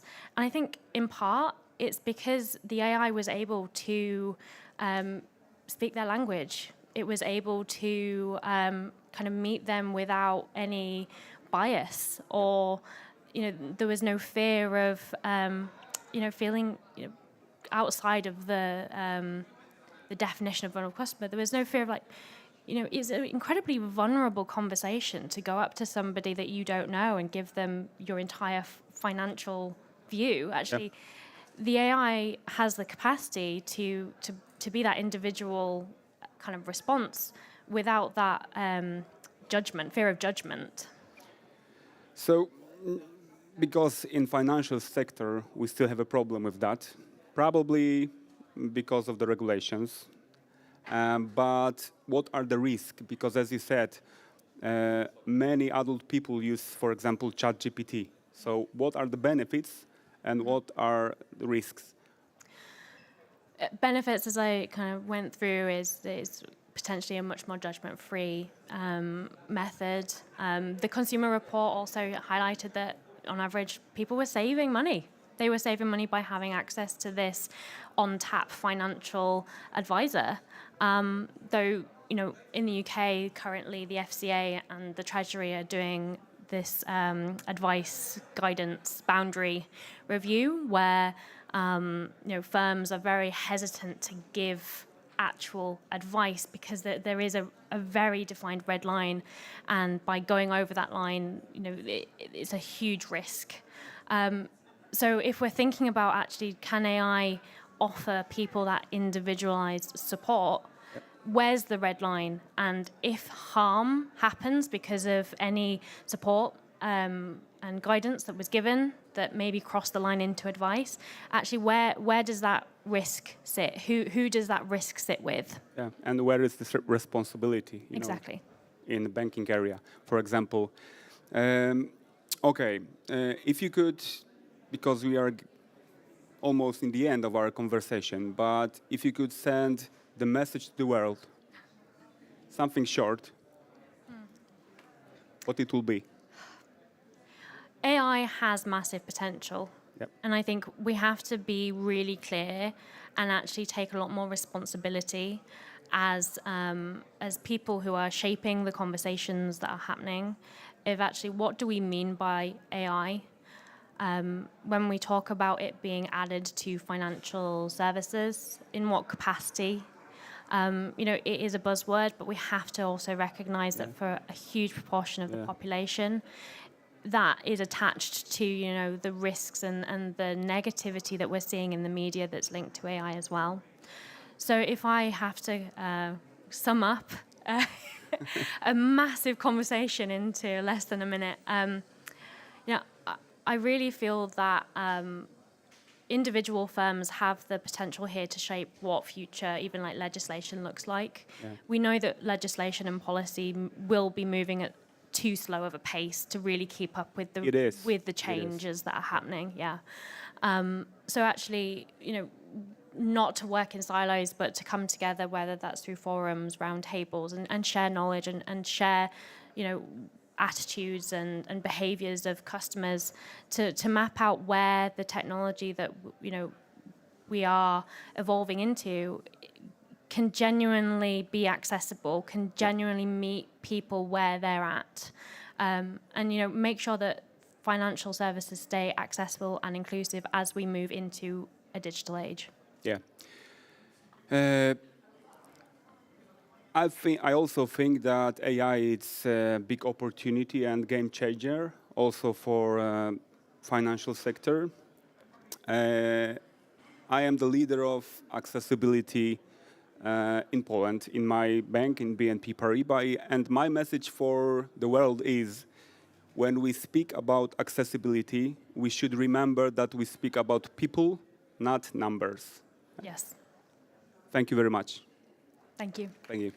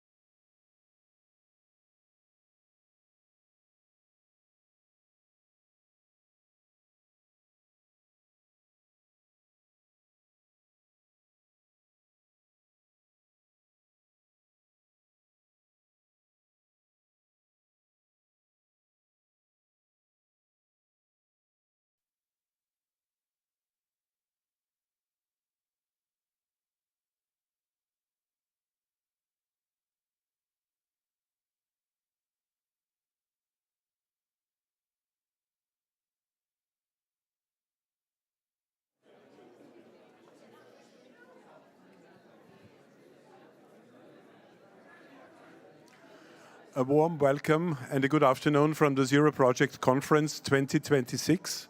It's a conference about disability inclusions on the topic of accessibility, ICT, and crisis response. We are broadcasting live here from Vienna, and I have two guests with me, Nora Djörke and Thomas Bignell from ESPD. And without further ado, Thomas, I hand over to you and you explain us in detail what ESPD stands for and what you do all day. Well, thank you very much, and very thankful to have this opportunity to present a little bit what ESPD does, but actually more generally why cooperation at European level is so important to drive change in the way that people. So it's the European Association of Service Providers for Persons with Disabilities, so not just the European Union, but broader than that. It can be employment, it can be training, education, disability support sector across all these countries. Why do we do this? Is because many of these organizations are struggling in terms of transformation towards aligning with the principles of the UN Convention. So how to support people in the open labor market, how to support people to live independently in their communities, how to support people to have the same choices and opportunities as everybody else in society. The UN Convention is very, very clear. There's no doubt about that. The challenge is how to do that. And what we do and see is we try and find what progress is being made around Europe, what works in terms of the direct support that's being provided, but also in terms of the policy environment. And we try and share those good practices across Europe to inform discussions. So, for example, we have a good practice here in Vienna. Let's say around housing, for example, where Vienna is often seen as a good practice. If in France they're discussing how can we improve our housing policies, well, we can say, well, listen, in Vienna they do it like this. In Bulgaria they do it like this. In Finland they do it like this. So it's not necessarily to tell people what to do, but it's to inform the discussions and to try and shape that type of activity. What we try and do is systemic change. Not necessarily a good practice at local level. Of course, we want to promote good practice at local level, but that's one of the issues that we find is most of the best practices in terms of how we support people can be very, very local. I see here in the crowd Franz Wolfmeier from here in Austria, through Transb. They are an excellent best practice in a part of Austria. But is that best practice, let's say, a system-wide practice across the entire country? Can a person who lives in a completely different part of the country to, in this case, Transb, get access to the same type of support? Right now, that's not the case, and that's what we want to change. So system change is what we're really looking at. But system change by identifying good practice and having good practice shape good policy and good policy shape good practice. And the two together is what we try and do, but on a cross-European scale. Thank you. I could imagine such a big membership organization. How do you set the agenda? What kind of processes have you in place to send, to determine which highlight, which topic?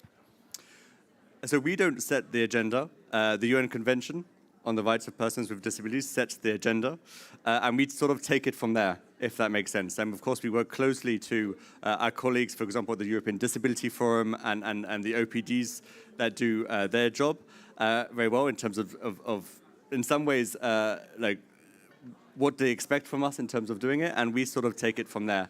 In general, we see, of course, major differences across Europe. It's very difficult to compare Bulgaria to Finland to Portugal to Ireland.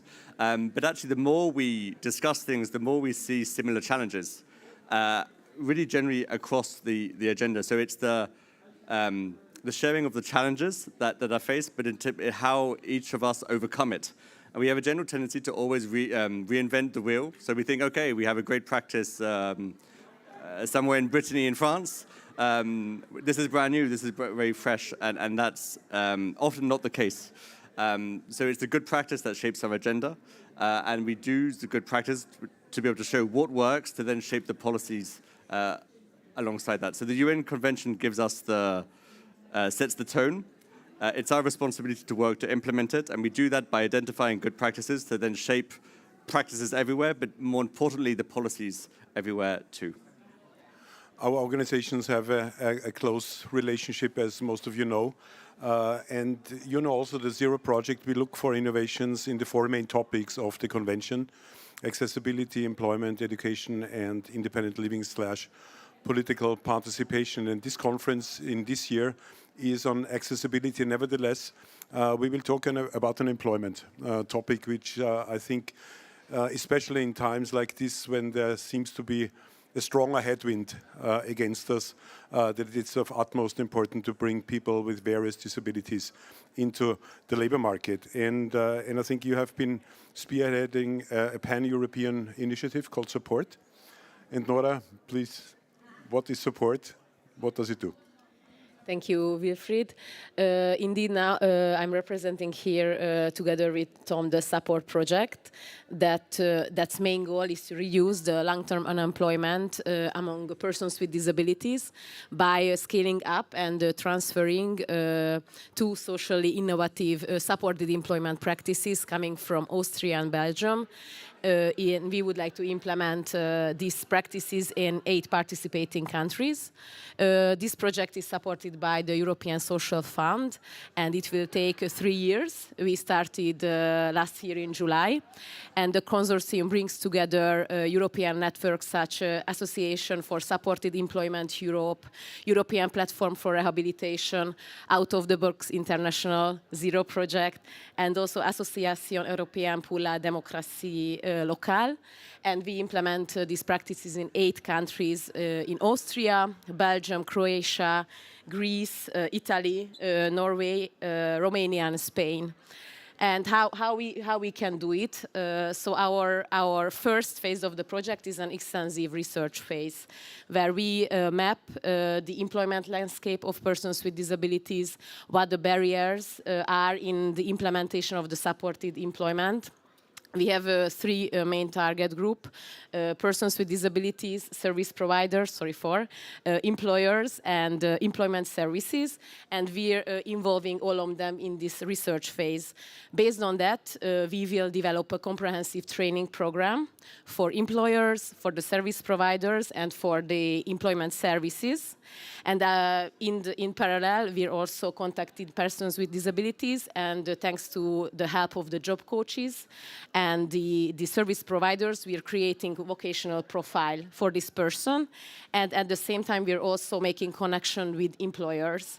And it's really important to see both sides, to see the needs of both sides in order to achieve the job matching. For example, like to be sure that a person with disabilities has a meaningful job that meets all of their needs. For example, we can do it with job carving. But how the supported employment will be implemented completely, because this project doesn't provide support only in the placement, but it is really important, the job retention is really important. That's why, thanks to this project, we also provide support and ongoing support, not only for the employees, but also for the employers, because this is the main element of the supported employment. And in addition, all of that, we also provide grants for employers. By the end of the project, we will employ 130 persons with disabilities in the mentioned 8 countries. And now we are like after the first half of the year of the project, we have a really good results in the research phase, a really good basis. We have the good proven practices, and now we are really exciting how we can implement it. You said it's gonna span over. Thank you. It's gonna span over 3 years. So what are the other phases? It seems that the research phase is now over. So what happens next? Next, so now we started to create the comprehensive training program. By the end of the research phase, we will have local adaptation and implementation strategies for the 2 supported employment practices. Thanks to the research phase, we know now the needs of the 8 countries, all of the key actors that has a really important role in the supported employment. And based on that, we will create 3 training programs, 1 for the employers, 1 for the service providers, and 1 for the employment services. We will implement these training programs during summer. and this summer in 2026. And after that, we will, like in parallel, we will also start to build a relation with the companies and also build a relation with persons with disabilities. I already mentioned the vocational profiles. Thanks to this, we know that which type of job we're also interested. They are interested and they would like to do, and also exploring with the companies what they can offer, and see together that how the job placement and after the retention can work. And from the second half of the year, after the training program, implementation of the training program, we will start step by step the employment phase in the project. And how do you find companies? I mean, companies, I would imagine they don't apply. So what kind of force or how to persuade them? How does this work to onboard them? We work together, service providers in the project in a countries, very dedicated service providers who already build relation with companies. They already implement the supported employment practices or provide support for persons with disabilities to find job. So they have already like an initial connection. But thanks to the research phase, we also outreached employers because we had a survey that was completed by the three mentioned target groups: service providers, employers, and employment services. Around more than 1,200 stakeholders completed this survey, and also they attended focus group discussions. So thanks to the research phase, there is already a connection, an initial connection, and we are so glad to be here at the Zero Project Conference as well, because here we also would like to see and meet potential companies in the 8 mentioned countries who are willing to employ persons with disabilities.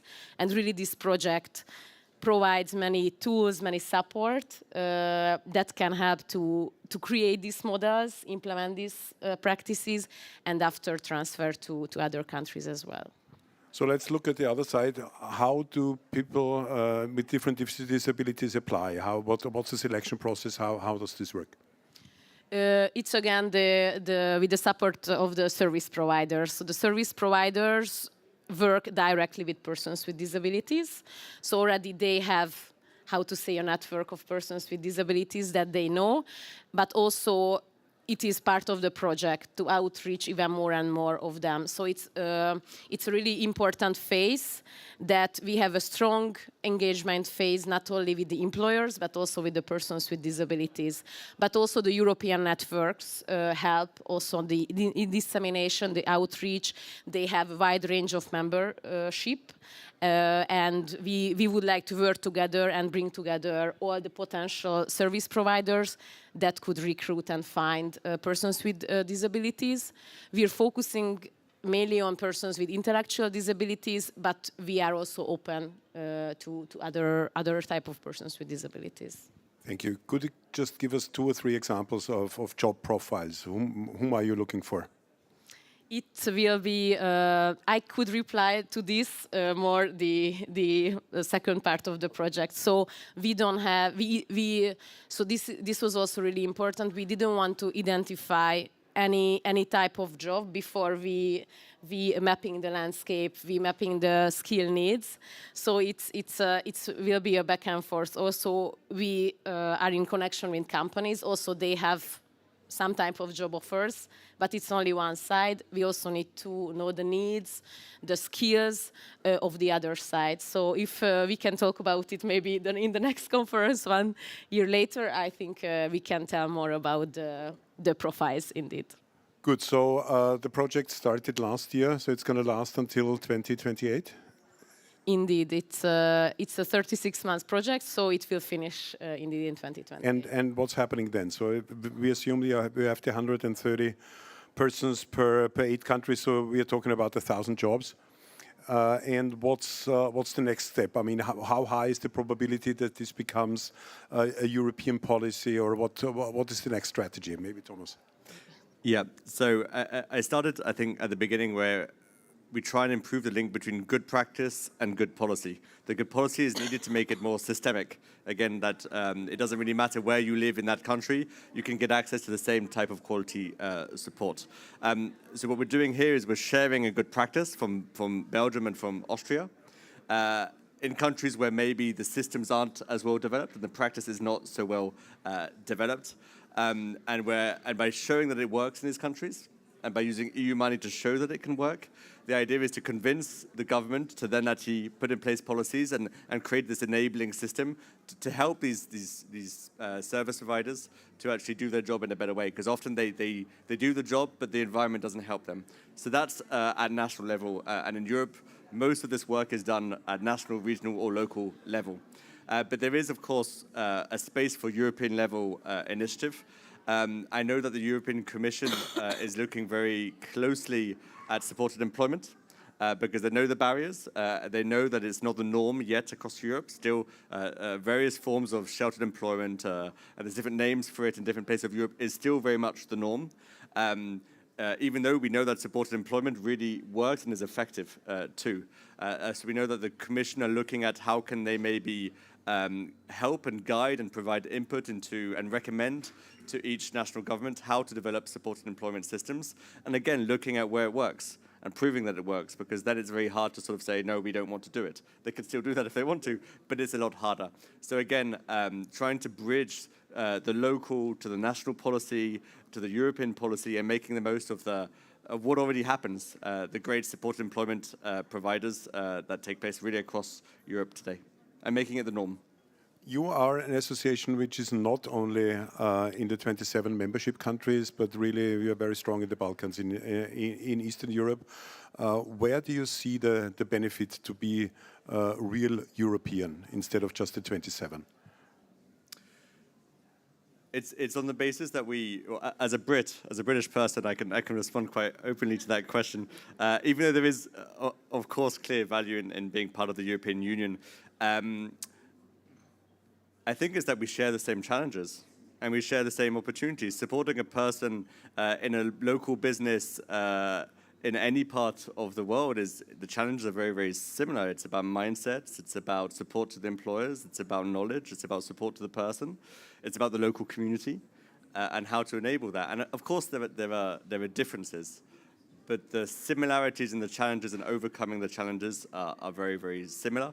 And here we're talking about Europe, but I have in front of me colleagues from the United States, and the more we speak to each other, the more we understand that the challenges are very, very similar. So yes, the EU can play a role in terms of the policy governance and those types of processes, but we are more than just the EU at ESPD. It's very much about how local organizations can learn from each other and improve what they do and not reinvent the wheel or think that nothing can ever change. And I think that's the philosophy that we try and work in, and not just focus on the European Union alone, even though there are clear benefits to it. Thank you. I mean, we have definitely the same mission to not to reinvent the wheel for the umpteenth time, and learn from each other. You are, I know you will not admit it, but you are a Brussels powerhouse.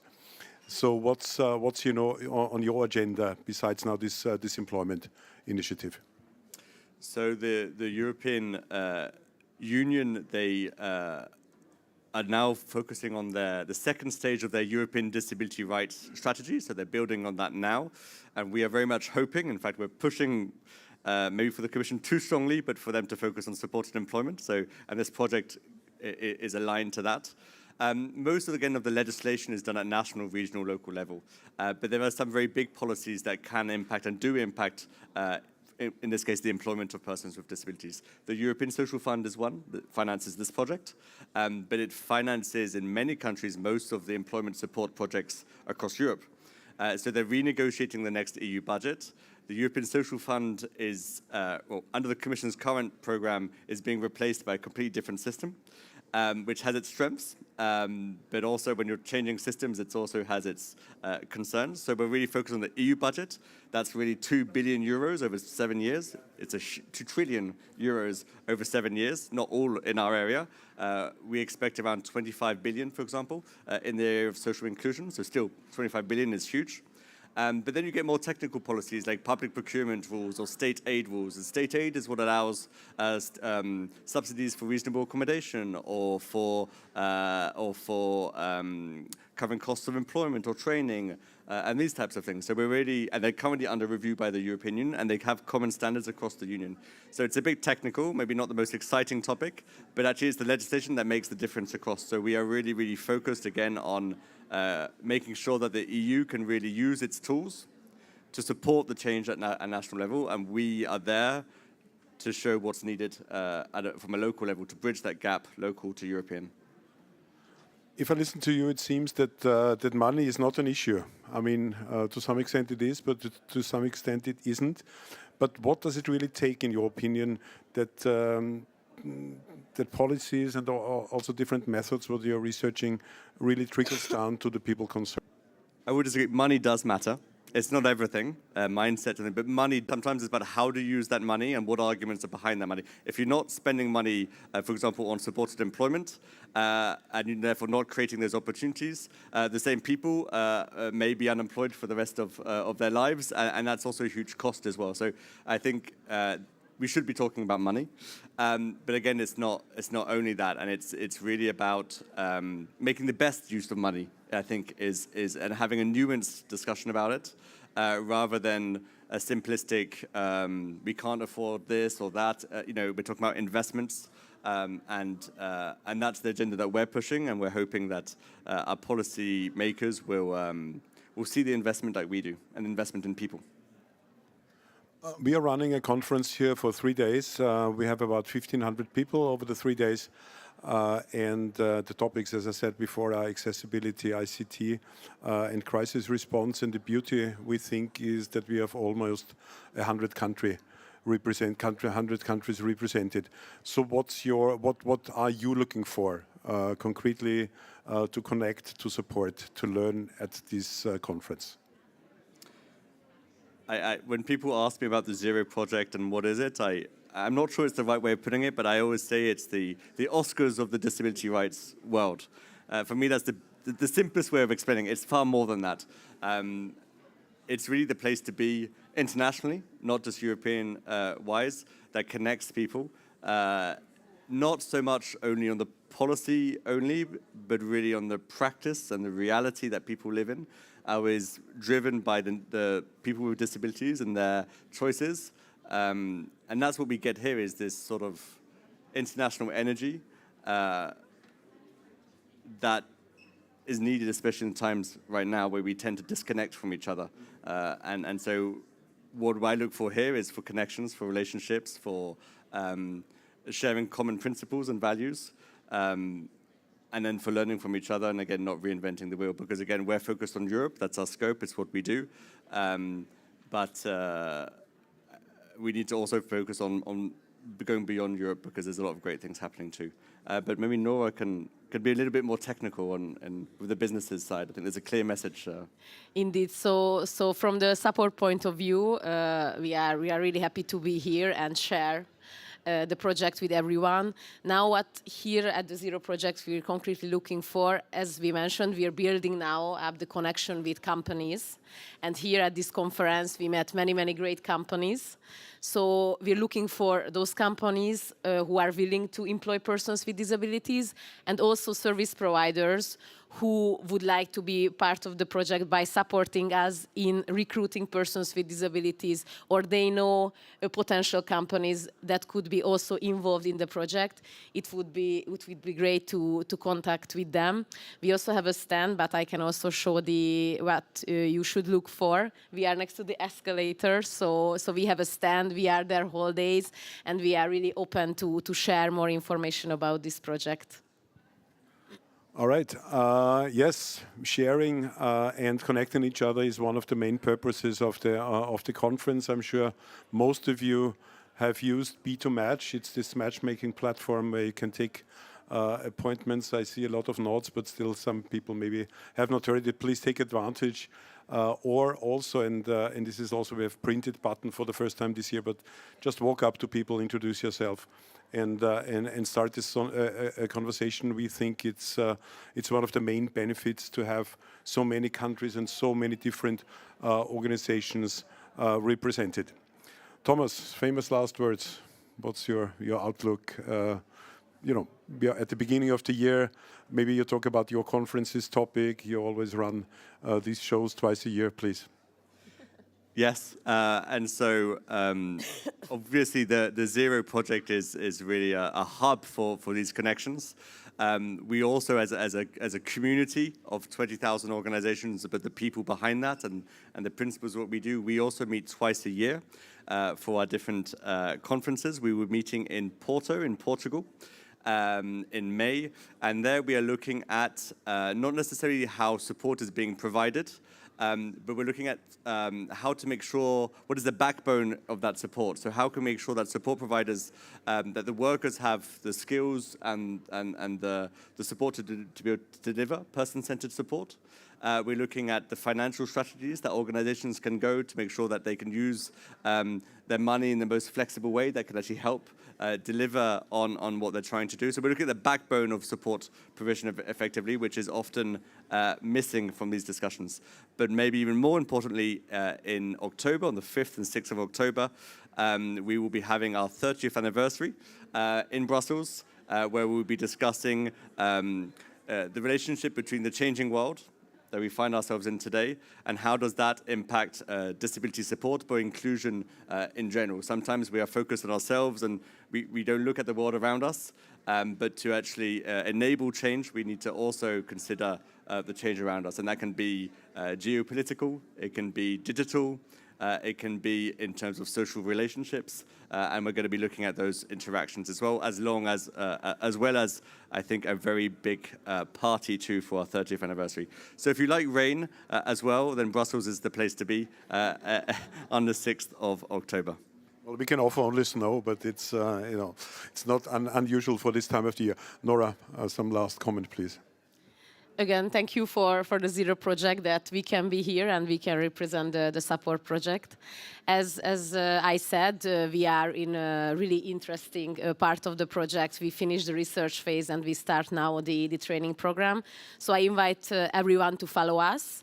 And really, if you are interested, you are a interested company or a service providers who see any potential collaboration between you and the projects, do not hesitate to reach out us, our partners. They are also here in the audience. So we are really, really happy to share what we are doing, and we hope that next year we can share even more and more successes from the project. Wonderful. Nora, Thomas, thank you so much. Thank you. You've been watching a stream from the Zero Project Conference 2026. It's a conference on disability inclusion on the topics of accessibility, ICT, and crisis response, and we thank you very much for your attention.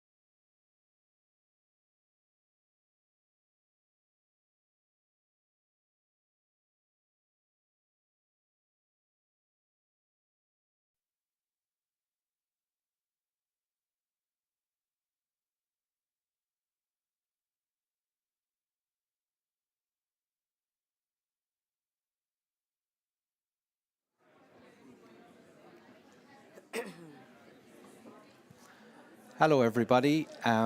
My name is Owen Nash, and we're here at the UN office in Vienna at the Zero Project conference. I'm delighted to be here with a great colleague of mine, Amy Begley. And for the next 15 minutes, we're going to be just telling you a little bit about our work over the last 10 years together. This year we're representing Suisha Inclusive Arts from Horizons in Cork, Ireland. And we're an inclusive arts initiative primarily working with intellectually disabled and neurodivergent artists. So that's going to be the topic of the conversation for the next while. And I'll just hand you over to my colleague Amy now to say hello.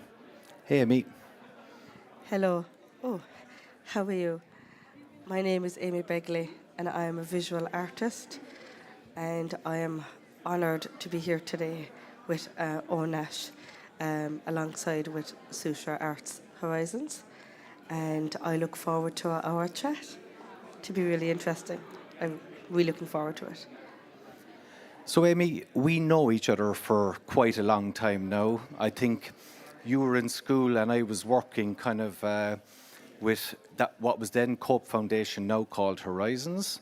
And at that time we were running a national festival called the Irish Performing Arts Festival. And I think one of the first times we met was when you started performing in that and sharing your artwork. Will you tell us a little bit about your interest in the arts from an early age? I will, yes, thanks. I suppose when I was very small, I did a lot of like painting and drawing at a very young age, and my mom saw that and she wanted me to try and pursue that because she could see that there was something there. And then between mom and dad, then they just supported me going to art classes and whatnot. And then from secondary school then, when we had the festival, then that's when I really explored more, because it stopped for a while. And then I got back into it again. And I suppose from that festival then onwards, it was just from there then on. So Suisha Arts and supported me from college as well, into like expressing more of my artwork, which was animation and illustration. And it was brilliant because then I could use that practice with Suisha Arts, which was lovely. So, and I'm still doing that, which is brilliant. So, yeah. So, like after school, say when you finished school, did you go on to university to study art, or what was the next step after that, kind of in your after your school setting? I suppose it was just watching animation, and because I grew up with Disney, I really liked the feeling of the animation expressed, I suppose. So when I watched an animation film, it just felt amazing. And I wanted to be part of that, and I wanted to be able to make someone else feel educated or laughter or whatnot. And I went to St. John's, that's what it was called at the time. Now it's called Douglas Street campus. Yeah, thank you. Yeah. I was like, it's a bit of a long... It's part of Cork Education and Training Board, which is a really big supporter of our work as well, giving us a massive amount of hours. So you went to Douglas Street campus, yeah, right? And I actually studied animation and illustration as well. And what was really nice was, because of those skill sets, I was also part of the CE scheme, which is a CE scheme, community employment scheme, and I was able to embed it in my expertise with projects with Owen and Suisha Arts. So it was great to put my skill set to that as well as learning and teaching. Negotiate was we went to the Department of Social Protection and negotiated a set of ring-fenced positions for intellectually disabled artists in our locality. So what happens in Ireland, there's these things called community employment schemes, which allows people to come onto schemes for up to 4 years. So what we negotiated at that point then was these ring-fence positions for artists that were accessing the services of Horizons, And that allowed artists like Amy to move beyond education or move in a different direction and have a residency with socio-inclusive arts for a 4-year period. It also then allowed people to be paid for that work during that period of time, which is a government scheme. But what's interesting about the community employment scheme is you're allowed to earn on top of the statutory income that you're earning through that scheme. However, if you're on disability allowance, it's slightly different. Is that fair to say, Amy? It is very fair. I feel like that there is a barrier because like I really want to pursue more in art because I feel like I've so much to give, but I feel like I can't give it as much because in the back of my mind, I'm like, don't mess up with your disability allowance, DA, short for disability allowance, and I'd be just there. Oh, like I get amazing opportunities, but then I have to turn them down because it'll interfere with my disability allowance, and it's a disappointment. And I really feel that like that there should be no limit. It shouldn't even be considered. It really shouldn't. So, like artists are at risk of losing their disability allowance and their supports if they end up earning through their own artwork. Is that your experience? Yes, and if you have a part-time work as well, which I do. So I think that's a huge barrier, isn't it? It kind of would you think that it might trap people in a cycle of kind of maybe not being able to move through that phase or kind of keeping people in that cycle? Well, it is because to me it's a little bit of a lie because from my understanding of the department is that they're here to support no matter what, but yet I feel restricted because of the price limit or the DA limit. Yeah. So would you tell us a little bit about your own practice? I mean, tell us about your artwork, and I think that's what's most exciting to people listening in here. So we'd love to hear about you and your work. Okay, so I'll go recently. So after the CE scheme, or even before that actually, but the CE scheme, which if you were to say, Amy, would you like to come back? I'd be there. So I was able to animate, illustrate. I was able to design.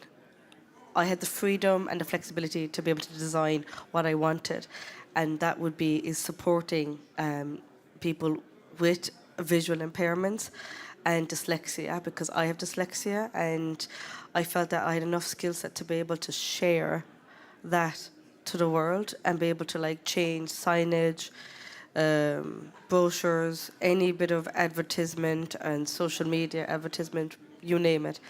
And then I had that, and I was able to express it even more abroad as well, nationally and internationally. So then it gave me the confidence to be able to go abroad, go on trips like this, and share my experience as a disabled visual artist and show my work. And recently then as well, after the CE scheme, which I really, really missed, Owen helped me get onto employment transition with ETB Educational Training Board, and for 2 years I self-taught myself how to do graphic design, both visually impairment friendly, because my mentor Claire, she is visually impaired, and it felt so good that I was able to upskill that even more. And all I want to do is just just keep learning, do more training, get a degree, and just share my skill set to the world. That's all I want to do is give and give to the arts. And if I can do that with social arts, that would that's my dream goal. And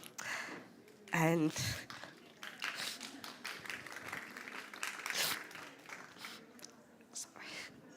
It's okay, I mean. Excuse me. You know, I think a lot of artists find that they're so personally connected to their work, and it's so internalized in many ways that you're often carrying a lot around the work that you do, and it can be very personal.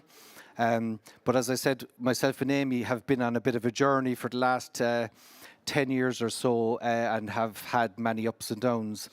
And it's lovely for us to be following our colleagues in EASPD as well, because I think our connection with EASPD has allowed us to really internationalize our work and to learn from people internationally, as well as bring our work to international spaces. So like the Zero conference here today, or when we go and visit our colleagues right across Europe, it gives us a huge opportunity. While I think maybe one of the other things myself and Amy are working as well at the moment on is around some research. So Research Ireland are currently funding Horizons, which is our organisation, and we're working with University College Cork on a project around the lived experiences of intellectually disabled artists and neurodivergent artists. And I think it's really critical while we're looking together, because it's inclusively designed work, that we have this opportunity to really dig deep into the lived experiences of artists, their ambitions for the future, and how we need to change the sector that we're in and the broader kind of context that we work in to imagine and then enable better futures for artists in this co-created space. So do you want to say anything about the research side of things, Amy, before we wrap up? What I really liked about the research group is that there's like a group of us. So we would come in and that we would have like different discussions. Some would be tense and some would be nice as well. And what I take in this is that I'm constantly learning. And it's such a great thing for Owen to like facilitate, because then it's an open space of discussion.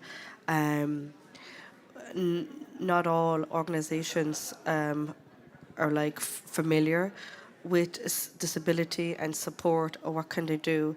And I suppose it's great because then, in the sense, like when I say winter's great, what I mean is that it gives us an opportunity to share our experience. And I also like with the research group as well that it hits different boundaries, and then you're constantly thinking, but in a great way.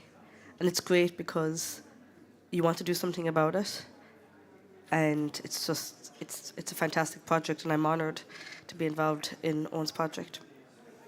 So there's a number of us involved in this research project, and I think as well as the discussion components of it, it's really focused about art making.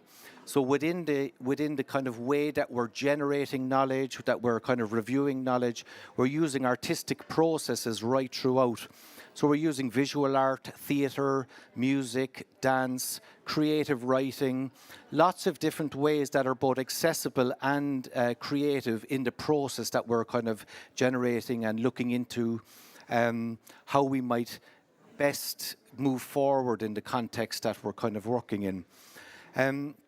And as part of that, we will be generating both a kind of written outcomes, but also artistic outcomes. And that we'll be generating a film. And one of the exciting things for us is that, excuse me, one of the exciting things for us now is that we've been invited to the European Parliament at the end in December over International Day of Persons with Disabilities to put an installation in the European Parliament about our work and the outcomes of the research and presenting the work that we're doing. So we have about 40 seconds left. So would you like to wrap up one or two words and maybe then I can? I would love to thank Zero Project for this amazing opportunity to be able to come and attend, and for our organisation, Horizon Social Arts, as well. It's mind blowing to even say like that we're one of the awardees as well. So like to even say that in the same sentence, wow. And it's awesome, and also to thank our partnership with the EASPD as well. And I suppose that one day the arts will be in the centre of everything, decision making, inclusion. Please God. Thank you. Just again to thank Amy for sharing her experience. We really appreciate everybody coming out to listen to us here in person and again online. And we look forward to future conversations with everybody about our work going forward. Thank you very much.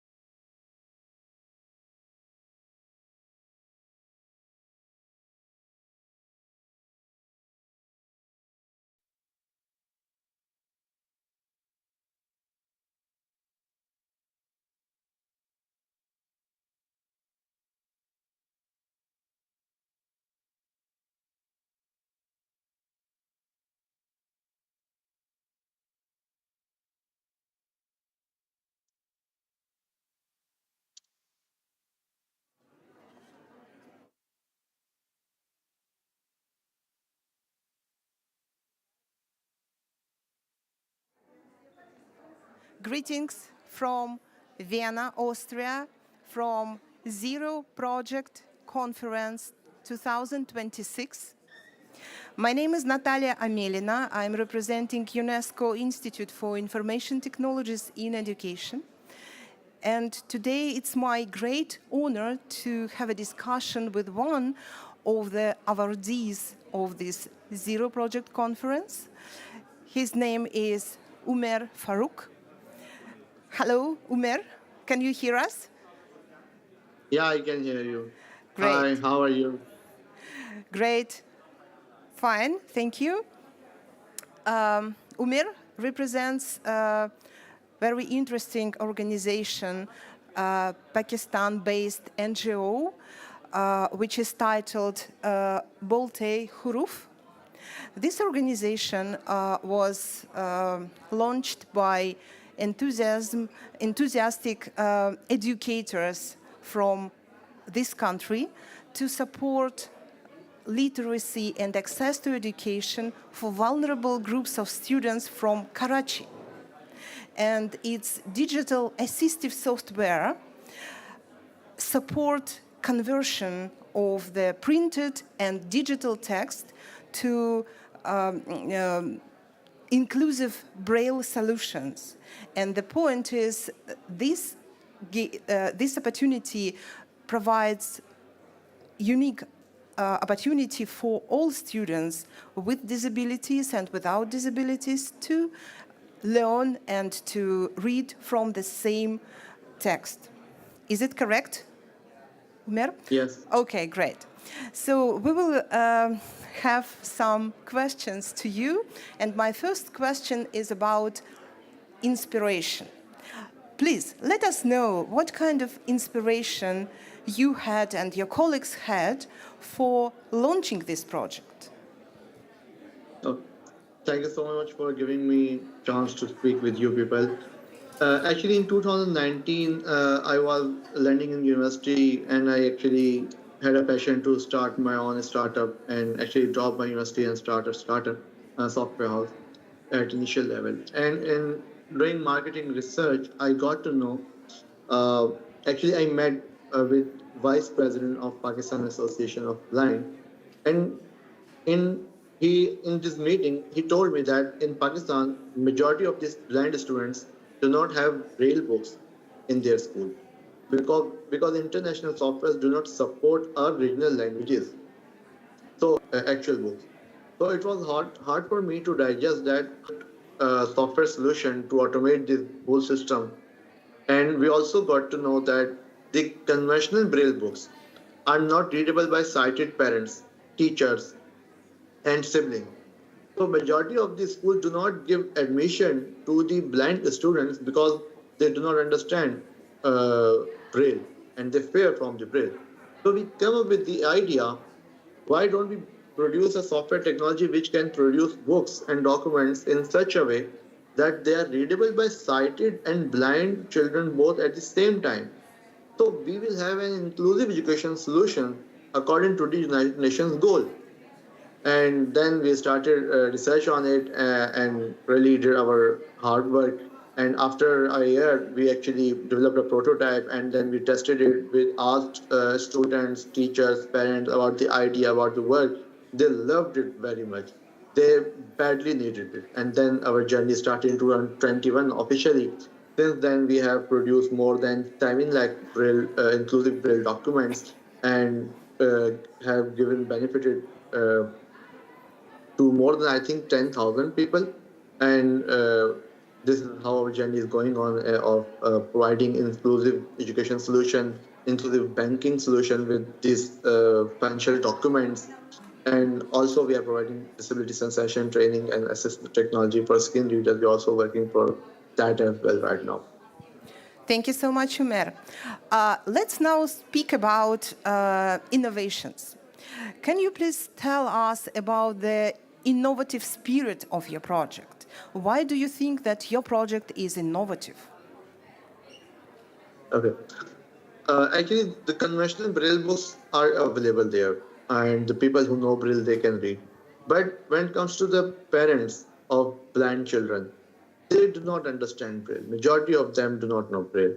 And if you go ask in a school, majority of the schools do not have majority of the schools do not have teachers who can understand Braille.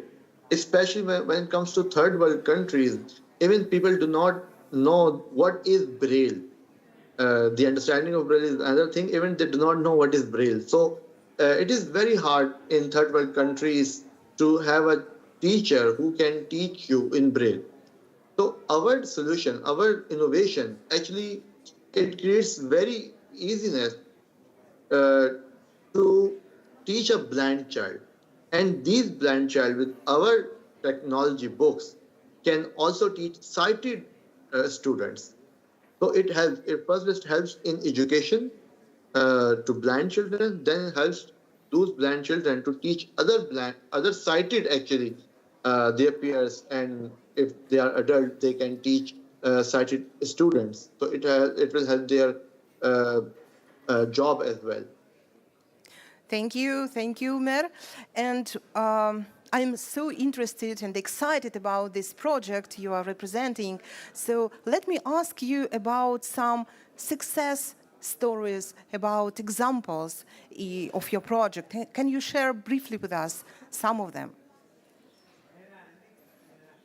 Yeah, there were families when we invited them to see what we are doing, what type of books we are developing, how technology we are developing.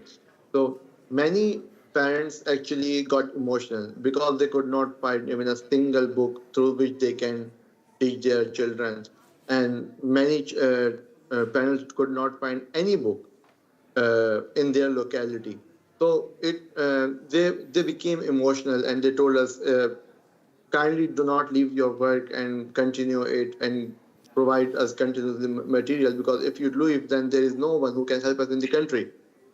It was very emotional and motivational for us as well. Our whole team is being motivated with this narrative that if we leave, then there is no one. So we have to fight, we have to work, we have to develop the things continuously of accessibility for these children. It is our responsibility actually. If we have eyes, if we have all the our correct health, then we think actually it's our responsibility to help those children with disabilities. Okay, thank you. And in UNESCO, we really believe that each student with disability or without disability should have equal access to education. So what kind of future do you think is for your project? Maybe you can formulate some call to action to other specialists. So what is your formulation of this call to the future, call to the action? Thank you so much for this question. Actually, what we think is education is the most basic right of every human being in the world. And excluding blind children from the educational system is just like not allowing them to get the food. Because after some time, every human being has to make dependent himself, not anyone else, not any government, not their own parent, sibling. So if they can't have education, they would not be able to get job. They would not be able to survive in the society. They would not be able to uplift their own expenses. So this is the most basic demand. This is the most basic right of every child to get education. And blind children, in our point of view, are more at marginalized side. So it is their more actually basic right to get the education and then come on the track so that they can live their life independently. Thank you so much, Umer. It's a great pleasure to have you there, and thank you so much for your ideas, for your understanding these deep challenges regarding the inclusive education. And I think that the most important thing is to have a sustainable implementation of such activities, of such projects. And let me wish you to have a big success in the future. And thank you to all of our participants who stayed with us here in person and online participants. Thank you so much. Thank you.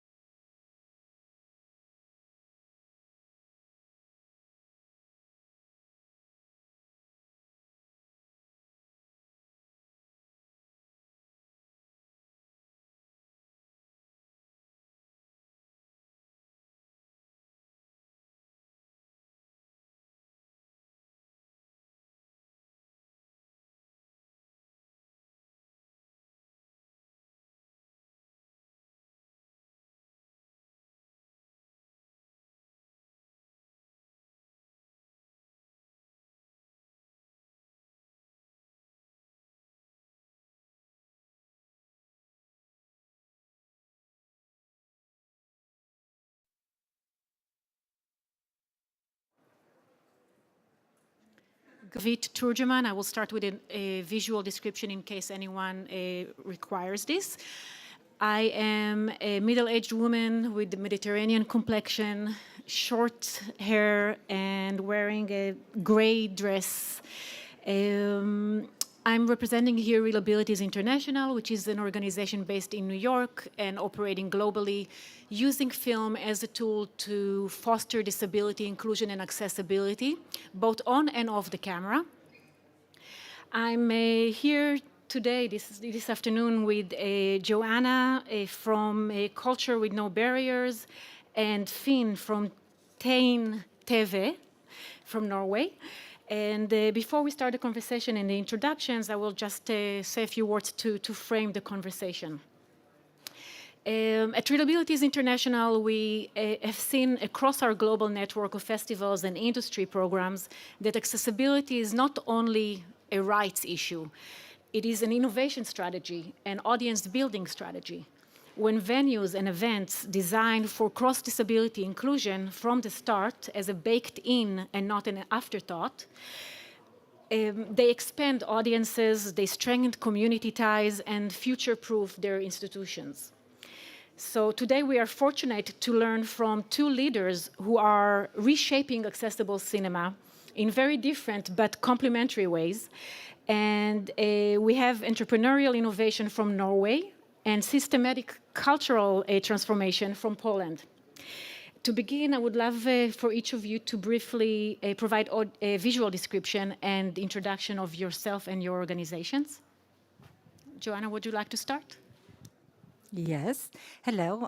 My name is Joanna Stankiewicz. I'm a middle-aged woman, blonde hair, glasses, and I'm wearing black and gray clothes. And I'm introducing what I'm doing. Yes, so I'm the Cinema Without Barriers leader. It's an initiative that was launched in 2022 in Poznań in Centrum Kultury Zamek, which is cultural center, a big public institution. And the basic idea was to implement an accessible cinema screenings in our cinema pałacowe. And we started with different needs. And then after a few months of preparation, we started with the screenings. And since the beginning, the screenings were very popular. So we started to think, one cinema, only two screening rooms, it's not enough. So we started to think how we can scale it to different cinemas and maybe to whole Poland. So we started to organize a forum without barriers. It's an industry professionals meeting, which is taking place next week. It will be 3rd edition and it will be international one. So I invite you all also to join, and then I will maybe say where to join it. So basically we started to scale it to cinemas and industry professionals across Poland, but then with the Creative Europe Media grant, we pushed our model to Slovenia, Slovakia, Hungary, and Romania. So now it's 5 Central and Eastern European countries. And yeah, we are bold enough to bring change to whole European cinema, and there's a lot to be done still. Thank you. Thank you. Finn? Yes, I'm a middle-aged man with glasses, and I have a beige blazer on me and a black T-shirt with a logo that is red and green and blue. Yes. And I have a white complexion. Yes. I am from Norway, like I said, from a small city in the northwest coast in Norway. When I was 1 year old, I got deaf. And my parents, they didn't know what to do then. My father, remember that he grew up with a neighbor boy that also was deaf. And then the neighbor, when he grew up, he was actually the leader of the Norwegian Deaf Association. So my parents thought, oh, okay, we can contact him to get the information that we need to learn about sign language and everything, and see what offers that is in Norway. And that was the information that did not get from the doctors or teachers or anyone. On the contrary, they were said that they should not learn sign language from the doctors. That's a very scary thought. I don't think I would come this far if I didn't know sign language. So later, I got an education, a technical education, and I worked many years to develop pedagogic software, work with deaf children and parents that wants to learn sign language. And after a while, I got into the film and media industry, and I established Supervisuell. Was first a private-owned business from Norway. We established from deaf people, and deaf people work there in the start. And then some years later, I established something called Tegn-TV. In Norwegian, it means sign TV in English. And that is, in some years, it was one of the biggest distributors of sign language content for children culture and sign language. Children's songs and fairy tales, for example. And now we are funded by Norwegian Cultural Fund, the Ministry of Culture, yes. And the last years, we got more and more focus on accessibility. Everything we make has to be accessible for people who doesn't know sign language also, like visually impaired people or other disabilities. Yes. Thank you.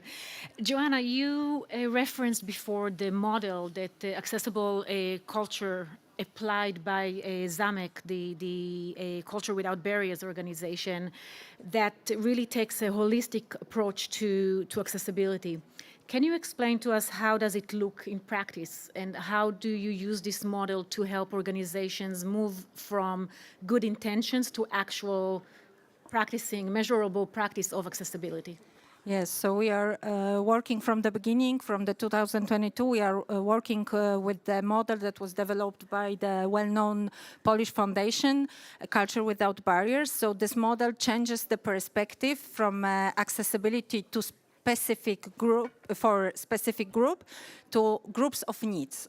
So we are not saying that we are doing something for hearing impaired persons, but we are working on groups of needs like vision, hearing, mobility, understanding, and perceiving.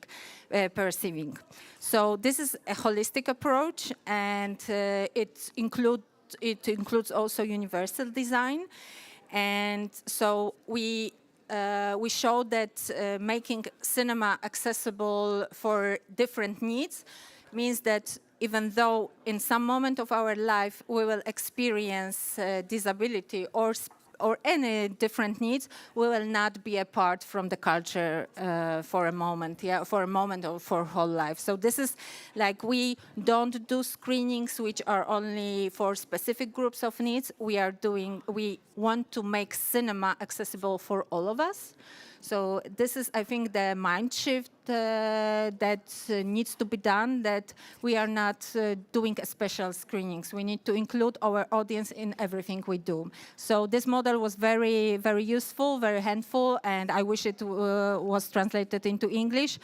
But what we are doing, we are creating, basing on this model, we are creating the model of accessible cinema, and this we always we have toolkits which we are spreading around, and with open audio description, it's one inclusive event that anyone can participate in. Yes, exactly. Sometimes we need to differentiate it, because sometimes we need, for example, sensory-friendly screening. So then we don't have audio description, so it's not triggering anyone. So, but what we think is that the cinema, the customer should have the chance to choose which kind of screening he or she wants to attend. So this is that. The choice is within him or her, not at the cinema manager points of view. Fantastic. I would like to share with you a quote that one of our Real Abilities Film Festival audience member wrote to us with. She says, "There is something really special about walking into Real Abilities, knowing I won't need to ask to be included. As a disabled person, it is an extreme luxury to walk into any room confident that I will have what I need to participate without any extra steps." So I'm wondering, why is it so rare, and how do we make this comment a matter of an obvious thing, something that we can take for granted, right? And Finn, with the TNTV, it became Norway's largest distributor of sign language-based children's culture, and it was supported by the Ministry of Culture. So what did it take in order to convince public authorities to have sign language content and treat it as a cultural infrastructure, not a niche service? If I think about it, we're still not 100% there, the goal yet, because I worked 30 years with sign language production, and it's all the time sign language has been looked upon as a special tool, like an aid, like a last resort, like from a medical point of view. And TNTV, that was the first time we got supported for translated literature. So we chose Charles Dickens' A Christmas Story. That was the first time we got support. And that the normal solution we have is that there's a person in a studio that reads a book in sign language, and then we have the illustrations in the background. That's the normal way we do it. But we did something other than that, a little bit larger. We made a real movie with actors and locations. So it looked like it was popular, because a couple of years later, the application-based scheme that was discontinued that they used before, and then instead we was granted a permanent annual funding. So that was successful. So, but still, it's a way to go about the accessibility. And that's what is a little bit ironical, is that when we started, we didn't look at sign language and that as accessibility. We looked about it as like, this is our language, it's our culture. But the big society, mainstream, they looked upon us as accessibility. But then still today, we get support to Tainteva to translate books.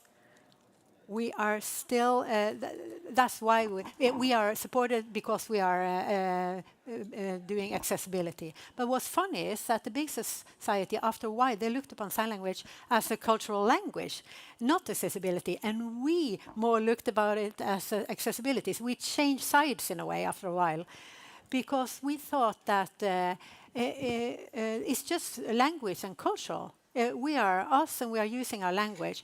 But it's very important also that other people can look at our stuff also. People that don't know sign language and has other disabilities. And in Norway, in 2022, sign language was a part of the Norwegian law, language law in 2022. And the CRPD is the Convention of the Rights of the Persons with Disabilities. That was incorporated in Norwegian law 1st of January this year, 2026. That's just 2 months ago. So I have to say that my life has changed radically now. No, I'm kidding, it hasn't. It takes time, this.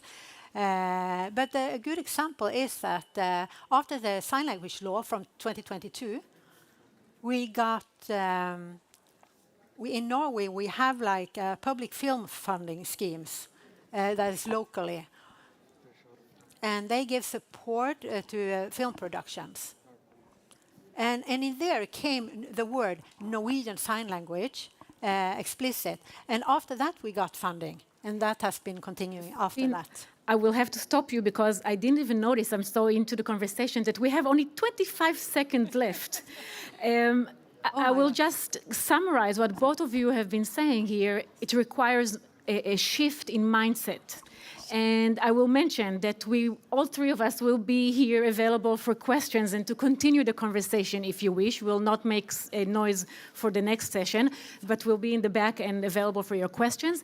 Joanna, quickly just share with people how they can reach you and how they can participate in the conference next week. Third Forum Without Barriers will take place in Poznań, Poland, but also online. So go to ckzamek.pl, sorry, or find me in the app. It's very useful. I will send you all the details. Finn, anyone wants to support and partner with you, how can they reach you? You can go into www.taintv.no. Slower. Yeah. Once more. Taintv.no. I will say tegn.tv. Thank you so much. Yes.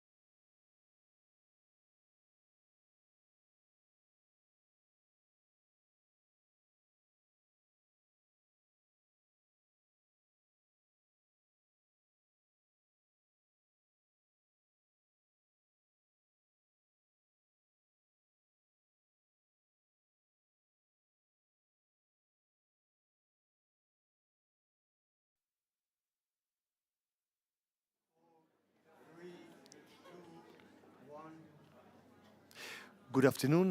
My name is Daniele Marano from the Austrian Association of the Blind and Visually Impaired. I have the pleasure to moderate this fireside chat on the project World Unseen of Canon. With me today we have Karin and Helmut. And I would start with the Helmut on the following question. I had personally had the honor to visit your exhibition in Vienna in 2024 in the Museums Quartier, where I think the first one in the world where this exhibition was shown.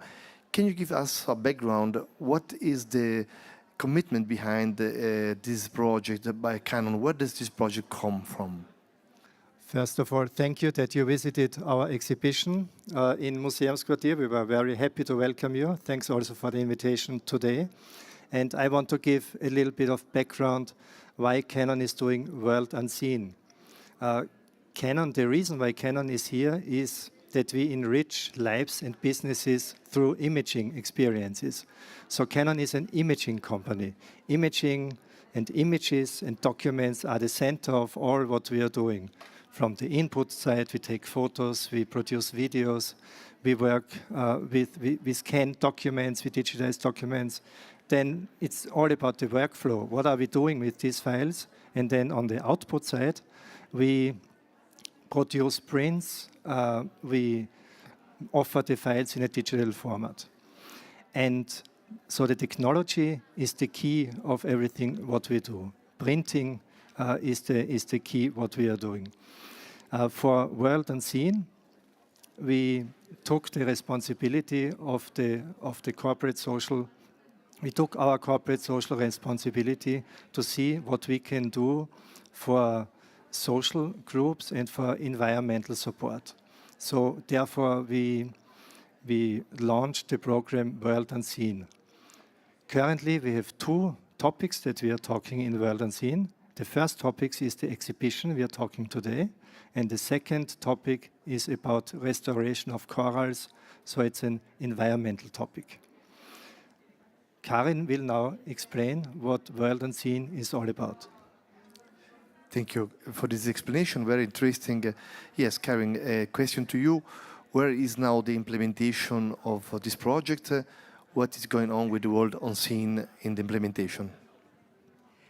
First of all, thank you to being here and to talk about World Unseen. It's one of the really heartbreaking or hard project that I ever took, because I really get involved in different worlds and different type of sea.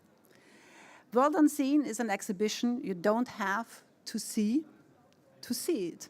So you can touch, you can look, you can hear the description of the pictures. 2024, London decided to have the first exhibition in London, and from there, this exhibition goes around Europe. Around 30 different countries already did this exhibition, and the pictures are printed in relief, and let's say normally, for blind, visually impaired people, and also for the seeing people. So it's an exhibition for everyone. The relief is 2 millimeters high, so you can touch the picture. We ask a lot of photographers from Canon to take different pictures with an impressive story, because pictures always tell stories, create emotions. And for blind and visually impaired people, this background or these stories often are not available because they can't see the pictures. But for us, it was a great opportunity with our technology to bring them also to an exhibition where they can see pictures from photographers in different ways, by touching the picture, by reading Braille. We also print the Braille files with the story of the pictures. We have our sound files where the photographer themselves talk about the inspiration and the story of the pictures. So yes, it was really impressive to see in different ways. And 2024, we had our exhibition, as you already said, in Museumsquartier, in association with Verein Blickkontakt and the Blind and Visual Impaired organization. And yeah, it was an honor to have it here. And I think to explain what I mean with relief, yeah. So this is a very beautiful picture you're showing us produced with this new technology. And maybe when you're holding now this picture, I have a question for both of you. You think that also people without a visual impairment can enjoy a meaningful experience of photography through this new technology? Absolutely. World Unseen is for blind and visually impaired people, but of course also for people who can see. It gives them the opportunity to know more, to learn more about the world of blind and visually impaired people. And it was a special moment at the exhibitions when we were presenting the images. And you can imagine the blind person was touching this picture. This is a rhino. It was the last living of its kind. And this rhino is protected by rangers. And the blind person was touching it. And we were giving the voice and the content as a background. And we guided the person through the images. And it was a special pleasure to see the smile of the people, and when they saw, now I can see the picture, I can feel the picture. It's the first time I can see a picture. So it is also a big project for people who can see, and it's an experience that people can have together. It is so beautiful to see that also photography, which is a mean of art, so difficult to make it accessible, that Canon uses this technology to make photography accessible. Karin, a question to you. What are the next steps? What do you envisage for the future? How could World Unseen now be, let's say, a game changer to make photography even more accessible throughout the world? Mm-hmm.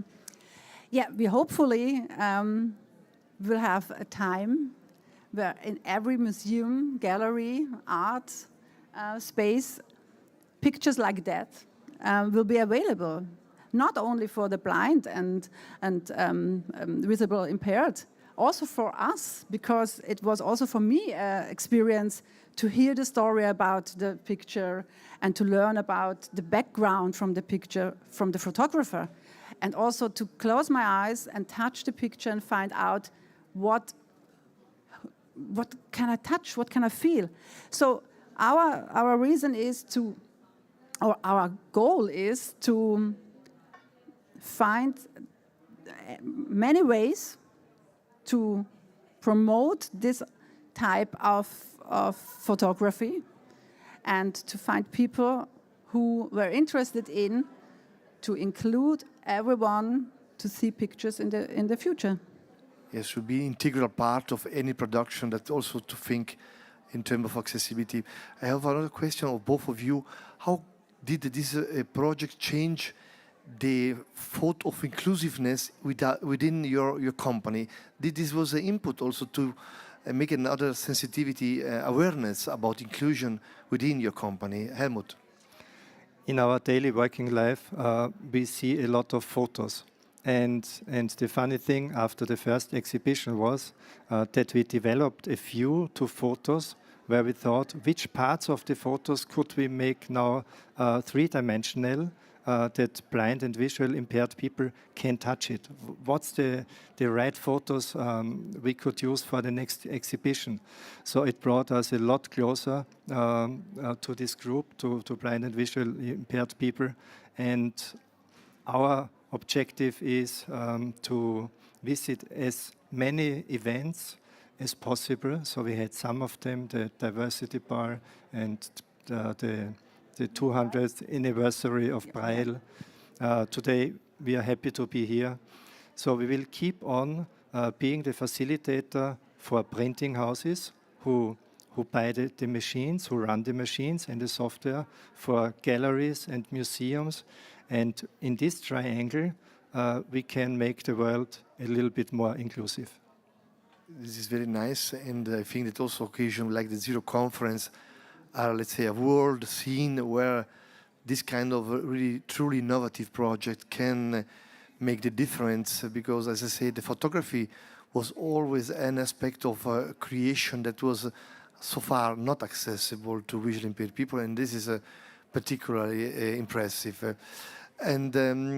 So in Austria, where we can also have collaboration with the houses, a museum, the next time or discussion how we could use your technology in concrete houses.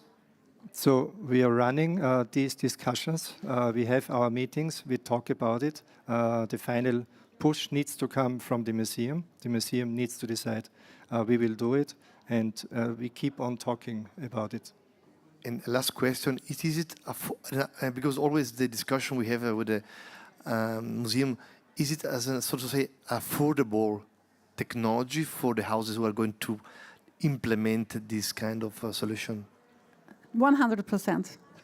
To be honest, also for me, I'm seeing, and I see a lot of pictures every day, as Helmut said, but it is another way of experience to touch a picture, to hear the sound files, to hear how a Reno is going ahead. There are so many immersive exhibitions at the moment with 3D, and I don't know what everything. Why we don't got back to our basics, to touch, to hear, to smell. And if the museum can afford a Klimt or a Schiele, I'm sure they can afford such a print from Canon. Of course. I fully agree with you. The cost of arts are impressive, actually. So I think that inclusiveness is a part which cannot be the cost reasoning, be a motivation to exclude it. So I think that, as I said, inclusive thought should be from the principle. And I like what you said when you look at the picture, to think, how could I implement your technology to make it accessible for the people with no vision or visual impairment. So this is very nice. And another question, maybe, is it known to you, are other technology, what makes your technology particularly different from other approaches, let's say, to produce, I don't know if there are any available at this quality we are doing, but what makes your technology so different? It's the printer who can do this. It's the printer who prints with ink, and the UV light dries it immediately, and we can put a second, third, fourth, fifth, sixth layer. So we have the technology, and we have the software on how to use it, and this makes our product so special. And I really want to take the opportunity to invite museums and galleries to work with these images, with these products. It's top color quality, what can be delivered. And maybe we can do this together. Thank you very much. I think we are approaching close the end of the session, of the chat. And I would like to thank Karin and Helmut from Canon for telling us about this wonderful project and your idea and your vision of inclusiveness. This is really inclusiveness which are lived a concrete experience. And as you said, I would also encourage museum and every people involved in cultural activities to think more inclusively, and also to contact you maybe by the realization of accessibility. Thank you very much. Many thanks, Daniele, for the interview. Many thanks. Thank you.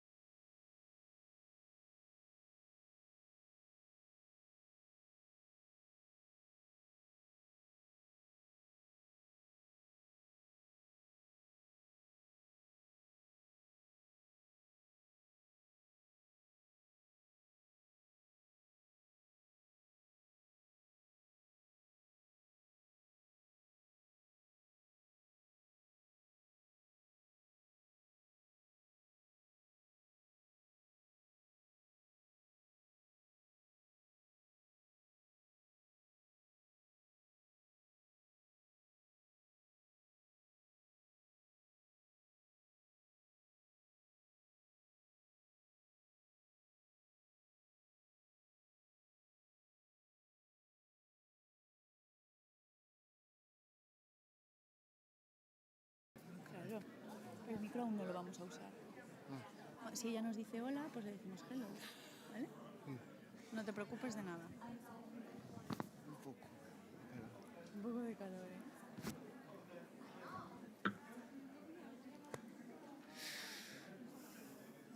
1 minute. 1 minute. Okay, 1 minute, and then we'll start.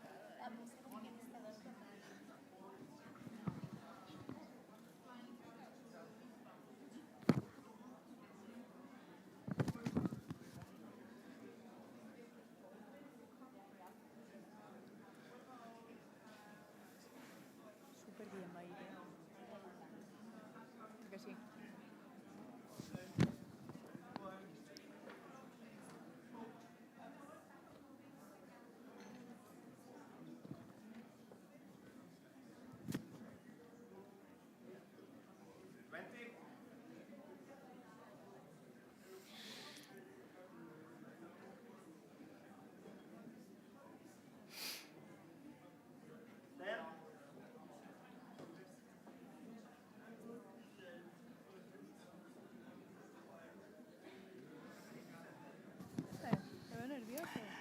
Hello and welcome to the Zero Project Inclusive Arts Fireside Chat. Sorry, my phone is being crazy here. Using weaving and mosaic for participation and creativity. I'm Connie van der Rakes. I'm a middle-aged white woman. My hair is in a ponytail. I'm wearing black glasses today and a black jumper. I'm a Zero Project ambassador and the CEO of Our Emotion. Today I have 3 lovely guests, and I'd like to introduce them. Today we have Aria Hawks from Intertwine Arts, who's coming to us live, remotely from the US. And in person we have Paula Fanara and Sergio, who's joining us in our conversation today. And Paula is with the Esperana organization. Ria, let's start with you. Can you tell us a little bit about Intertwine Arts? Oh, I'm so excited to be here. Thank you so much. Intertwine Arts is a nonprofit organization that weaves with people with disabilities or chronic illness. We have 21 partners in New York City where we are based. And we weave with organizations. We go to the organizations. We don't have our own studio. We weave with hospitals, camps, day HAP programs, and community organizations. We also do some video, those are live. We do some video chats with both the American veterans as well as the Children's Brain Tumor Foundation and other organizations that can't travel to us. We've had 628 weaving sessions in the last year, and they are led by teaching artists. And our teaching artists are actually fiber artists who have their own practice, who are trained in working with people with disabilities and helping them achieve a feeling of self-confidence in their art. We had nearly 1,000 artworks created this year, directed primarily by our creative director. She listens to what the people would like to make, and we have a range from pillows to stuffed animals, to purses, to earrings, to outfits, all the things that are made in our programs. And last year we had more than 400 artists weaving for us. The other thing I'd just like to share is that this year we had a program. We got a grant for almost $20,000. And we received this grant from the National Endowment for the Arts to develop a showcase for our artists. The grant supported us to hire a curator who specializes in arts and disabilities to help us set up an accessible exhibit.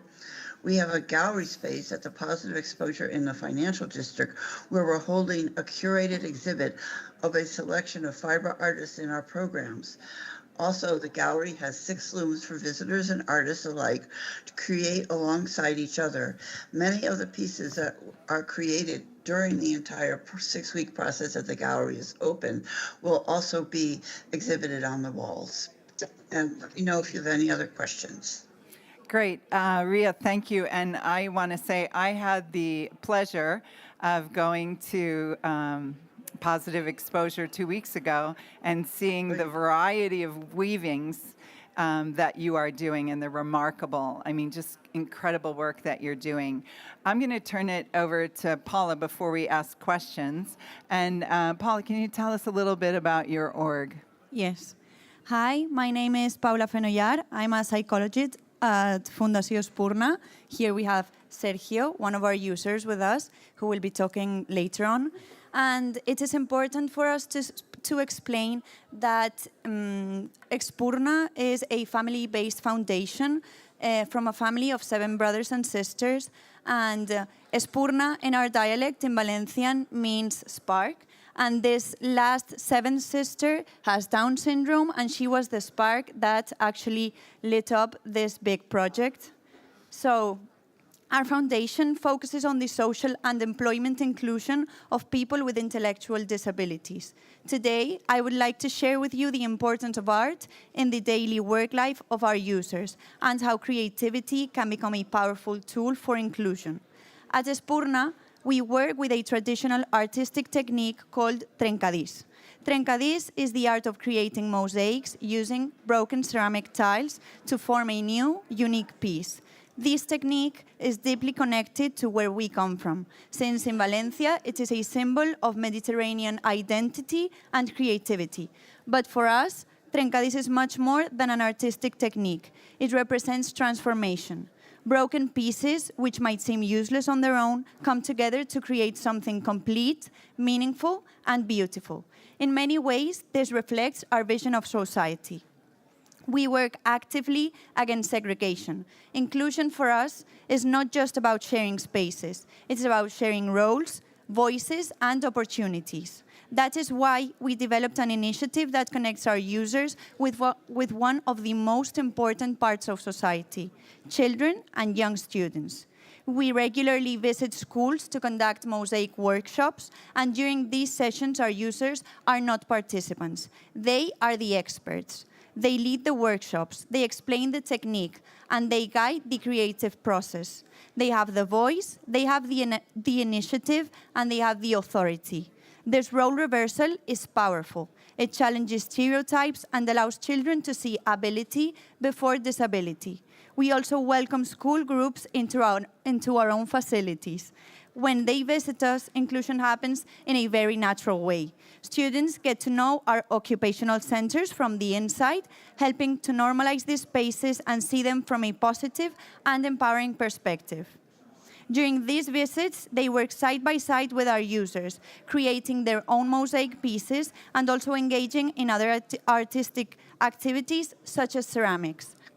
Art becomes a shared language, something that connects us beyond labels. At the end of each workshop, every child takes home a unique piece they created themselves. But they also take home something less visible, a new understanding of inclusion, diversity, and collaboration. Teamwork is another essential part of our process. At Espurna, we work in a circular system, almost like a creative chain. No piece is made by just one person. Each artwork passes through different hands, different roles, different strengths. Every person contributes something essential to the final result. In this way, the artistic process itself mirrors our philosophy. Society is not built by isolated individuals, but by interconnected contributions. Just like in trencadís, where broken fragments come together to create a unified composition, we believe society becomes richer when every piece, every person has a place. Art in our foundation is not only decoration. It is empowerment, it is visibility, it is participation, and ultimately, it is inclusion in action. Thank you very much. Thank you, Paula. And I had the honor this morning to observe a workshop with the Zero Project participants, and I got a lot of positive feedback about the experience and the collaboration between the artists and the participants making them. Thank you. I know we don't have a lot of time yet, but I'm really interested in the impact of the arts in the world through stories. So, Raya, I'm wondering if you could tell us a very short story about one of your participants. We work with people with low vision, and one of the men, Braulio, and again, it's men, women, children embrace this art, this opportunity to create and feel like they are established artists. And so Braulio talked at our gala, and he was at our gala, and one of his pieces was on sale. And the woman who bought his piece was so excited to meet him. And he was there giving a presentation of his work.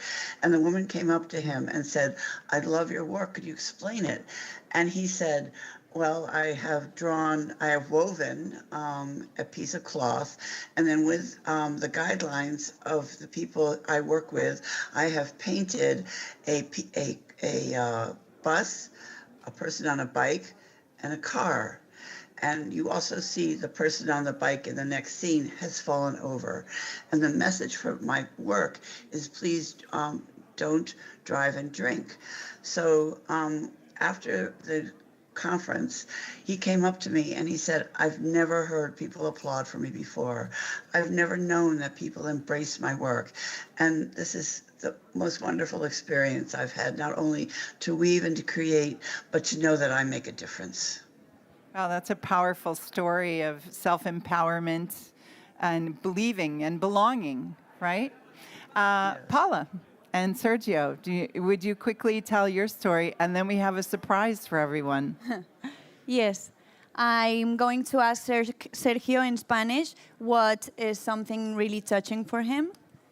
Okay. Sergio, ¿me puedes contar qué hicimos en Espurna? En Cariz y ahora mi hermana. De la boda de tu hermana. Muy bien.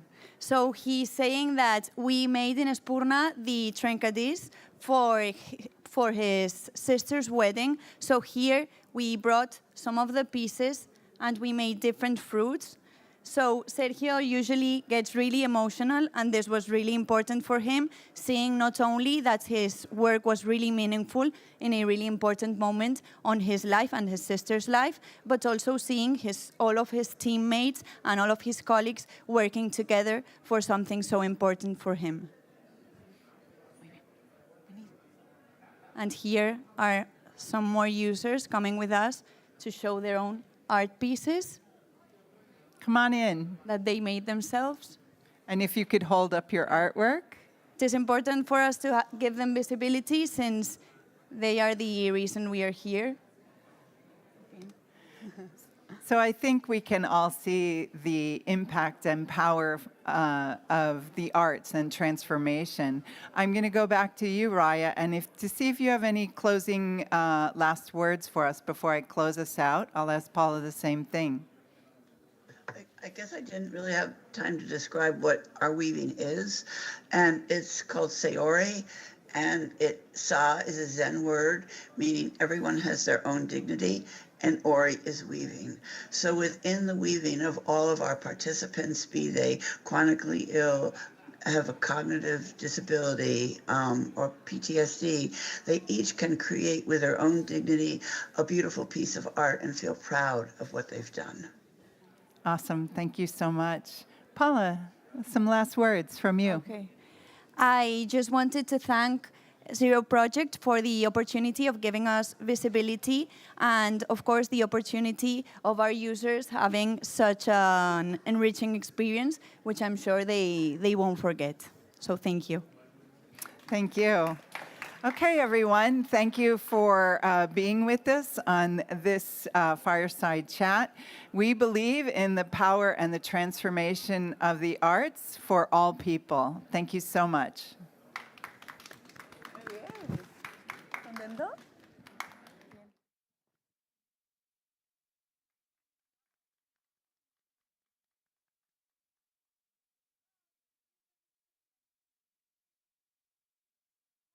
Ria. Thank you, Ria. You were great. Thank you, Ria. You were great. Bye-bye. Connie, thank you. That was so nice.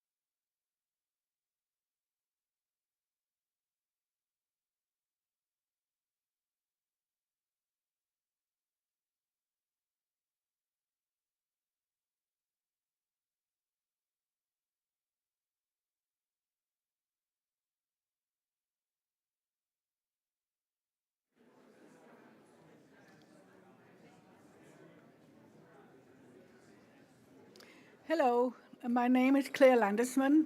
I am General Secretary of FO, and it is my pleasure to introduce Andrew Thomas, the Chairman of International Association of the Hearing Accessibility, and Lydia Best, President of FO.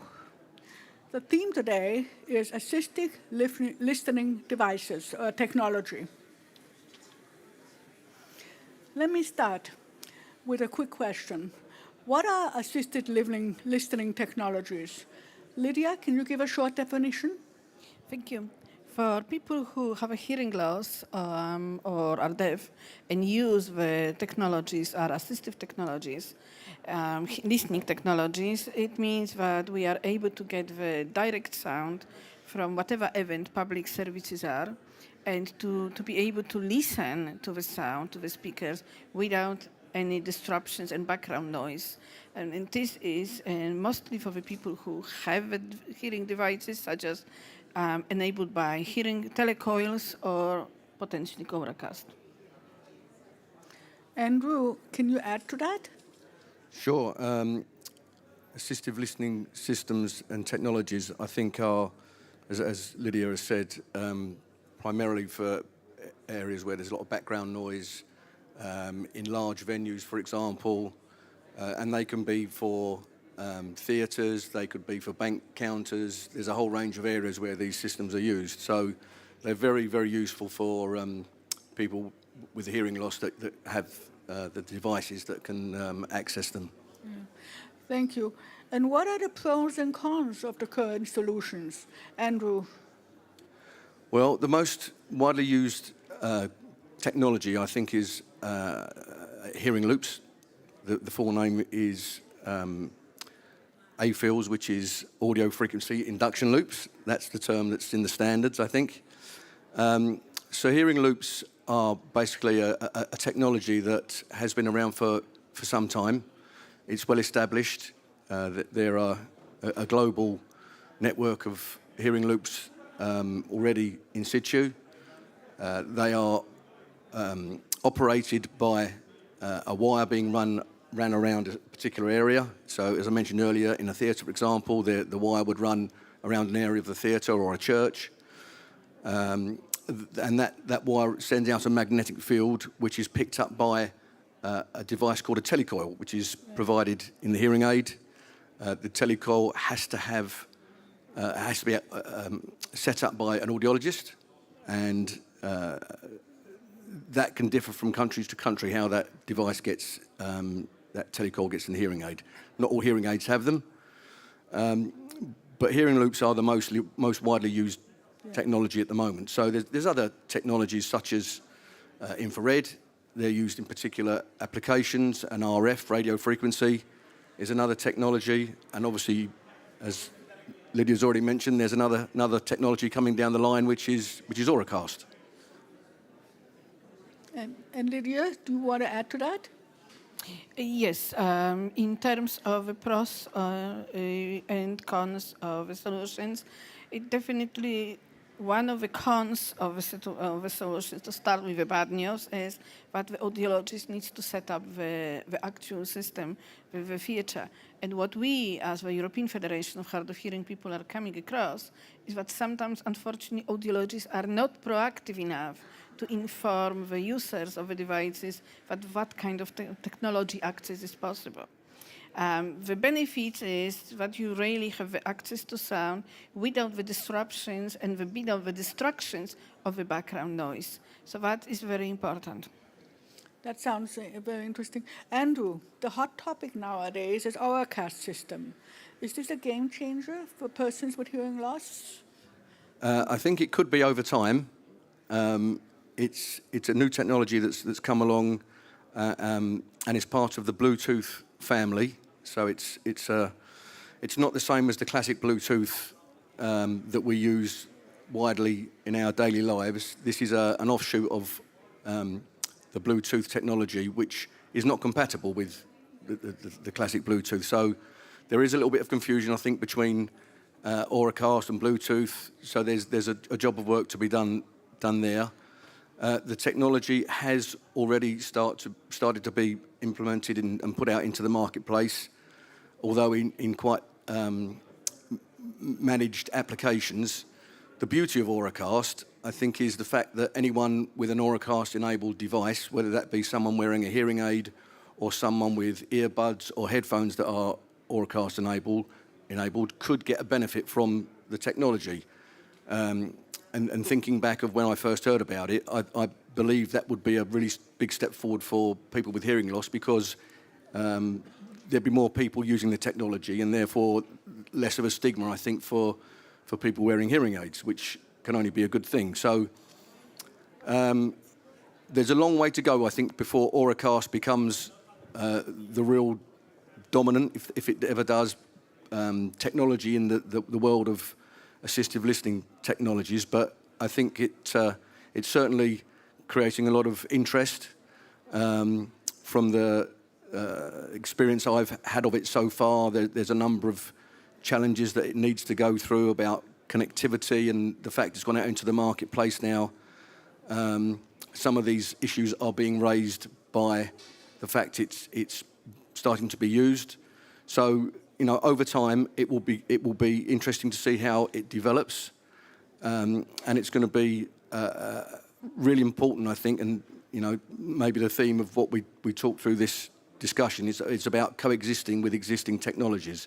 This isn't about Auracast or loops. It's about providing access to the people that need assistive listening with the technology that works for them. So if there's a hearing loop in a venue, if there's a hearing loop in a particular application, then it's about adding Auracast to it and not replacing the existing technology with a new one. And that will take time, and that will take several years.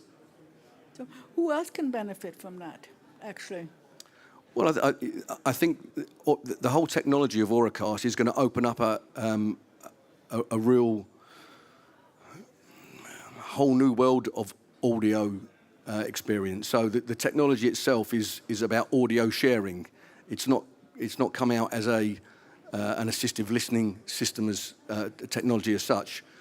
So the fact that someone could be watching a film on their iPad or on the TV at home, and every member of the family could be listening to it on, as I say, their Auracast-enabled devices, I think will be a real step forward in the whole audio world. And I think there are other applications for it that we haven't even thought of yet. It's just something that's going to develop all the time. It's out in the market. There's new ideas coming along.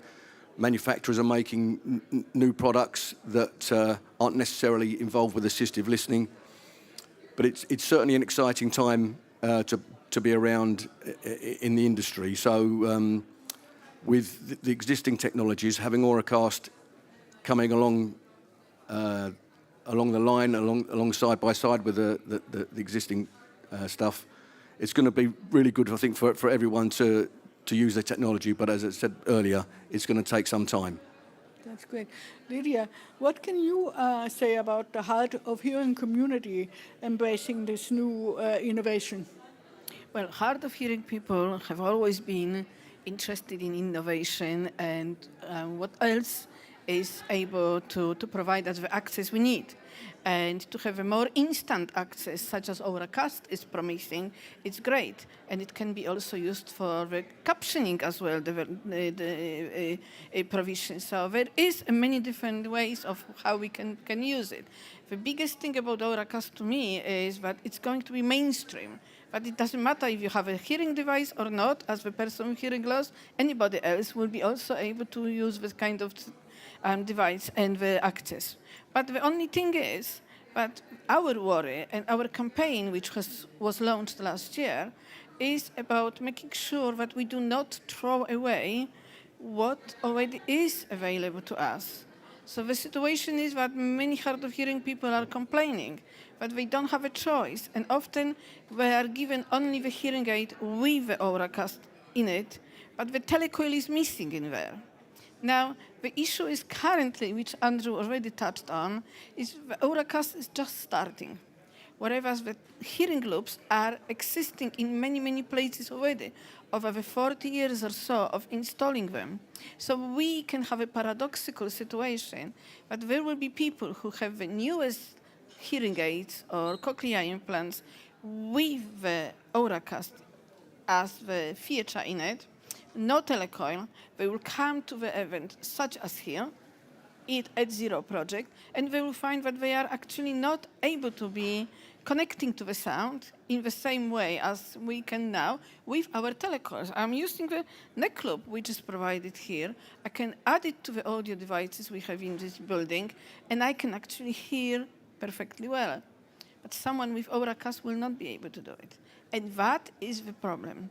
We need the coexistence of those two features for the time being to make sure that everybody can benefit and no one is left behind. So, I mean, that's basically our concluding statement, is that hearing loop and Auracast need to coexist for a longer time period to benefit all users. And I think, do we have anything more that you would like to say about this topic? Yeah, I think there's a couple of things just to add in terms of what we've just spoken about and the time it could take. I mean, there are existing standards that are in place, not just about the level of performance for these, existing technologies, but I think there's also standards that are in place for accessible building, how to get into a building and listen to the various technologies. That there's UK ones, there's European ones, there's American ones, and I'm sure other places around the globe. Standards are going to take time to be adapted to include Auracast, and that doesn't happen overnight. So I think there's a number of different stakeholders and different reasons why it will take time, and it will need, as we've both mentioned, about coexisting. So that's I think the theme from this talk today is about coexisting with existing technologies, and hopefully it will become the technology that we'll all benefit from. Yeah, to add to it, I think, as we all know, it doesn't matter what technology we are looking at. When the new technology is coming along, it takes time for adoption. But it's also the same thing with the Auracast, and the same thing for the user adoption of the technology. People are used to the things they are using, and it takes time to change that behavior too. And that's why this coexistence is so important. It really needs to happen. Otherwise, we do risk having people left behind. And I also think the benefit is the financial aspect. We can't require everyone to buy the newest technology when they are on a budget or they have to depend on government subsidies to be able to get the technology. So yes, coexistence is extremely important. Now, I think that's we can finalize this. If there are any questions, please come up to us anytime, and we'll be happy to answer more. Thank you. Thank you very much. Thank you. Thank you. Thank you.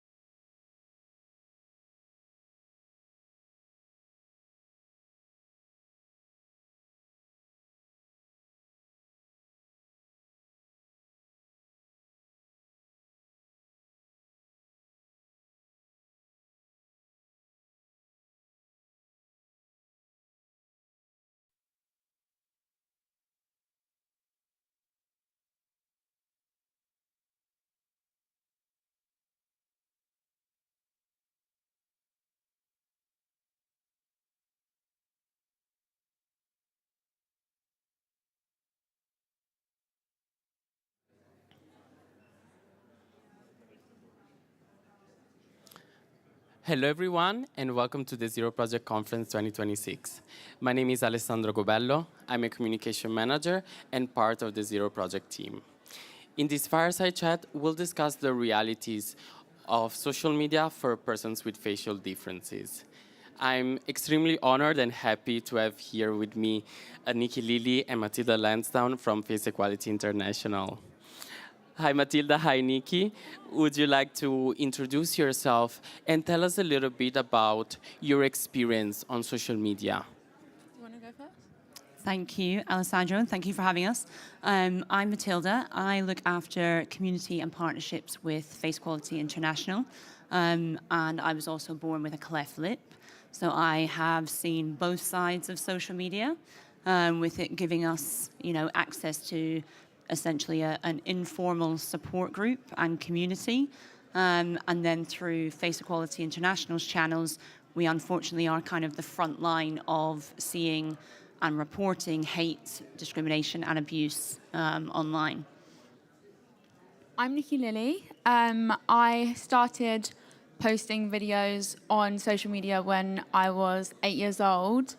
And I do presenting, and I'm also the patron of Face Equality International, which is where Matilda works. I have, probably seen firsthand the two sides of social media, both the good and the not so good, very similarly to what Matilda said. I think the beauty of social media is that it allows people to connect with others who are like-minded or have gone through similar things, whether that be disabilities or visible differences. I definitely felt like I found, it's even how I found FEI. You can really find your community and tribe there when you don't feel seen in your real life. But equally on the other side of that, because it's more accessible than ever, it unfortunately means that then anyone can comment hate, anyone can create an account, anyone can, be prejudiced against just if someone has a phone. So I think it's beautiful to, have something like social media that brings people together.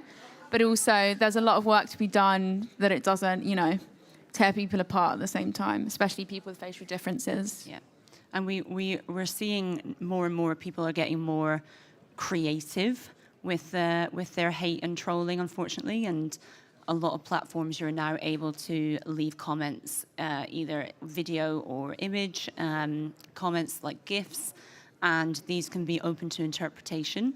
And we are interpreting them as we see them. And unfortunately, that is, comparing people's likenesses to horror movie characters, comic book villains. There's even commentary left under some of our videos about encouraging people to kill themselves because of the way that they look. And by seeing this increasing number of hate comments and trolling, can you share a little bit more with us what has been your work on digital platforms, online platforms, to support persons with facial differences and visible disabilities? Yeah, absolutely. I mean, it feels like an almost daily occurrence, right? We're trying to speak to a social media platform about helping us do better. Currently, Face Equality International, we are the trust and safety partner for TikTok. Yep. So we do have, a degree of influence with TikTok, which has been helpful in the past to alleviate some harmful situations. But there's still a lot of work to do, and if one platform does one thing and the other doesn't follow, it's kind of one step forward, two steps back. Yeah. It's also a lack of policy in that sense. Definitely. That needs to be filled, right? Yeah, 100%. And I think the difficulty is that there isn't really any, it's very easy to, they'll say report the comment, block the person, but you'll report the comment and you'll block the person, but then they can either make a new account or you do the report and they'll say it's not a violation of their community guidelines. And I think that's part of the problem massively, is that there's not really been anything instated in the community guidelines that outlines or considers people with facial differences and visible differences, because they haven't really been seen for a long time under like a medical lens or a priority. But if 1 in 111 people have a visible difference, that's a massive part of the population that's being unconsidered, and therefore, you know, social media should be a place to learn, and that's why it was created, to learn, to escape, to connect. But somewhere along the way, it's become,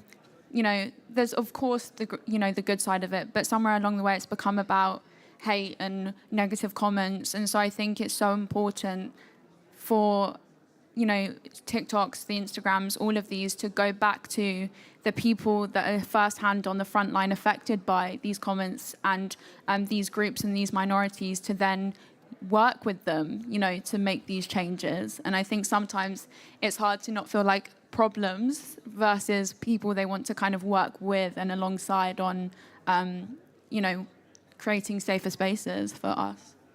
Yeah, exactly. And I think TikTok have created a new kind of a safer creator hub, which they really need to do some better marketing on so people know about it. And, you know, Nikki, you just said there, of course, which reminded me of Face Equality International's most viral video, which was following the of course trend, if anyone followed that. Oh, yeah. In the first 24 hours of posting that, we had over 1,000 comments, over 1 million views. And we're a very small team, and that was quite overwhelming, not just because of some of the language being used, but simply the volume. We couldn't get through to everything. Of course. And so that, you know, helped us in a sense to prove how serious this issue is. And we then recorded for over a quarter of 2024, over a 3-month period. We recorded, I think it was 80 singular reports of hate and discrimination, and only 20% of those reports are actually upheld or even responded to. So it's, again, we're coming up against barriers quite a lot of the time. Thank you both. As our time runs, I would like to ask you what practical steps and concrete steps we can give to our audience for improving the experience of persons with facial differences online, as they don't only face hate and trolling, but also are cut off from online banking and other different kind of online services, for example. Great question, and Nikki did cover this quite a lot in her keynote this morning. And, you know, like you said, if you are someone with a facial difference, you are going to face trolling and discrimination and hate online, which is unacceptable. But that's if your content even gets posted. So I know, you know, Nikki and other people in our community have let us know that when they post, you know, harmless, innocent images of their life, just telling their story, the platform will actually block their content. They will label it as harmful. They'll label it as violent, shocking, and that's another limit to, you know, finding that support. You know, and feeling even more ostracized as well. Exactly. Yeah, I think that's exactly it. It's very hard, you know, being someone where social media is a massive part of my job and my life. And again, though I love it, I think it's very, very hard to manage social media and navigate it as someone with a facial difference, or essentially, you know, people online pick on anything that seems different, because when you don't know difference is something that becomes feared when actually it shouldn't be feared at all. But that's also down to, you know, social media apps and tech not instating, you know, services or settings or things that can be done in their apps to make it feel more normalized, you know. And so I think I had an issue on social media last year where I posted a video and it went viral.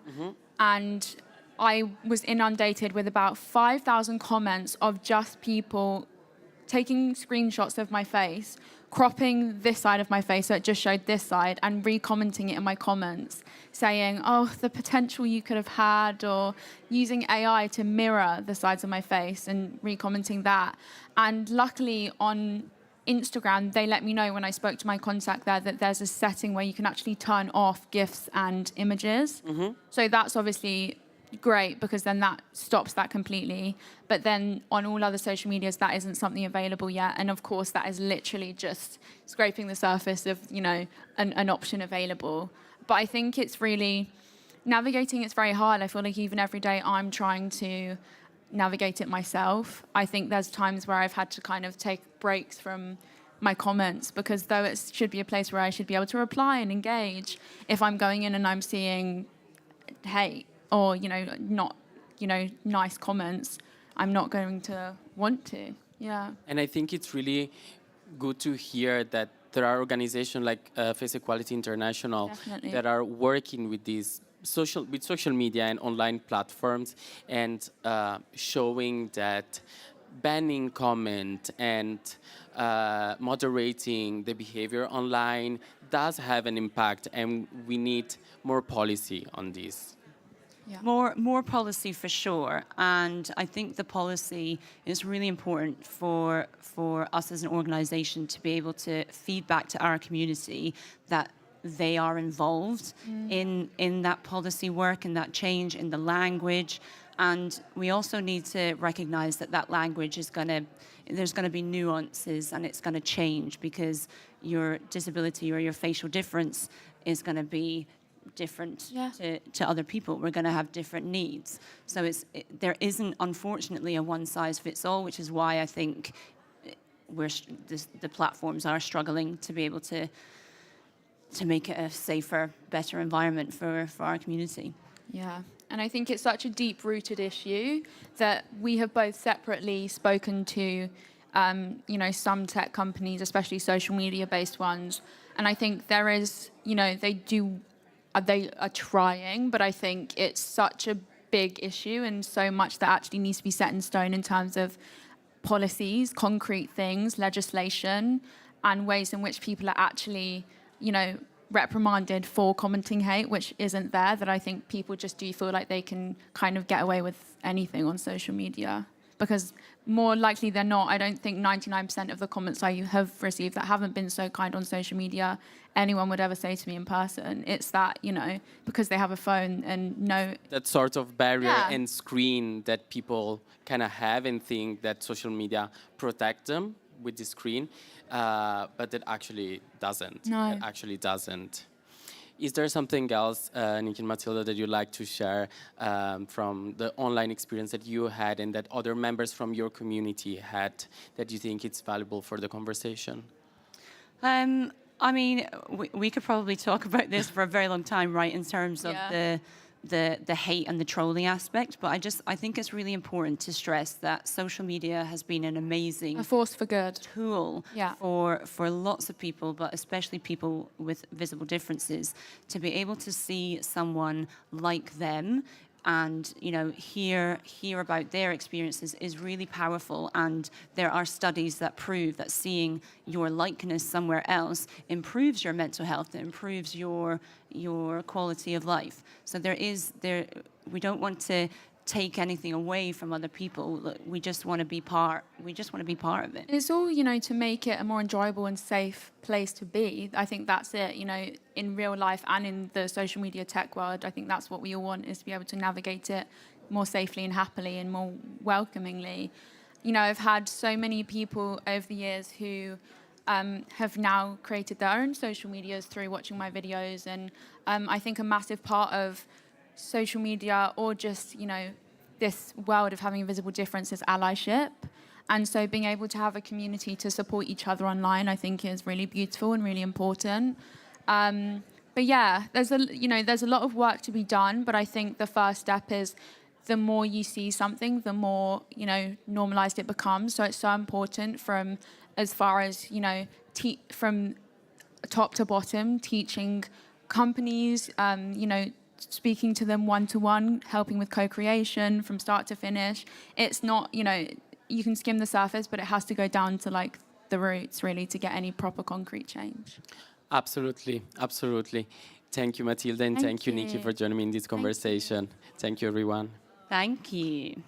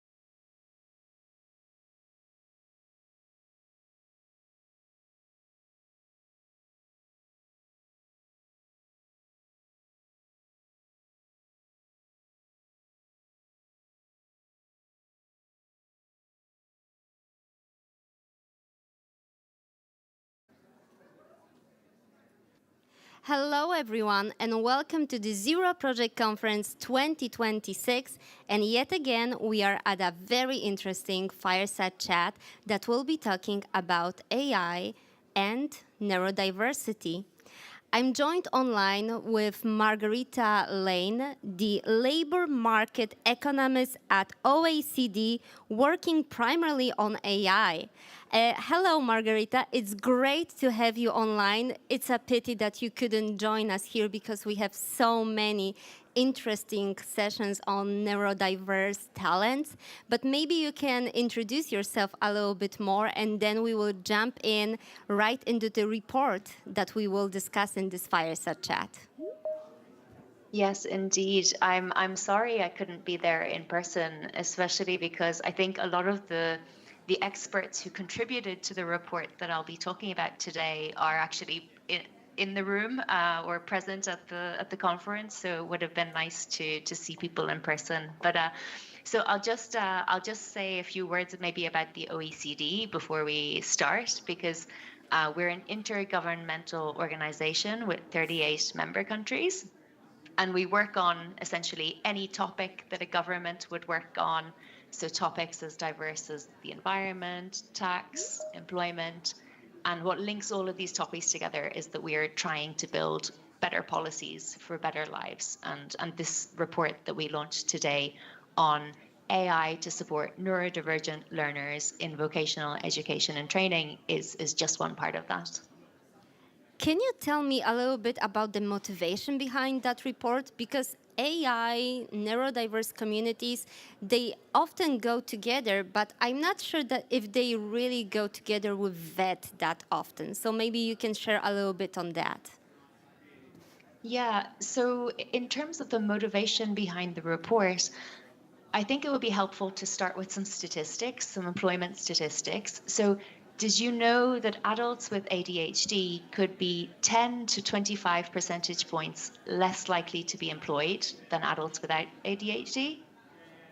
Unfortunately, yes, but it's not a good statistic, right?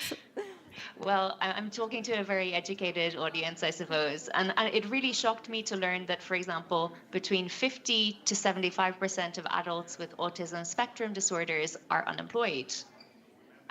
Also, I mean, the gaps occur even before neurodivergent people enter the workplace. We know that students with learning disabilities are twice as likely to leave school before completion compared to students without learning disabilities. And I think what all of this points to is that there's a lot of talent being underused and undervalued. There are a lot of neurodivergent people who would love to be learning, contributing, working, but are facing education systems and workplaces that are not built for neurodiversity. And so this report published by the OECD today, and it's available on the OECD website right now, it looks at the potential for AI and other advanced technologies to support neurodivergent learners in education, and specifically in the part of education that's called vocational education and training. And I'll maybe give a definition of that, because it looks, vocational education and training, it looks a little bit different in different countries. And essentially, I'm talking about training that aims to equip students with practical job-specific skills, and where at least some of the learning takes place in a real work environment. So depending on the country, vocational education and training, I might just say VET from now on, the acronym. So VET can be delivered at secondary level or tertiary level. And in many countries, apprenticeships would be probably the best known form of VET. And I think it's this focus on VET and on practical job-specific skills and workplace learning that's the really novel aspect of this report.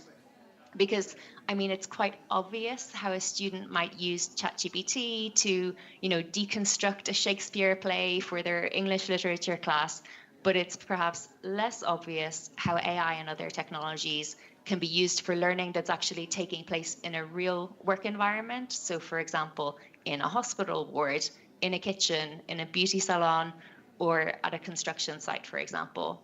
So as part of our study, we interviewed over 50 stakeholders including teachers, employers, disability advocates, technologists, and gathered lots of interesting examples of how AI is being used to support neurodivergent learners in vocational education and training, and also how it can make vocational education and training ultimately more inclusive and more innovative. So, basing on the research that you made for the report, do you think that the support that AI can give persons that are on the autism spectrum or have ADHD, is it really fully realized to the full potential of the AI, or are we still having some gaps, some things that we need to explore a little bit more? Yeah, let me talk about I'll present the positive angle first, the potential, and then maybe I'll talk about where things are falling short. So, I mean, some of the most exciting applications that we talk about in the report are, related to virtual reality. And if I mention virtual reality, we're probably first thinking of video games, but actually there are really, really practical applications in vocational education and training. And the reason for this is that, once we move from the real environment to a virtual environment, we're opening up all this possibility to actually adapt the environment and to accommodate individual needs in a way that, real environments can't be adapted. So, I mean, maybe one good example of this is a driving simulator where you would be able to blur out distracting or unnecessary information for a learner experiencing overstimulation or a person who has difficulty focusing. And then as the person learns, as they learn to drive, you can gradually increase the complexity of the environment. And that's something that's not possible in the real world, but virtual reality opens up that possibility. The other advantage of virtual reality, which I think is really interesting, is that it allows for a kind of safe fail. Essentially the idea that you can practice, you can make mistakes, but there are no negative repercussions. And the reason that this is so important is because many neurodivergent learners enter vocational education and training with quite low confidence and with high anxiety due to prior bad experiences in education systems that weren't built for them. So it's not just the physical safety that's important. So I mean, if you make a mistake, you're not injured, but it's actually also the psychological safety, the ability to build safety and build confidence, or build a sense of safety and build confidence. So one example of this is that there's a special needs vocational education and training college in Finland, where students can use smart glasses to actually visit a work site virtually, and they can rehearse task sequences also using the glasses, and this allows them to build confidence before they then visit the workplace in real life. And then one other type of, this is moving away now from virtual reality, but we also talk about tools to support planning and time management. These are important skills for any learner to develop as they transition to work, but they could be challenging for learners with memory difficulties, or perhaps for learners who can become overwhelmed with stress. So interviewees told us about digital support systems such as Assistive and Brain in Hand, which provide step-by-step instructions to enable learners to carry out sequential tasks or to help manage stressful situations, like what if you've missed your bus on the way to your work placement. And I mean, in terms of talking about the potential that's maybe not there quite yet, some interviews even talked about the idea of like linking digital support systems to wearables that would detect, indicators of stress, for example, so that support could be given without the person even needing to actively request it. And a last one is that we also in the report talk about note-taking tools and speech-to-text tools more generally. These are tools that obviously could be used in a classroom or in a workplace setting. These tools are not new, but what's worth mentioning here is just how accurate and fluid these tools have become. due to these recent improvements in large language models, and also due to improvements in cloud computing as well, which allows devices to process information more efficiently. And I think these devices are useful to point out because, or the ability to use mobile devices is important to point out because they can be used in a variety of work and learning settings. I suppose I'll just maybe point out one area where maybe there's the potential is not being fully realized, and that is that there is often a disconnect between the amazing advanced technologies available and how that actually connects to the diversity of work environments that vocational education and training is often training people for. So I mentioned before, this could be a hospital board or a kitchen or a construction site. These are work environments where people are not necessarily working at a desk, they're often on their feet. The work environments are often noisy and unpredictable. And so it's not, there are some practical challenges associated with bringing new technologies into these workplaces. And certainly it's been slow, the application of technology in these types of work environments and in vocational education and training has been slower than it has been in office environments or in academic learning, for example. And in the report, we talk about how part of the challenge is technical. It has to do with all of this data, contextual data, all this data you need to collect, showing people doing real tasks to build realistic environments for virtual reality, for example.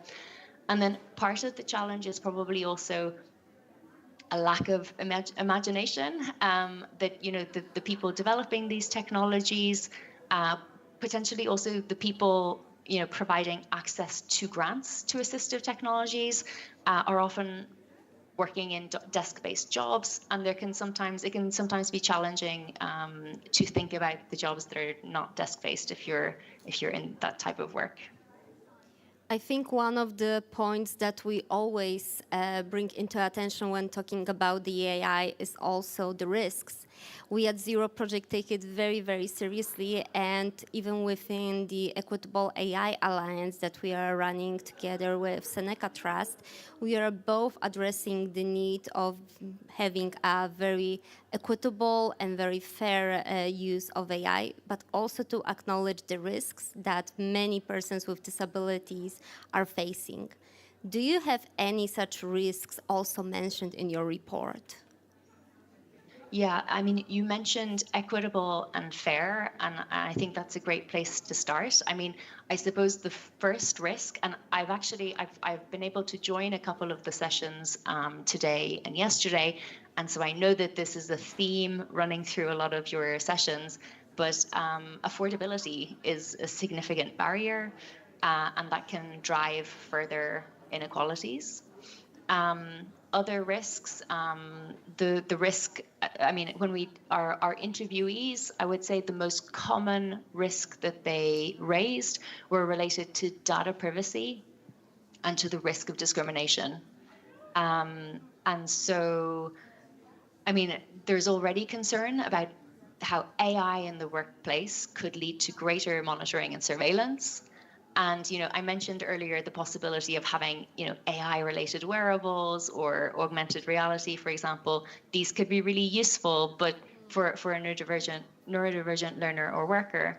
But they could lead to a situation where a neurodivergent worker is subject to a much greater degree of surveillance than their neurotypical colleague.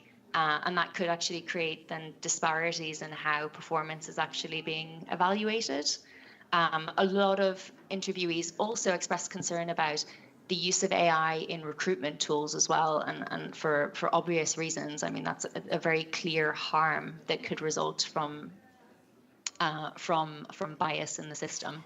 And unfortunately, I will need to cut you up because we only have 20 seconds left. So a very quick call to action from you, and we will end this session. No problem. I think that, I mean, really what governments can do is they can encourage developers to build accessible and inclusive tech. They can design with neurodivergent learners in mind and also involved, and they can include neurodivergent learners, also teachers in testing, and they can make sure that developers of these tools are trained on accessibility and bias, and also that neurodivergent learners are represented among those developers as well. So thank you very much, Malgorzata. Thank you as well.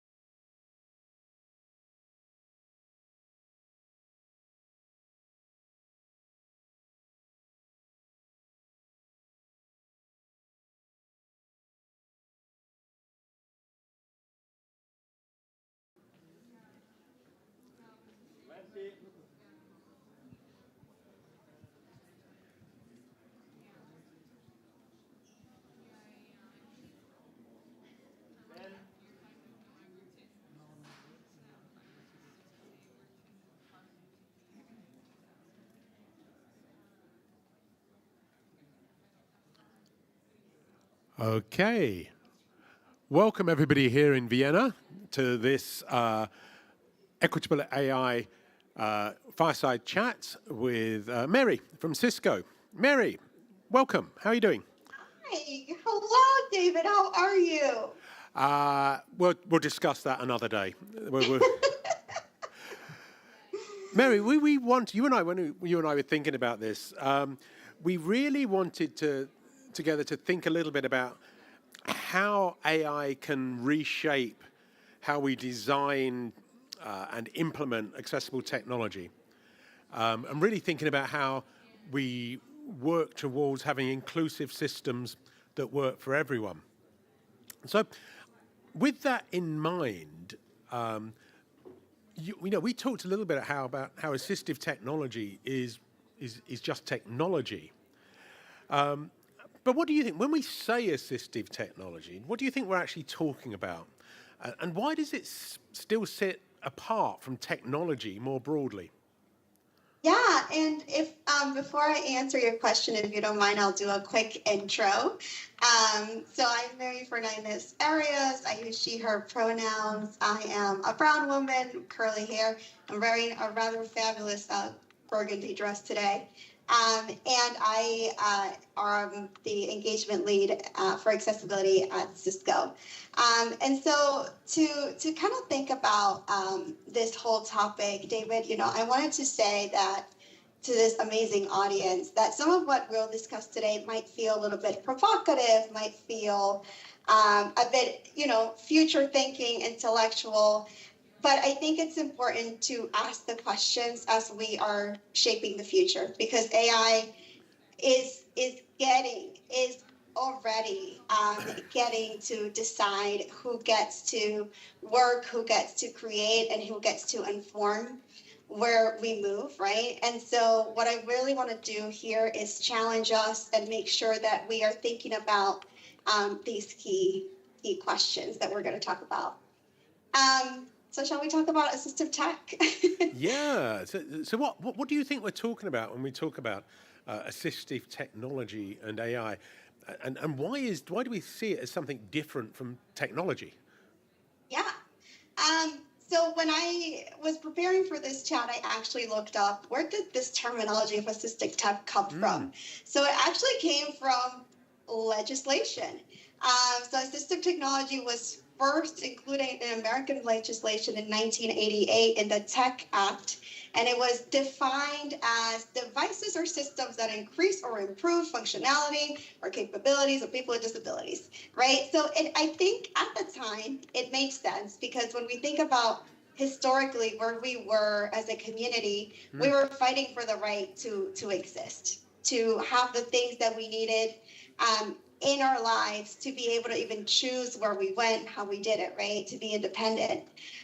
But what has happened, I think, is that language of assistive technology versus just technology has now become cultural and has really embedded in our mindset and reinforces this assumption that disabled people are exceptions.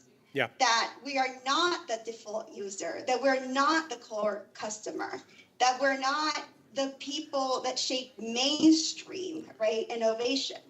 But take it even further, it even impacts how we live every day. So I think about when I go to my mother's house, she has a gorgeous home, bought it 3 years ago, and all the appliances are new and shiny and all touchscreen. I literally could not independently even cook, like turn on the oven, until somebody came in and connected it all to Alexa, because I didn't have the attention span. And the tension there is that innovation that benefits everyone is exciting. But accessibility, when we start thinking about it from an accessibility perspective, it's all of a sudden seen as difficult. It's seen as, oh my goodness, we have to do this extra thing. And that double standard really impacts how we think about technology. So the issue isn't, do we have technology? The issue is that access is not treated as innovation, and that disabled people are not treated as just customers, right? but we're seen as the beneficiaries, the recipients of technology that somebody maybe thought of, and we'll get a little bit more into that. And we need to shift that. We need to really eliminate that idea that disabled people are only beneficiaries of systems. We need to think about technology that adapts to people rather than creating another silo, another thing that only benefits disability. And I think it was really interesting that you started off with a policymaker's definition of assistive technology, because I think there's a problem that when we go down that definition, we encourage policymakers, funders, public services to say, well, we only fund the technologies that are designed specifically for people with disabilities, rather than those that are inclusive. And I always loved, when I first went to work in the Middle East, we were trying to find a good definition for assistive technology. And the initial definition we came up with vaguely translated as machines that help us. And I always thought, that's a pretty damn good definition. It may not be very specific or tight, but it's pretty good. But things are changing, and you touched upon it. And do you think that AI as a particular theme gives us a real opportunity to move from designing technology that people have to adapt to towards technology that increasingly adapts to people through what we sometimes call hyper-personalization, understanding their needs and adapting intelligently as a result?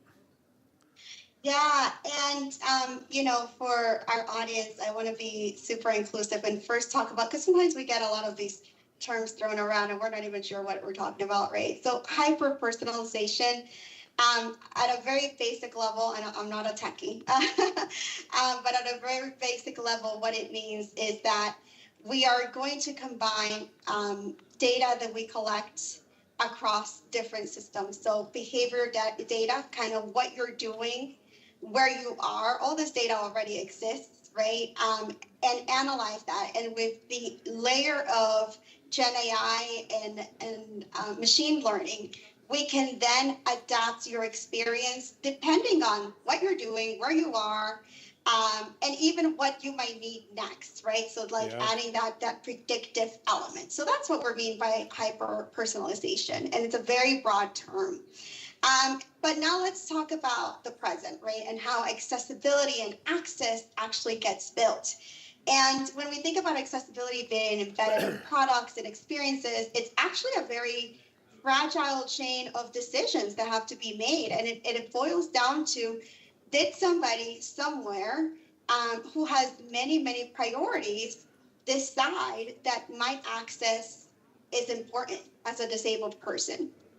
And when we think about that really means that accessibility depends on someone remembering that I, as a disabled user, exist. And more than that, right, that they even have to think about what does every disabled person need? And we get into we need to get to a baseline. And that's how we think about accessibility currently. And so what happens with hyper-personalization is that instead of being kind of this static set of standards, AI has the potential, and this is potential, of creating systems that can adapt in real time. So one example, if I am reading a web page, it could do things like adjust the interface, how much text is there, adjust the reading understandability, right? What kind of words am I getting? Can it simplify it to me? And based how I'm engaging with it, it can even adjust the pace of say captions, how quickly they're appearing. And so accessibility and access then becomes more dynamic and more personalized. And that's powerful. That's an amazing thought for the future.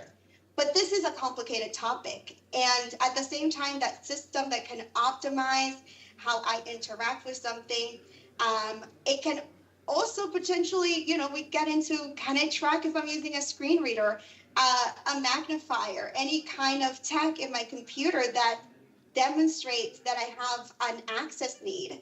And then where is that data going to be used? And how will it be used to discriminate against me? So AI isn't inherently inclusive. It is not inherently unbiased. I said this the other day. AI is not neutral because it's based on what people think. and the things that we hold in our mind.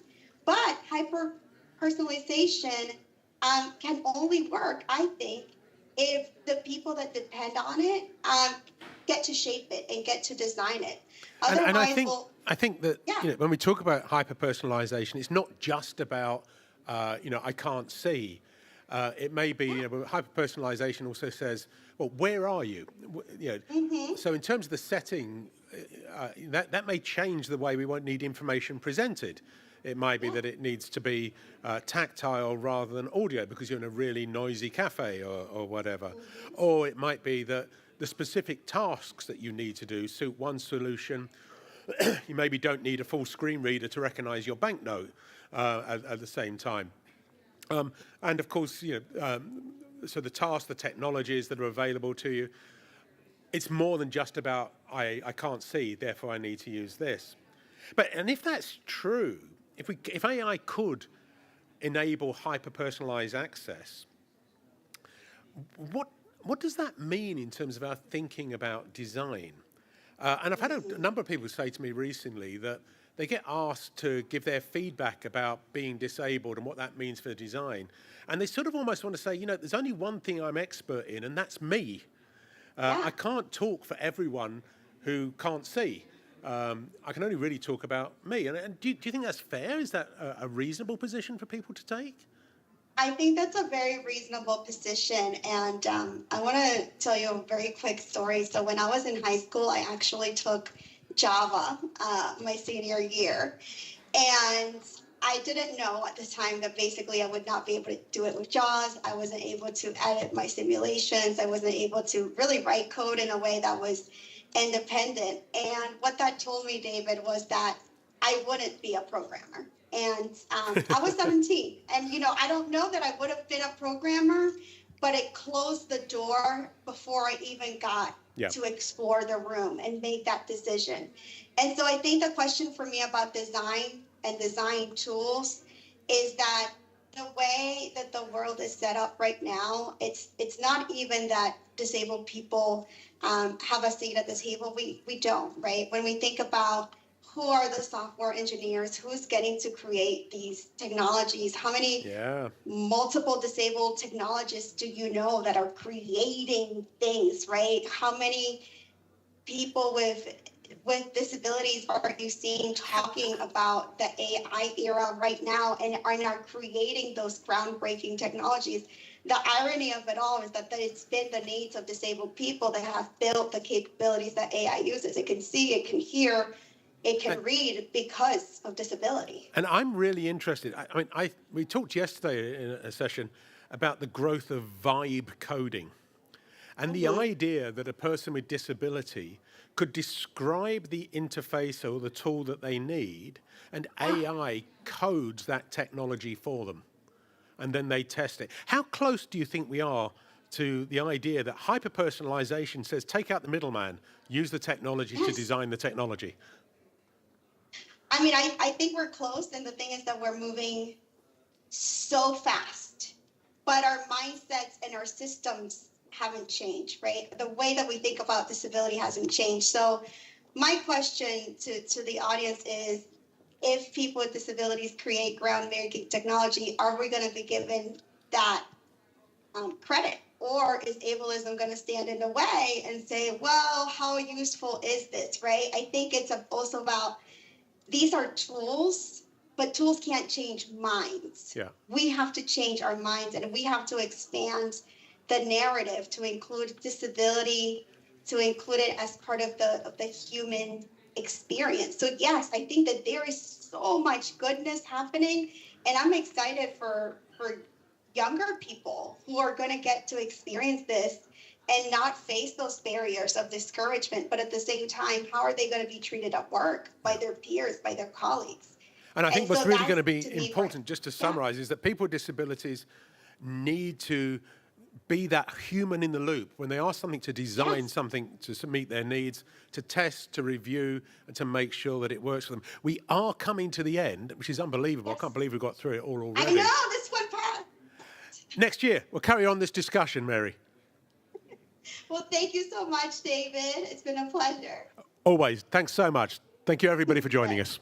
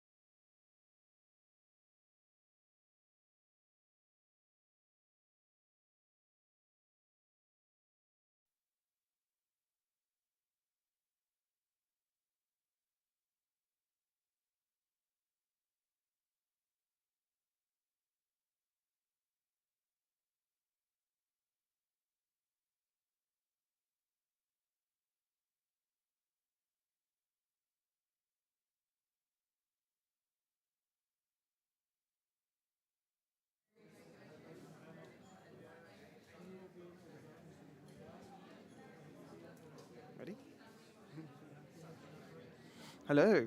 Thank you so much, everyone, for joining us. Very happy to be here to be talking about kind of driving transformation and African innovation in the disability space.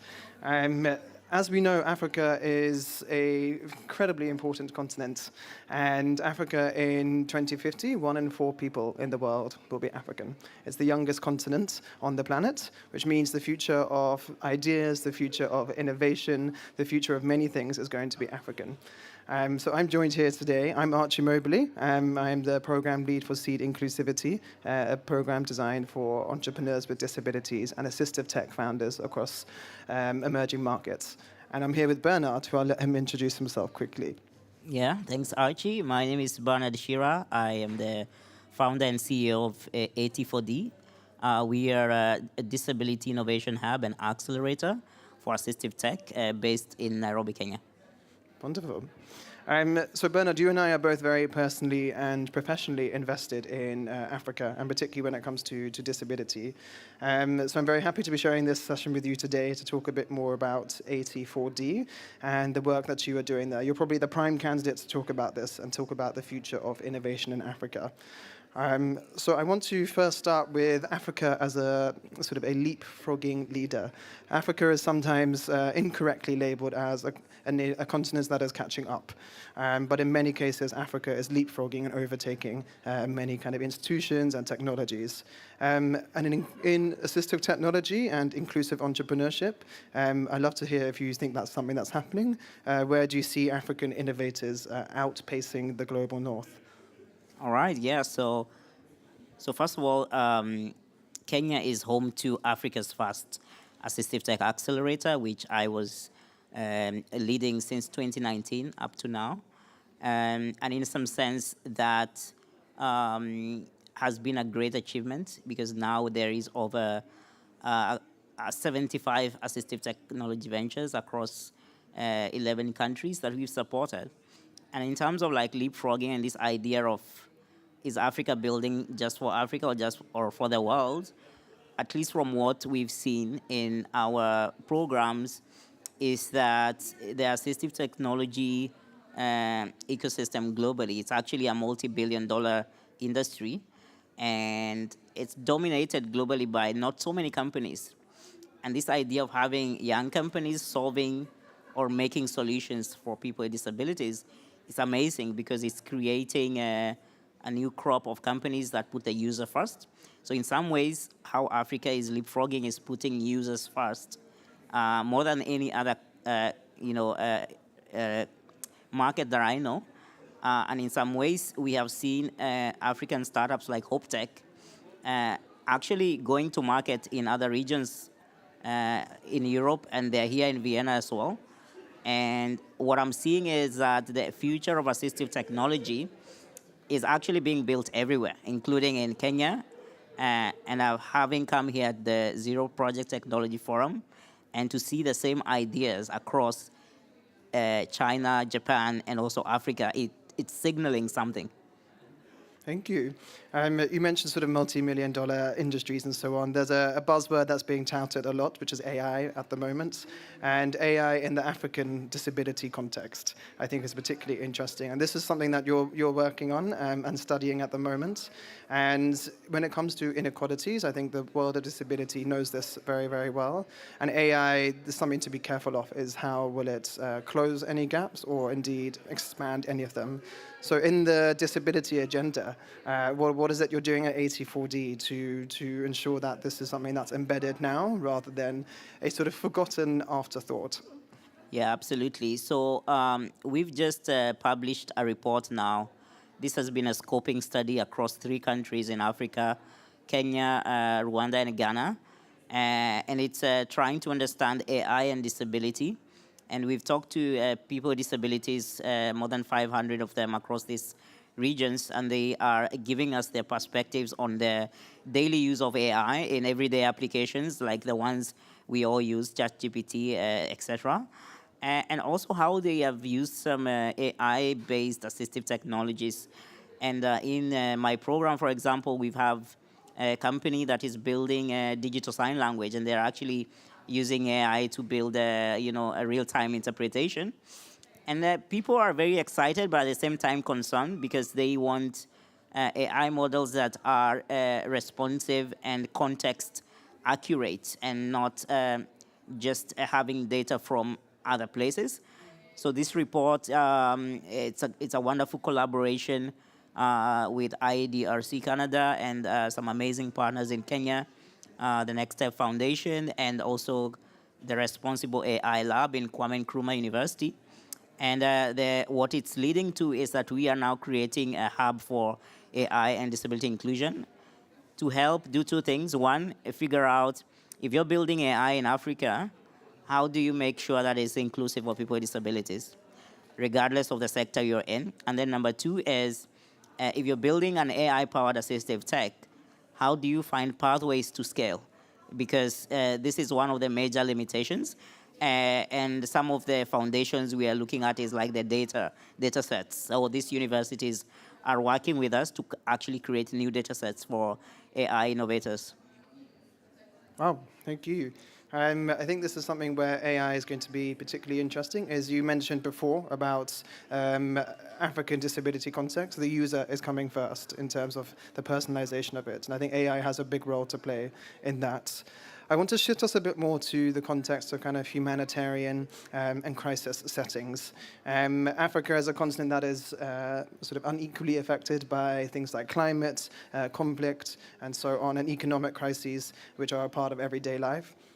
So how do you see African innovators and assistive technologies and the partners that you work with that are turning these types of challenges into opportunities? Yeah, absolutely. So we've had the incredible opportunity to work with some really great people in the humanitarian sector, specifically UNICEF in Kenya, and also with Innovation Norway. They are an arm of the Norwegian government that funds humanitarian programs. And what we are doing with UNICEF, Enable, and Kilimanjaro Blind Trust Africa, these are the other organizations of people with disabilities we're working with, is to ask this question: what does a data-driven inclusive humanitarian action look like for children with disabilities? And why children is because obviously this is a focus area of UNICEF, but also one of the greatest ideas in assistive tech is that if you get assistive technology at the right time, early enough, you can actually transform your life. Like the studies that have been published, actually there's a report called the investment case for this assistive tech. Is done by 80 scale, and it actually says you can improve the lifetime earnings of a child who gets access to assistive technology by $100,000, and this is incredible. So with UNICEF and these other players, we are trying to embed how do you identify these kids during a disaster, and how do you make sure their accessibility and assistive tech needs are met. So we are building a Nico, which is we call it a digital spine for this work, but it's actually combining data and also using very simple technologies to allow anyone to trigger this process with an SMS. And then that helps governments, humanitarian actors to onboard that child and get them the help that they need. And so what we are seeing with this is a shift because we want to connect that space with also the assistive tech startups and ventures that are building these solutions. So eventually we want them to get the best solutions that are context specific, and they are going to come from the continent as well. So this is very exciting for us as well. Yeah, it's extremely exciting. I think I can certainly speak for myself in terms of assistive technology being something that is transformative as a child, having been a user of that myself. You're talking a little bit there into the idea of the ecosystems and the other players that are involved when it comes to such interventions. Now, you helped to build, I think, Africa's most well-known and its first assistive tech accelerator, which is now a sort of disability-led trust and a blended fund, which is also a very exciting part of your journey recently. I think it sort of highlights the need for a systems change and the full ecosystem intervention, which is something that you're definitely actively working on. How do you see this playing out in Africa?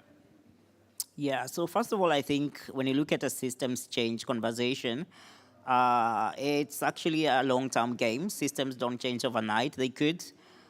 We've had young people in Africa, for example, challenging governance systems and requiring for better accountability.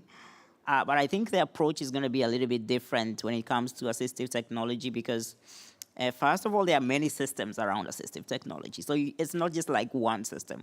So for us, because we work in innovation and entrepreneurship, one of the systems we really intentionally decided to address is the capital system of how assistive technology actually gets funded.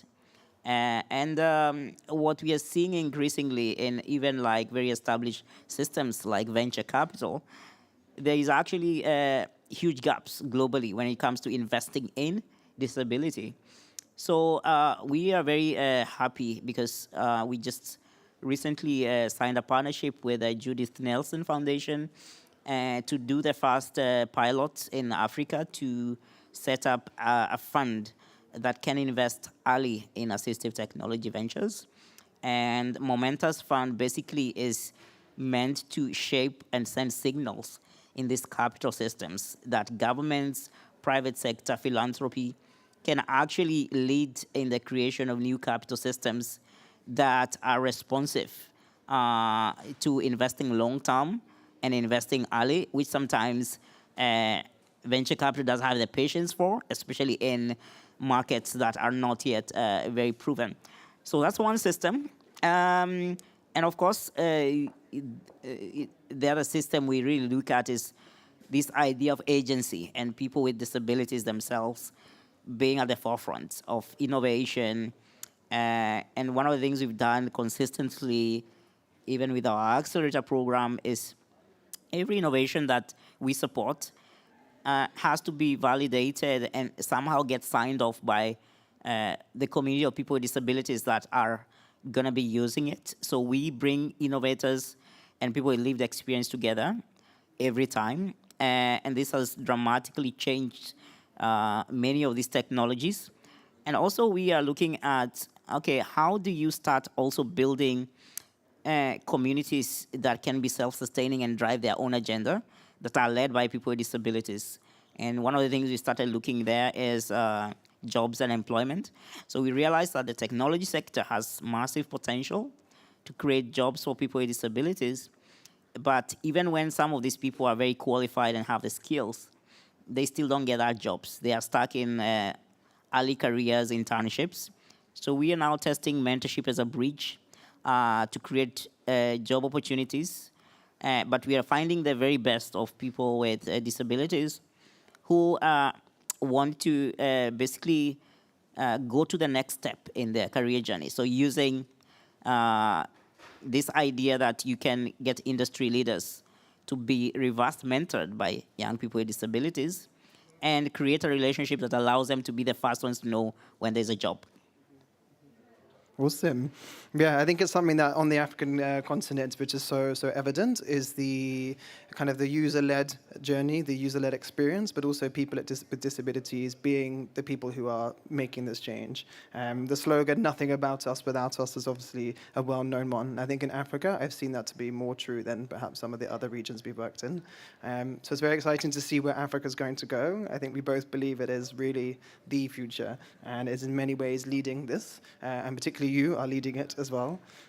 So the next chapter of, I think, disability inclusive innovation is a very exciting one. And I think the future of it's going to be, African in many, many ways. Yeah, I mean, absolutely. I'm very grateful for this partnership with this global community. And if you want to learn more about what we do, you can come onto our website, at4d.org, and also reach out to me. Yeah, let's enable people together. Thank you. Thank you.